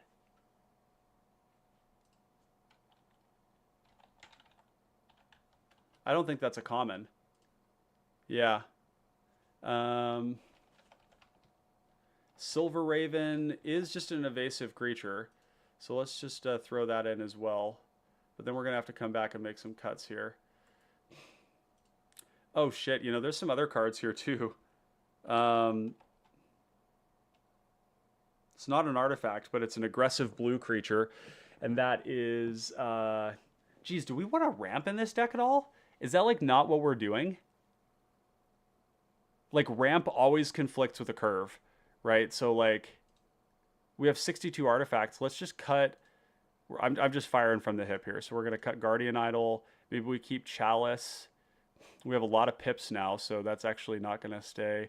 Sculptor is going to go. Foundry Inspector is going to go. Network Terminal is good, but it can go. Star Compass. Let's just get rid of all of these that are like that. Okay.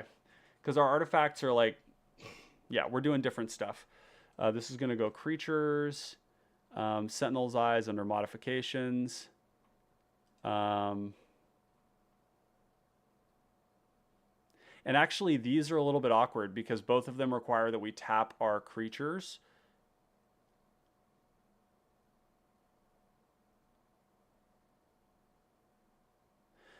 The thing about...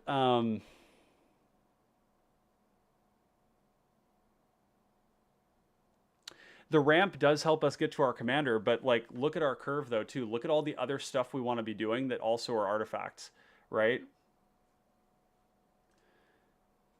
I don't know. In aggressive decks, initiative is fucking insane. It's so good. So it's like hard to imagine not playing it here. I mean, we can cut them for now because it's not core to our strategy, but they're just like really good cards.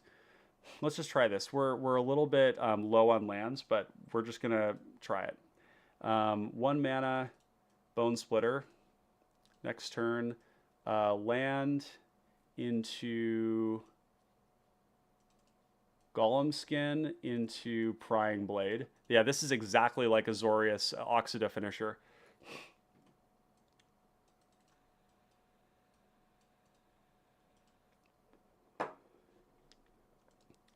Two mana, Lembus. We'll take it. Next turn, 1, 2, 3, 4 artifacts.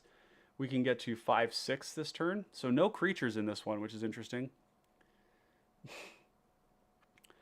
Marble Diamond and Sky Diamond give you 1 mana to tap and 1 mana. So they're plus 2 mana. They're good. Don't get me wrong, but like they're what you have to understand is that in these aggressive decks, and this is like Real Surreal. Real Surreal is a 5 mana commander, and so you're like, oh, I should play rocks. But the real answer is actually to just play more lands, because playing rocks interferes with your curve. Unless the rocks are like untapped, right? So like you can play Fellwar Stone and Arcane Signet and stuff, but generally speaking, we'd rather just like play out creatures, and that's what we're doing here. We'd rather play out our other stuff. So maybe we play Arcane Signet and Fellwar Stone and maybe Azorius Signet or something. But okay, 2 mana for gold. Actually, do we have enough mana right now just to cast it? 1, 2, 3, 4, 5, 6, 7, 8. We don't. Okay, so 1, 2, Golden Egg, draw. Ancient Den was huge, which means actually, oh, so here, this is what we should have done. We should have waited to play our land, play that. 1, 2, 3, 4, 5, 6, 7, 8. Okay, so we still can't, but that's okay. We're going to do Inverted Iceberg, mill a card. That's a shitty card to mill, but there we go. Okay, turn 5. So this is like, we don't have a ton of creatures. Like, we have none. And we have this, like, Keep Watch sitting here. Tinker's Tote. So we're going to go 1, 2, cast our commander, cascade into a creature. Please.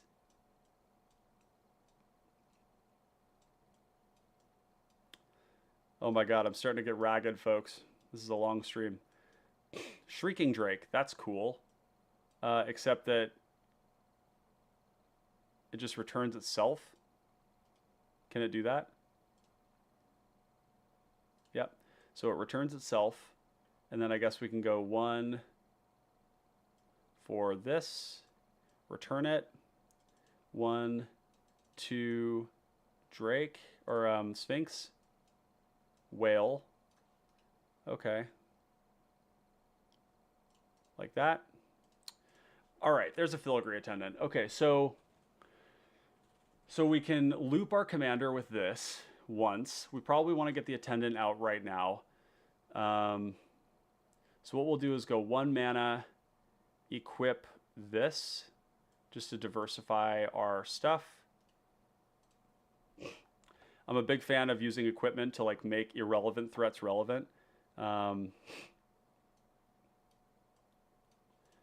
then we'll go attack, attack, attack, and then Filigree Attendant, which is just utterly massive. 1, 2, 3, 4, 5, 6, 7, 8, 9. It's a 9-power creature. Untap. So now what I think we probably want to do is get the Mistbage Shinobi on so we can get the Keep Watch. So we'll attack, attack, attack, attack. 1, 2, 3, Mistblade Shinobi. And we're going to make a Illusion. This card, by the way, is cracked. Anytime you can play this card, it's really, really good. You could have just bounced the Sphinx first. No, we couldn't bounce the Sphinx because the Sphinx doesn't resolve until the Shrieking Drake does. So Shrieking Drake resolves first. There's no other creature. It has to return itself. Then Sphinx resolves. So that's how that works. 1, 2, Sphinx into Auriok Sunchaser, which is a 3/3.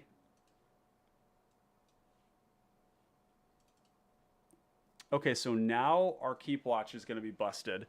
1, 2, 3, 4, 5, 6, 7. We can draw 7 off of this, which means Mantle of Tides will auto-equip. So we'll go Mantle of Tides. No, you're not dumb. It's just it's a sequencing thing.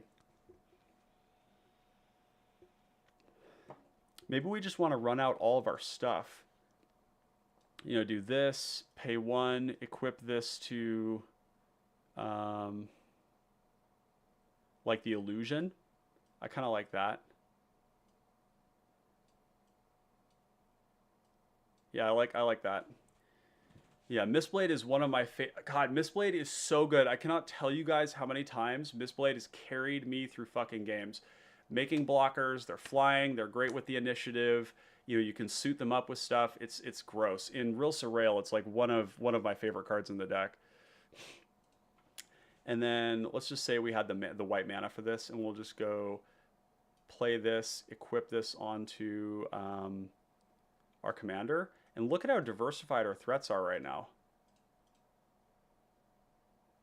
Yeah. Yeah, like it is turn 8, but like this is lethal damage, right? Like this is super promising. Oh god. I'm like cold because I haven't eaten dinner and shit. Hold on one sec. Ugh. Oh my god, Real Surreal, give me strength to beat this stream. Whew. I will say,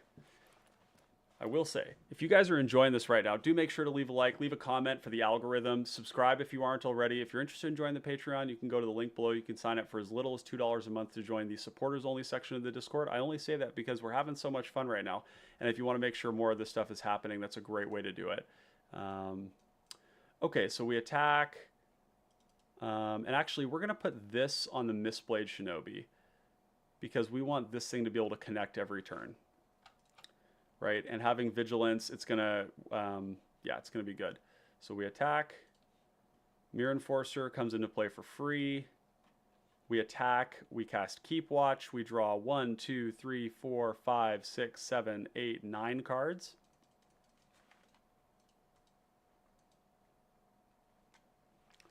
Do you plan on doing deck doctors? Psycho, what do you mean by that? Do you mean like people bringing decks that aren't functioning properly and then me fixing them? If that's the case, that is the goal. I do coaching services, which you can get access to through the Patreon. Actually, the Patreon is the best way to get it, because if you sign up for the coaching sessions, the rate is the same as getting the highest tier of the Patreon. But you get it for a whole month, and you get all the other benefits included in there, which come with like digital assets that you get permanently. And I am doing those, but I just haven't recorded any of them. I did one recently with Brendan. He's actually our largest patron. He's a $50 patron, and he gets coaching every month at an hour every month. And I should have recorded our session, but it was just the couple days before the Common Cause, so I needed to get him online for that, which he wanted to participate in. So, okay, so that's how we would have tapped. And then we get to play this for free. Got it. Deck Doctor is a fireback callback from Hearthstone. Viewer submitted deck, you play some games, tech it to see a better. Yeah, so I wouldn't probably play games with it because that takes a lot of time. And like the Deck Doctor stuff is like time consuming, right? To fix a deck takes an hour at minimum, although sometimes quicker. And we can do all the testing, and I get a sense about like whether a deck is good or not by playtesting it, because like I assume that I'm getting interacted with, so you don't really need to play it. But I could totally, yeah, when people submit decks, it's a great way to do it. Yeah, absolutely. Rosium says Explorer Scope. Yeah, maybe. It's not a bad idea. Okay, so turn 9, obviously, like, we're doing great. We have no interaction, obviously, so that's, like, sketchy, but we can fix that. Let me just get some sugar in me here. Feeling a little low blood sugar right now. I don't know if you all have had these before. They're called CASCADE. The best damn candy on the planet. Hey, what's up, Drainer? Good to see you, buddy. Glad to have you here. Haven't had you in a little while. 5 cuts and 5 additions. That would be fun. Yeah, sometimes a deck needs more than that. But, you know. All right, we're going to assume our mana is perfect here. Drawing for turn 1. We're going to play a Ardent Elementalist.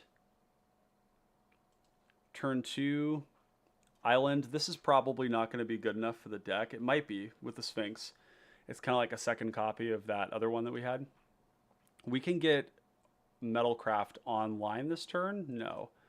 Silver Raven, Scry. We're going to bottom this. We don't need another land right now. Moonsnare Prototype.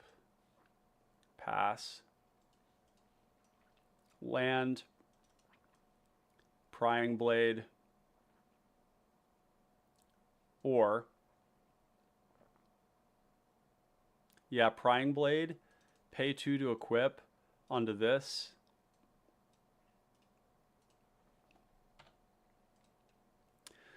Okay, what do we got here?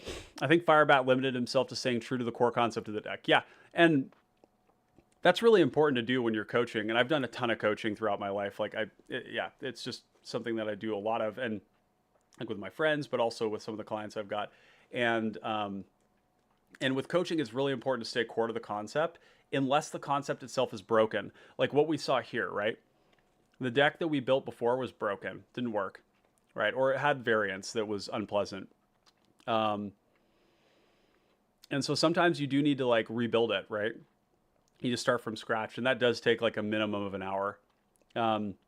Drainer, I'm glad there's somebody else picking up the mantle of eSphinx. I think it's a very fun and powerful option. Yeah, Drainer, you play this deck, don't you?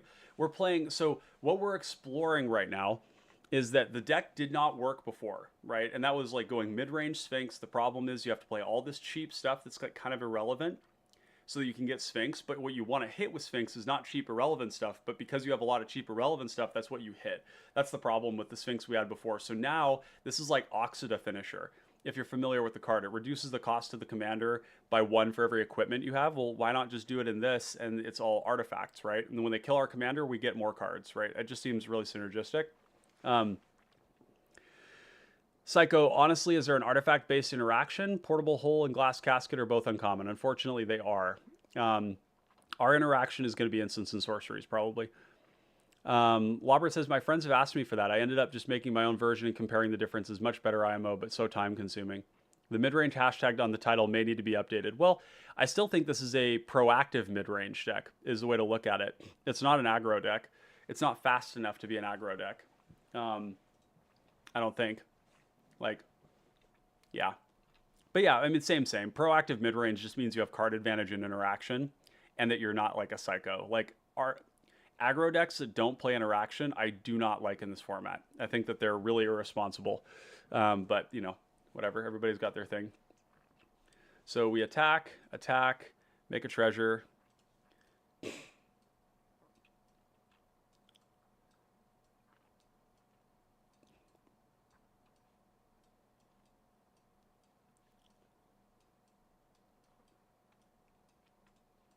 All right, and we've got these here, can tap 1 to do something, but we're not going to do that.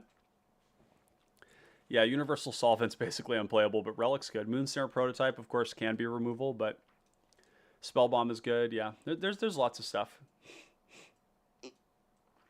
Okay, so we have 4 mana. 1, 2, 3, 4, 5 artifacts in play. So this is a 4 mana commander. We could cast it right now, but I think what's better than that is actually getting...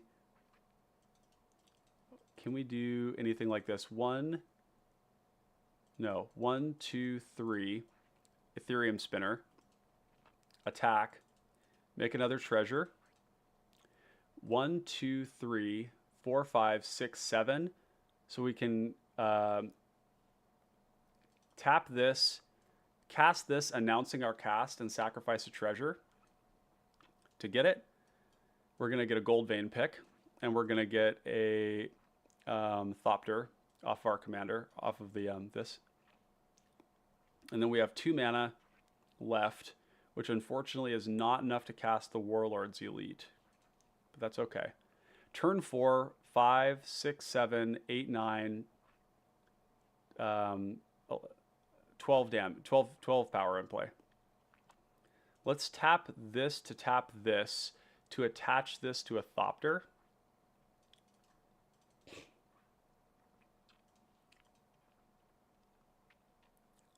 Yep. Yeah, Clowning Around could be good.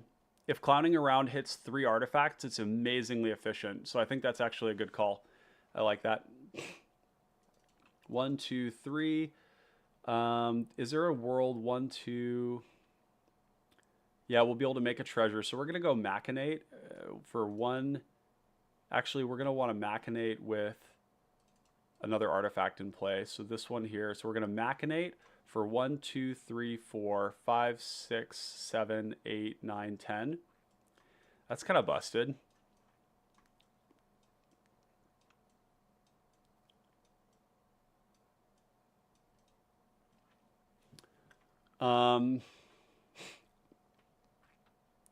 This would be the immediately castable one. We could also just cast Gearseeker Serpent by sacking this and tapping to do that. Yeah, this is a fine curfew deck. Yeah. Yeah, we could attack first to get an extra artifact. Yeah. So we have 3 mana, which we can use to cast Warlord's Elite, but I think actually putting a Gearseeker Serpent into play is better. So we'll do, alternatively, we could do Mirror Enforcer, and Warlord's Elite. That's the way to do it. Yeah, even though the other one is better, this is free, and I like free. And we actually have 2 of these right now. And then we'll go 1, 2, 3, Warlord's Elite. Yeah. Like that. And actually, we don't have to crack one of these. We can tap this. So this is turn 5. Turn 5, this is like a lot of power. This does look like an aggro deck. Drainer says, my current build is focused on having massive card advantage and threaten with Banishing Knack while picking people off with missized creatures. Drainer, what is your payoff with Banishing Knack? Let me know. Because Azorius doesn't really have a ton of good stuff on that, but I'm definitely open to the idea.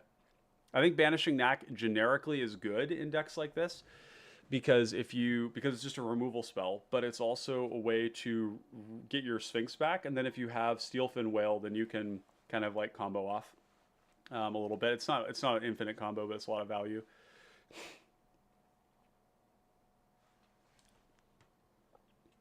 Yeah. The reason to machinate was for that. That's why I wanted to do it early, but I think you're right. Like getting 1 card deeper was good. And Pirate's Hat, that's great. Look at that.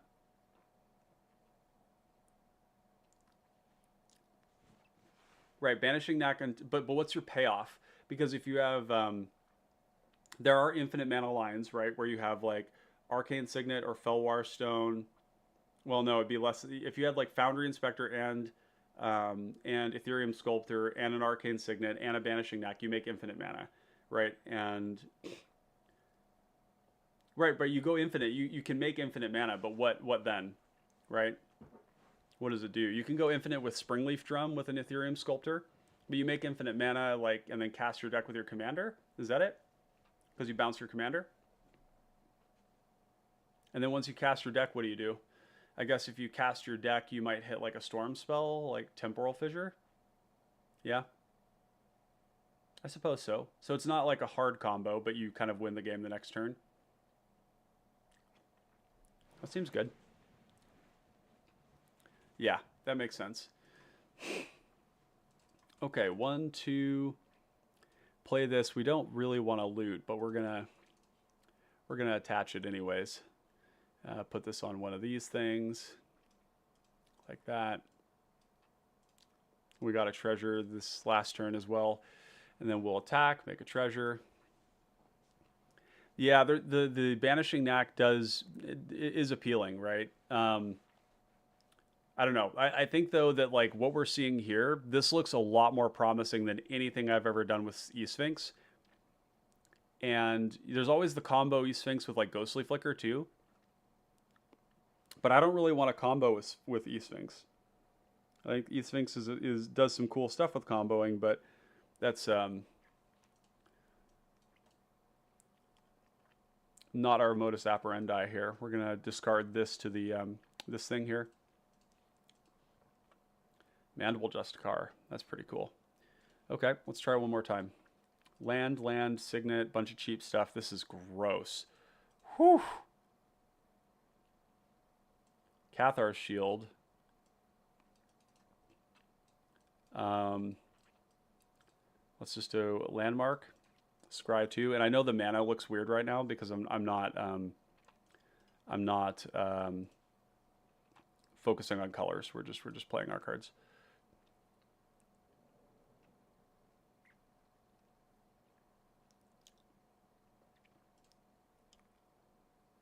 Yeah, if we had hit all the glitters, we would have killed somebody. Yeah, we would have done a one shot on him. Yep. Okay, land. I wonder if we want to go land. No, we need to go land, Witching Well, Scry 2. Oh, there's Machinate again. I think I kind of like that, actually. We'll go here. We'll bottom this, I guess. Put that on top.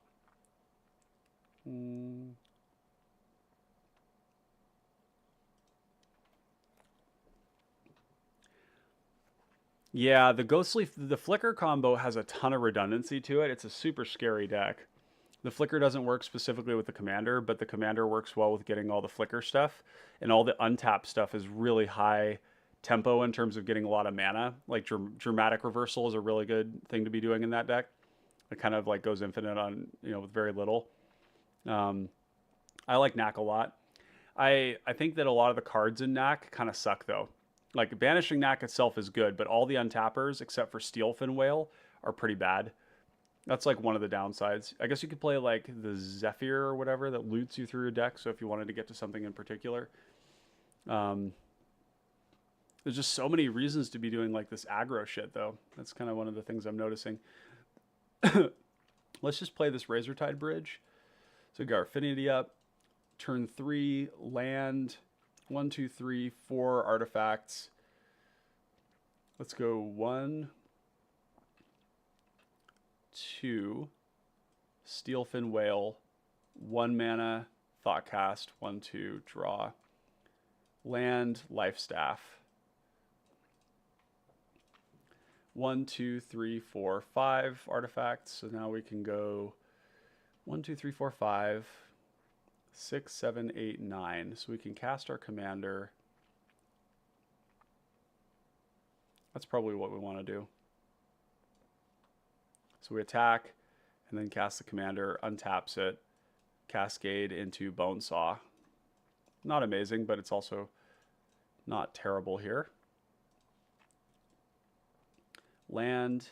But the Bonesaw and the Seed of the Synod do make it so that it's 1 mana now. So we go and we attack. And then we go, let's just say this is an island. Our mana's perfect here. So we cast this, pick this up. 1, 2, 3, 4, 5, 6, 7. And then we go 1, 2, Sphinx, Cascade into Psychic Impetus. We probably put this on somebody else's creature so that they attack somebody else. And then we have 2 mana, and we can go Sylvok Lifestaff, Bone Splitter,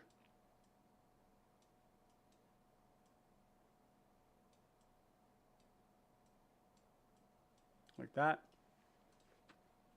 4 power. All right, pass the turn. So like this is beginning of turn 6, and we are presenting quite a bit of damage. This is damage in of itself. Somebody would have scried for us, actually. So this would be bottom, and then we would have gotten 1 more, and we would have drawn this, because somebody would have scried 2 for us.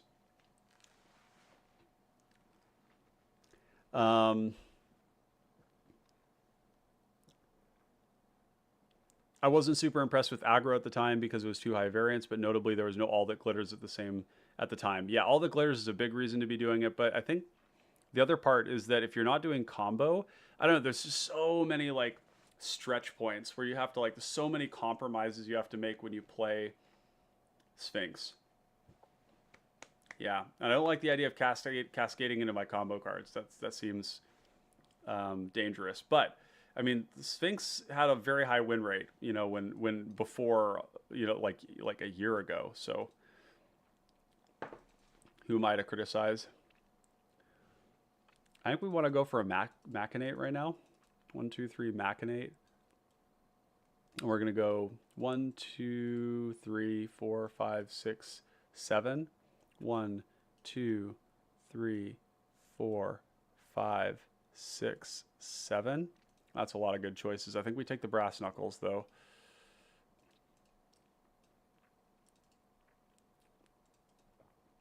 1 for Golem Skin Gauntlets. We saw how this went down.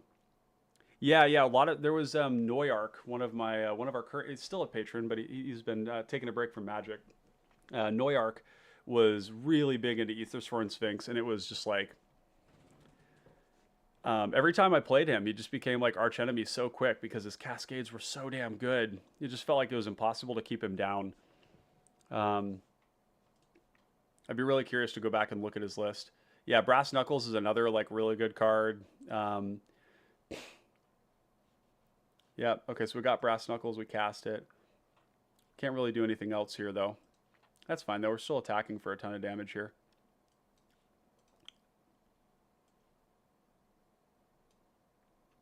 So somebody is dead, I guess. 1, 2, 3. Cast this.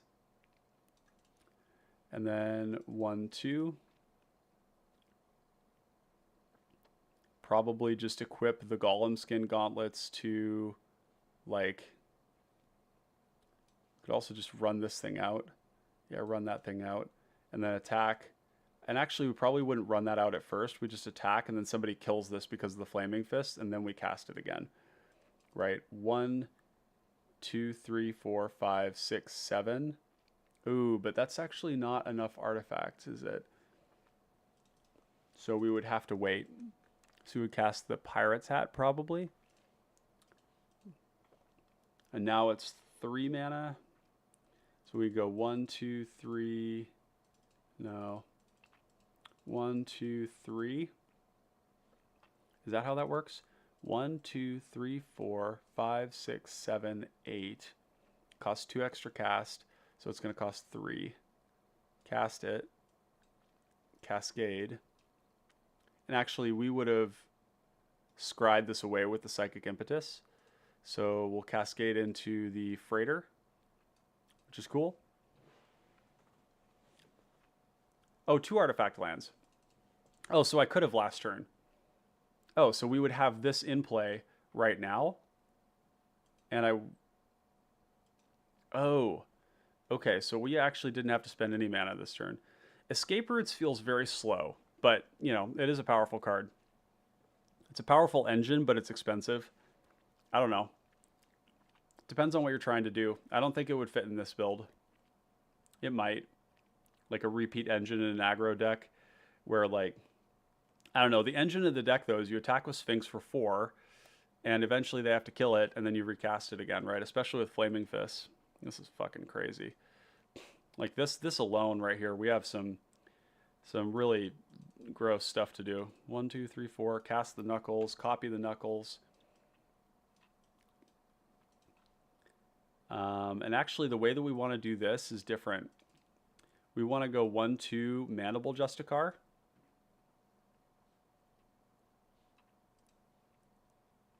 Wizard Mentor. I'm not familiar with that card.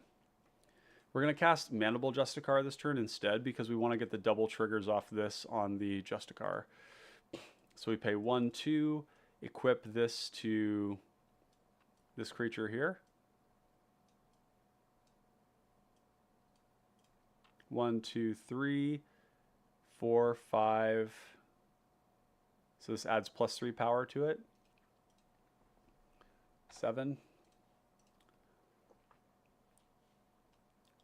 And then going into turn 9, now the Brass Knuckles. And actually, maybe what we do is we bring it over here, actually, just to set up. Yeah, that's what we want to do. We want the Sphinx to have this so that we cast this for 4. Pay 1 to equip the copy to here. Yeah, I mean, it's already got double strike, so actually we would have wanted to put it on this thing here. Yeah, and then equip this to here. Like that. Yeah, this is sweet. Definitely into this. 1 mana, Candy Trail, Scry 2, leave both on top. Actually, we'll do like this. Land into probably want to do Energy Refractor. Draw. Astrolabe. Draw. No land, unfortunately. Glint Hawk. Pick up the Astrolabe. We need to hit a land here. There's a land.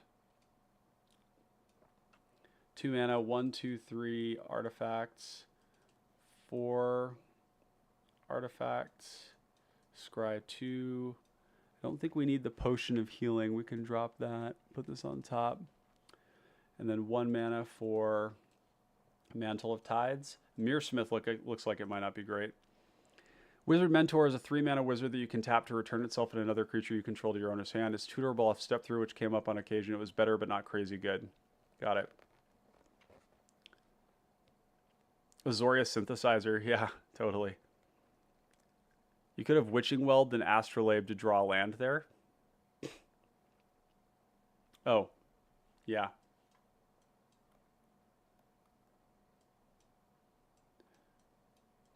Well, this would have gone to the bottom, and I would have drawn this instead if I didn't hit a land. That's fine. 1, 2, 3, 4, 5. So we need more. Obviously, we don't have enough lands because the deck has too many cards in it currently, but it's fine. So play this. Or actually, 1, 2, 3, 4, 5. Play the Whale. Play the Sun Chaser. 1, 2, 3, 4, 5, 6.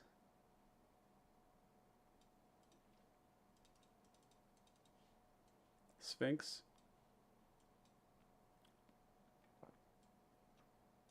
Okay. Yep, that's good. So turn 6. Looking pretty sweet here. Draw. Flywheel Racer. So we kind of just want to reuse. We kind of want to attack first. Or maybe we want to play our artifacts first. So let's just go 1 mana onto Glint Hawk. 4 power. Attack. 1 mana Shrieking Drake. Bring back the Sphinx. Cast the Sphinx into Freighter. Yeah, this is looking pretty gross.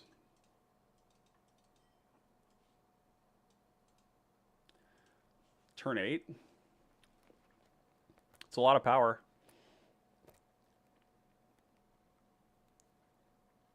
Yep, you can bounce other creatures with the Shrieking Drake. That's true.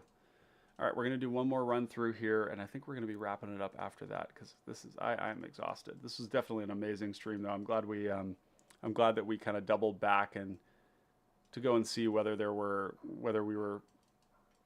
other things we could do. Moonsnare Prototype. Untap. Okay, so Island, Silver Raven, Scry. I think we actually do want a Thraben Inspector. We have 4 mana, so we can go 1, 2, 3, 4. Oh, we could actually 5. We could actually cast Gearseeker Serpent. Yeah, let's just do that.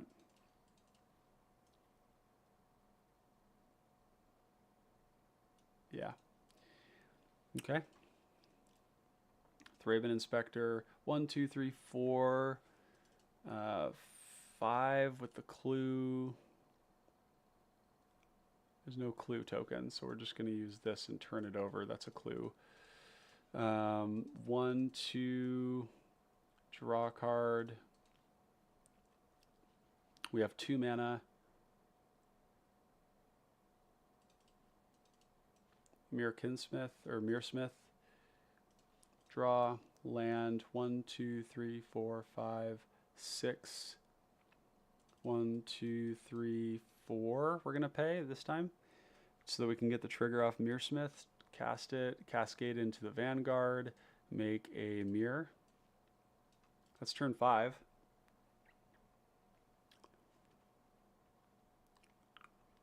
And then, oh, and actually what we would do too is we would tap one of our creatures and tap our last mana to crack this clue. to draw a card. And then we have these two on this turn. 1, 2, Ichor Wellspring, draw. 1, 2, Inverted Iceberg, mill, and then draw. Keep Watch is broken. Cast this on Commander. Draw, and then we go attack, attack, attack, attack. We don't care if we lose our creatures here. We just want to get a big draw. 2, 3, keep watch for 1, 2, 3, 4, 5, 6, 7.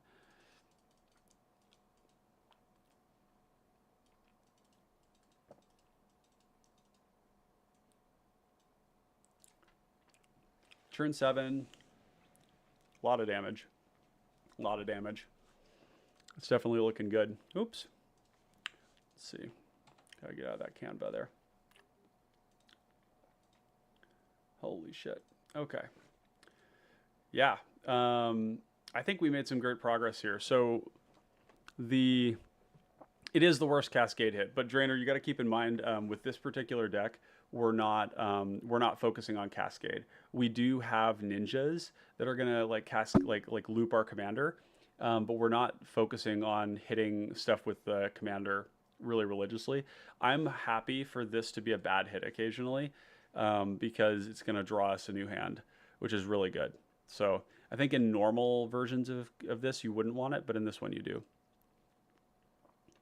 Yeah, yeah, this is huge. I mean, this is and I haven't even like put this on a creature yet. This would have gone on something, you know, like on this thing here to give it another power. So 1, 2, 3, 4, 5, 6, 7, 8, 9, 10. This is a 10 power creature. 10, 11, 12, 13, 18, 19, 20, 21, 26, 27, 28, 28 damage. I mean, obviously, like, there's a lot of this I wouldn't swing with. Like, I probably wouldn't swing with this or with this, and maybe not with this either. But yeah, I think this is definitely looking game winning. All that glitters is game over for sure for at least somebody. Stickers. No, I haven't. Command performance. Getting us stickers. The problem with the stickers would be that if we ninjutsu, it's not good because it's getting it back to our hand. But it would be good if it dies. It's just I think people are going to try to avoid killing it.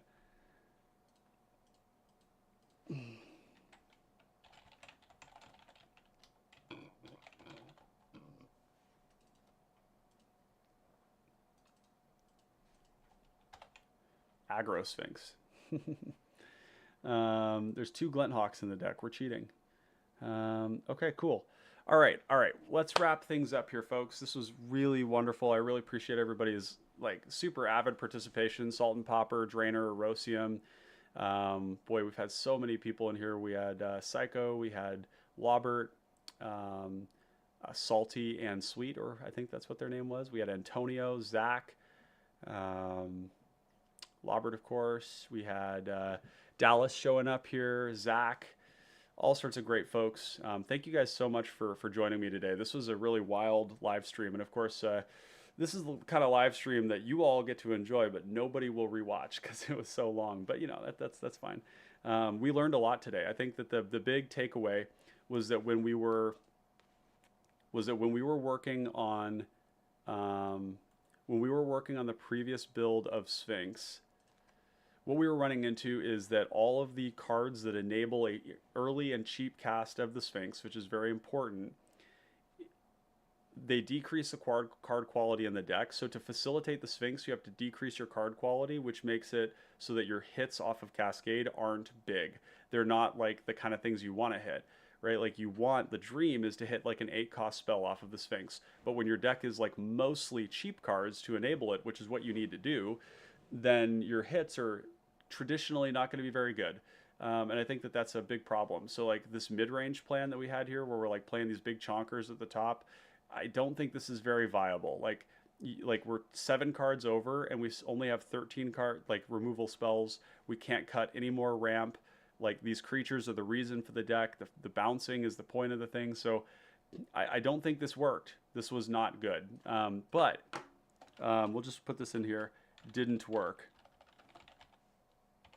And actually we'll do didn't twerk like that. But you all brought something really interesting to the table and asking, well, why don't we just like throw in a bunch of equipment and maybe we do like a Sphinx Voltron? And it was kind of like tongue in cheek and joking, but it was like, you know what? We didn't make anywhere, you know, we didn't get there with the previous thing. So why not try with the, with eSphinx, Aggro Sphinx? And that was definitely on your all's input here. I think this is much more promising. You know, all that glitters, brass knuckles, flaming fists, a great sort of tier, you know, just like basically this is kind of like a, let's just say it's like Azorius Oxida Finisher, right? Because that's really what it is. Nope, there we go. And I think this is really quite interesting. I don't know like how we're going to find room for the other things we need. You know, we need interaction. But I think I'm confident that we can figure out how to do that. It won't be tonight because I'm pretty cooked and it's 9 o'clock and been streaming for like 5 hours now and I'm really ready to be done. I love you guys. This has nothing to do with you. It's just a lot of streaming. So, got the great comments here. Really happy with where we ended up. I'd like to see where you're at after polishing that. Yep, we'll definitely keep you updated. If you guys want to get updates on this, you want to know what changes we make, updates to all the decks we build on the live stream, the best way to do that is to support the channel through the Patreon, which will enter you automatically into the supporters only section of the Discord on Discord. We have an amazing community of people. The Common Connoisseurs is the largest dedicated cPDH channel in the world. We have over 750 people.